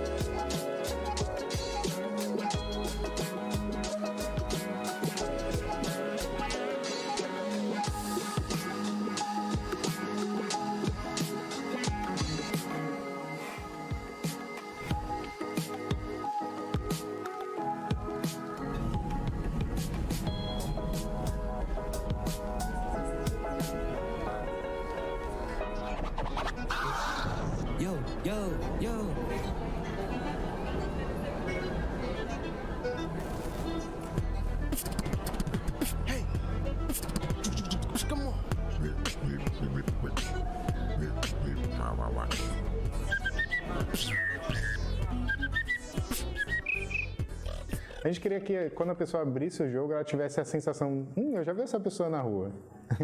Então, o Zé ele foi muito assertivo em criar personagens que refletem a cultura do hip hop e a cultura negra também. Então você pode se identificar com um personagem, seja pelo estilo, seja pelo backstory dele ou até pelo beatbox que ele faz. E essa identificação veio na concepção de personagens diversos, entendeu? Então a gente tem ali a Fê e o Will, que são pessoas negras, mas são de estilos diferentes, de histórias diferentes. Então, diferente de outras mídias, ou filmes e até outros jogos, onde você tem estereótipos com determinadas funções, a criação, né, tanto do conceito quanto de visual dos personagens no One Beat Me tem muito mais a ver com fazer com que eles sejam relacionáveis com pessoas que a gente conhece dentro da nossa realidade. Eu acho que a gente escolheu o beatbox porque, além de fazer os nossos olhos brilhar, a gente também se identifica muito com esse tipo de expressão. E a gente queria que as pessoas elas se sentissem mais próximas do beatbox, da cultura hip hop, por meio do videogame. A dança, ela consegue fazer com que diferentes pessoas de diferentes contextos e até idiomas diferentes consigam se conectar. E o beatbox, ele tinha esse potencial. Quando eles me explicaram que, além de ser um jogo de beatbox, ele tem toda uma narrativa de um contexto onde cada personagem tem uma característica principal, cada personagem mora numa região de São Paulo. Por exemplo, cada fase que eu desbloquear vai ser uma quebrada nova de São Paulo. Tipo, essa parada me fez muito querer fazer parte e poder construir isso junto, porque é algo que tá na minha vivência, assim, enquanto pessoa. Ninguém fez o que a gente tá fazendo agora. E isso é um ponto, assim, muito importante a se pensar, porque quando você já tem alguns jogos que são lançados dentro da indústria, geralmente são repetições de algo que já existe, só que o que a gente está fazendo aqui é criando algo do zero. Então, tudo que é criado do zero é mais complexo. E isso requer muito empenho e quebrar a cabeça de fato, assim, né? Tipo, testar, refazer, testar e ir progredindo, assim. Então a gente imagina muito que o processo do One Beat Me, quanto obra artística, impacte as pessoas no ponto delas se sentirem felizes, se divertindo, né?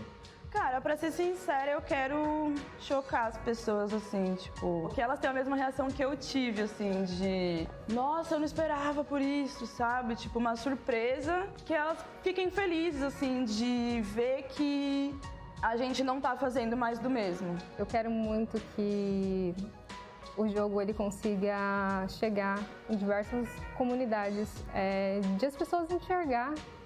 Jovens, meninos e meninas pudessem se divertir jogando One Beat Me, se sentissem representados e representadas e que ainda na infância eles pudessem perceber que eles podem fazer o que eles quiserem, seja produzir arte, seja fazer um filme, seja abrir a sua empresa. O jogo, o estúdio e a nossa jornada não é uma corrida para chegar primeiro em lugar nenhum, mas sim inspirar outras pessoas, assim como a gente foi inspirado a não desistir dos nossos sonhos.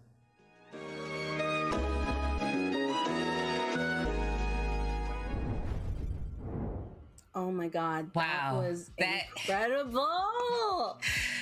Like, I love the whole hip hop vibe. Like, it really brought it to life. Like, the game we're about to see and play, the documentary really brought it to life and let us actually know more about Sue the Real. But we're gonna jump more into Sue the Real because we have the staff here, we have the team and the crew here. Welcome everyone. Thank you so much for joining us with Black Voices in Gaming. So we have Marco Silva, the beautiful Raquel Mota, and we also have Jose Wilson, aka Z. What's up, everyone? Thank you so much for coming on, spending some time with us, and sharing your game. I love the fact that you mentioned earlier that like you've been kind of following Black Voices in Gaming, and now you're here, which is incredible. So like Yo, excited to have you. But I'm going to throw it over to Red because she has a lot of questions that she wants to get into. I have a lot of questions.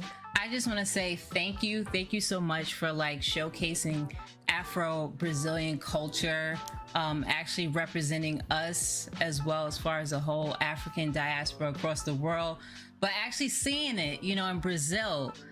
So I love that. So I want to ask y'all if y'all can please introduce yourselves. Marco, we could start with you and let us know what is your connection or what you do with Sudorreal. Hi everyone, my name is Marco Silva. I'm game developer, CTO, and programmer. In 1BitMe, I contribute with everything is invisible. And if you have some problem, is probably is my fault. At the same time, no. I love always have. I'm fixing everything. I'm very connected with the team of 1BitMe. The hip hop culture are very connected to my childhood history. At the same time, I love music. I love game art expressions, and it's a good pleasure work with Black people and work in this community because it's connected to personal things, you know, the purpose of my life. And for me, it's so important working with Raquel and Zed too. I love that. And then we have Raquel Moda. What is your connection and what do you do with Sudorreal? Hello, thank you for being here. And I'm Raquel, and sorry, I like games since I was a kid. So when I grow up, I studied more games. And now with Sudorreal, we found with me and Marcos, and now I work as a game developer and CEO on the Sudorreal, and sometimes I write a script in our games here. That's dope. Awesome. And last but not least, Z. How are you? And what is your connection with Sudorreal? And what do you do over there with the crew? Hi everyone, my name is Jose, and I'm art director at the Sudorreal. I working with Marcos and Raquel since from the beginning of the studio. Mostly contribute in the projects with as an artist and wrap up the art direction, aim in the with direction the visuals of the projects are going, and developing a lot of art and drawings across the time with this amazing team. So yes.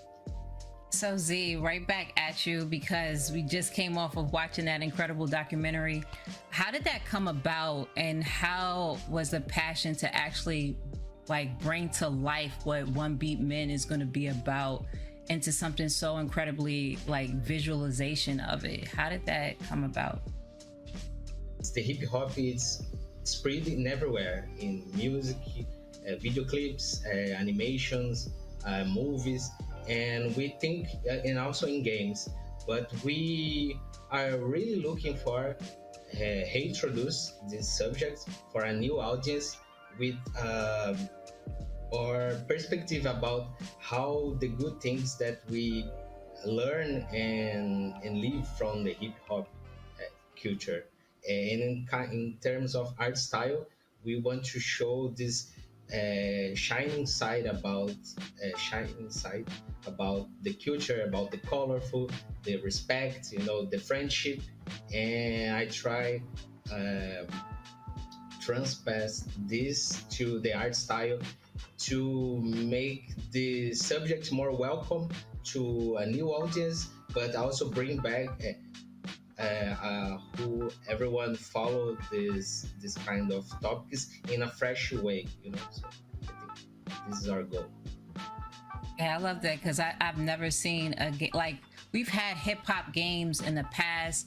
Of course, I love how y'all all mentioned that we wanted to show a different light of the hip-hop culture, and nothing so stereotypical or negative, especially when it surrounds us as Black people and the culture that we have connected to hip-hop. So Raquel, I learned something interesting about you, that aside from game development, you also study plants, and you mentioned how plants actually like help you with your game development. Can you let us know more about that? Oh yes, it's my hobby because I love nature a lot. So everything I saw in my day is a aspiration for me.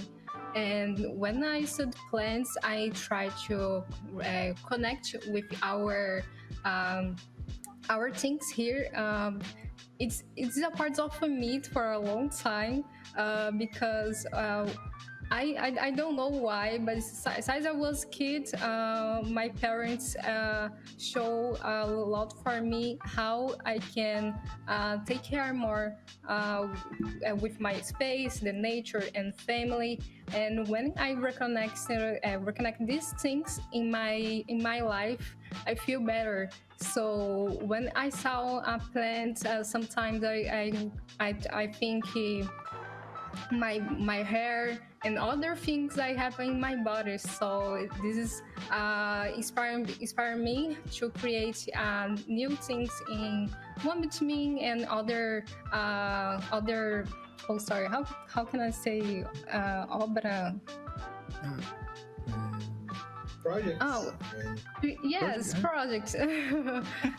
Creating new projects here. So it's so special because I think he introduced more this nature and plants in our game on Bitinin. It's a plan for the future, but with I think about this now. That's really interesting. I thought that was really unique to have something aside from gaming all the time to inspire you in your work. Now, Marco, you have a cool philosophy. You mentioned earlier how if something's messed up, it's all your fault. But you have a really cool philosophy on how you look upon things, and especially development, where you say done is better than perfect. Can you let us know more about that? Because in game development, or a lot of things, period, when you're working on projects, you could sometimes being a perfectionist is a curse more than actually being a blessing. So let us know more about why you chose that philosophy. Oh, I need to say, I think I learned about this with Z, because I'm a programmer and I'm always looking for my process as I need to improve that and that, but improve a thing can be infinite, you know? And sometimes you need to look for a spot and make it step by step your progression.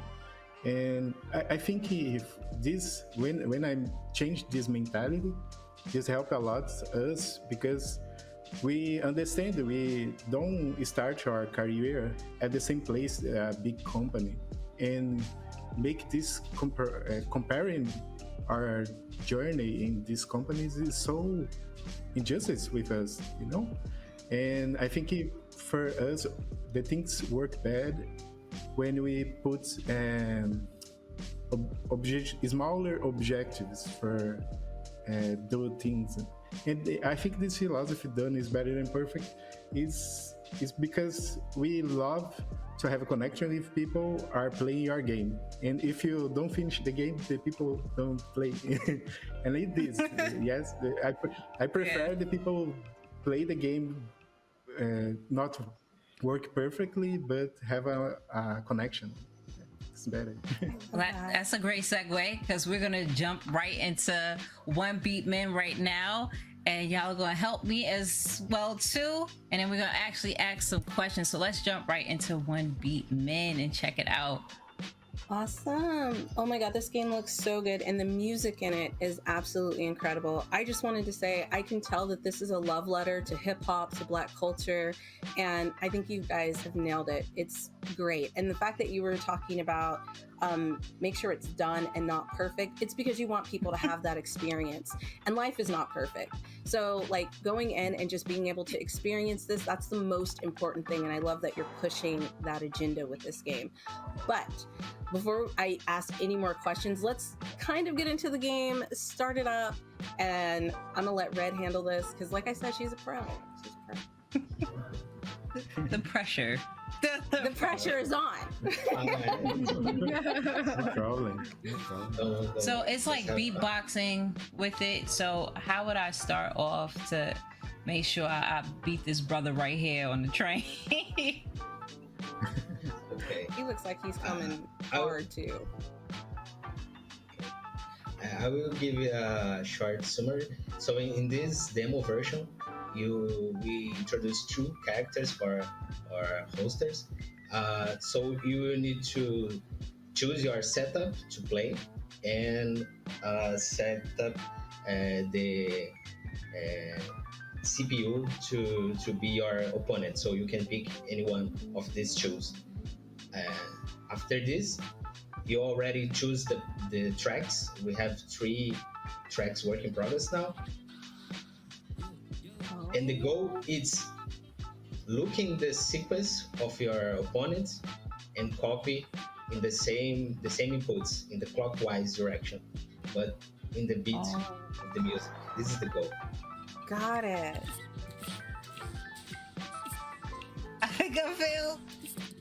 Oh, You got this. Oh my god, this is dope. So it's like a rap battle, but Yeah. it's bombs. The fact that they're using like sounds, it reminds me of scat. I don't know if you guys know what that is, but it's like Billie Holiday used to do it. Ella Fitzgerald was like amazing at using her voice just to make different sounds and beats, and this is incredible. While we're playing it and while we have this amazing music track going on in the background, I did have a few questions. What is it like being a Black developer in Brazil? Like, what is the gaming industry like in Brazil? Because I only know what it's like in the US, and I'm super excited to hear because I know that you guys have one of the biggest conferences in the world for gaming there. Oh. You can answer. Whoever wants to answer it. Okay. Not to lose. I think I can share a little thing. Can you hear me? Perfect. Yes. Okay. I think being a Black game developer in Brazil is a good thing because we have an opportunity to put our culture and our referential in our games. At the same time, it's so hard because here in Brazil, we have a problem to start our career in game. Equipment is so I forgot the word. Expensive. Expensive, and this maybe put us in a difficult way to start our career. At the same time, I think it's so good to be in a country where you have the most part of population as a Black people, and this connects us with a culture and imaginary of Black culture. You know? That's awesome. And I know like you guys had some help from the Black Developer Game Fund. Can you talk a little bit more about how that has helped you reach the success of the game? Okay. Anybody can answer. I'm sorry, I'm not like saying a name. I'm literally I'm just throwing it. Whoever has the answer, go for it. No problem. Okay. Oh, Zed is not here now. Raquel. Okay, I'm gonna pick Raquel. Okay. Raquel, go. Oh, it's so important in our trajectory because these funds make our dreams possible. We try to develop in One Beat Me for 2018. Yes, and Science 2018. it's crazy because all the time we need to work in 2-3 jobs to make this working in our company, and it's not good, and because in a moment we need to focus on one thing, and the Black Develop Fund made this possible. We can focus in one activity, and we do our best all the time to give our players more fun and give us a moment to breathe and say for us it's okay, we can do that in our way. So I don't know how to explain this, and I'm not I'm an emotional person when talk about this because it's important, and in everything you saw in this demo, because our team working a lot all the time to try to try our best. And when we saw our community here, we saw a lot of people proud of us because we grow up a lot in this process, and it's not mentioned in a simple phrase, but it's so important. Oh, that's wonderful. And I'm really glad that you talked about like how you were able to like step away and really focus on this because of the Black Developer Fund, because that's really important, and that's what it's about. It's about opening up new doors and allowing you to really focus on what you're passionate about.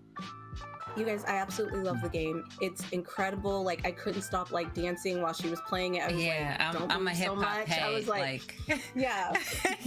I was rocking with it, but yeah, I love it. I love how y'all encompass a lot of pillars of hip hop too within it, from the style, the beatboxing and stuff. I love battle rap, so I stay close to hip hop, period. I'm from New York City, so it's a must anyway.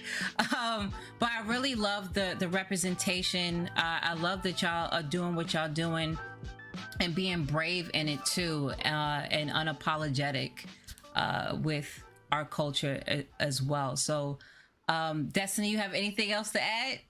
No, just thank you. Thank you so much for coming on. And if anybody else wants to find out information about you and the game, can you plug your socials? Let us know where we can find out. If you have a Discord, if you have a Twitter, we want to support you, and we want our viewers to support you. Okay. Thank you. Thank you for the space and the invite, guys. It is really a pleasure to be here. And if anyone wants to see more about what we are doing, you can follow us in our main site, sudareal.com, or Twitter, also Sudareal. We have a Twitter account for the game also, and soon as possible we are sharing a build for anyone for you can play soon as possible. But yeah, just Google Sudareal in the social medias and you'll find us. All right, awesome. Thank you so much for coming on. Thank you for taking the time to show us your incredible game. You guys are doing magic, and we appreciate it. Well, that was pretty incredible. I loved amazing. all of it. I loved all of it. And I just love seeing a game that represents us. You know what I'm saying? Like our music, our style. Oh my God. Our music, our style, our melanin culture, like everything hands on. I love it. So that was One Beat Men. So check for it soon. And we got to meet some really incredible talent today. Like it's been an international Black Voices in Gaming showcase from the UK, Brazil. We also had lady developers on here as well, which has been amazing. So I'm really glad that they were able to pretty much bring forth their dreams, their talents, and showcase for us. So Destiny, how has it been for you? This show was dope. the fact that we have gone global, basically, like we've gone global. We're bringing in developers from all over the world, bringing minorities together to see these amazing developers and their talent. I mean, like, I couldn't ask for more. But we also need to thank the people who helped us put this showcase together year after year. So let's go through and let's give a shout out to our partners for today's show. First up, we have Raw Fury, who has helped us from the start. Like, I'm saying, they've been team Black Voices in Gaming from the beginning. We have PlayStation. Everybody knows about PlayStation. We have Intel, Game Dev, Boost. We also have ID at Xbox. We have Razer. We have Kickstarter. But we also want to say a huge thank you to the team at The Mix and Media One, our broadcasting partners, Twitch Gaming, IGN, Steam, and GameSpot. Thank you for joining us today. Thank you for listening to the developers tell their story and share their games. And don't forget to check out merch, because, like, what's a good show without some swag, you know? I love hear that. the swag. I need the swag. You need it. You gotta get the full drip. Black Voices in Gaming drip. Drip. And also a representation. Make sure you check out the Steam page, which is our Mix event page, where you'll be able to check out Black Voices in Gaming developers, their games. You can support them by buying, and also add them to your wish list. Add them to the games that's about to come out, even if they're not out yet, and wish list them. And be sure to keep up with us, the whole BVIG family. You can follow us on our Twitter page, which is BVI Gaming, and also check us out on IG and YouTube, which is Black Voices in Gaming as well, and our website, blackvoicesandgaming.org. Also, we're gonna have Black Voices in Gaming at Day of the Devs to showcase some games there, so stay tuned for that event. And yo, I just must say, like, everything has been incredible. I really thank you so much, Destiny. I've been your co-pilot, you know. You've been the best. Player 2 in the building. Without you. We've been lost without you. It's been so fun chatting with everyone. Thank you so much for all the developers for participating in Black Voices in Gaming. And one thing that's really dope about this showcase as a whole, it sheds light to marginalized voices, Black developers that want to have their game out there. We're in a really huge industry. So for those who don't understand when it comes to a snuffed out voice, we need showcases like this and a whole community and funding to make sure that these developers get support. So I hope it has shed some light, inspired everyone, and also have some titles to look forward to. And I am Red Infamy, your Master Geekress. You can find me across the web as Red Infamy on everything. Also check out Geek Game Tight and Hidden Code. Destiny. Red, listen, it's so hard to say goodbye. You know what I'm saying? Like, I could be here all day long, but we got. Thank you. Bring it in. But in closing, to yesterday. Okay, I'm sorry. Anyways, guys, thank you. In closing, we just like to say that Black Voices in Gaming will continue to focus on providing funding, opening up doors, and creating opportunities for minority game developers. We will continue to strive so that you can be heard and seen. You're doing important work and setting the foundation for a more open and diverse community for developers, publishers, and gamers alike. Thank you for pursuing your dreams. And please know that Black Voices in Gaming will always be here to support you. If you want to know more about me, you can always catch me over at the Burnout Writer podcast, as well as Bonus Level over at Level 1 Gaming, a site that's minority owned and celebrates and uplifts Black voices in the gaming community. Last but not least, you can always hit me up on Twitter at DMBC32. That's the end of our show, and we hope you enjoyed it as much as we enjoyed being here and sharing off all of this amazing talent and speaking to these incredible people. Guys, stay tuned because we're going to have more showcases. We're not going to stop. We're going to keep going. And you're welcome to join us. So thank you. We love you. Stay safe out there. And we will see you next time. Peace.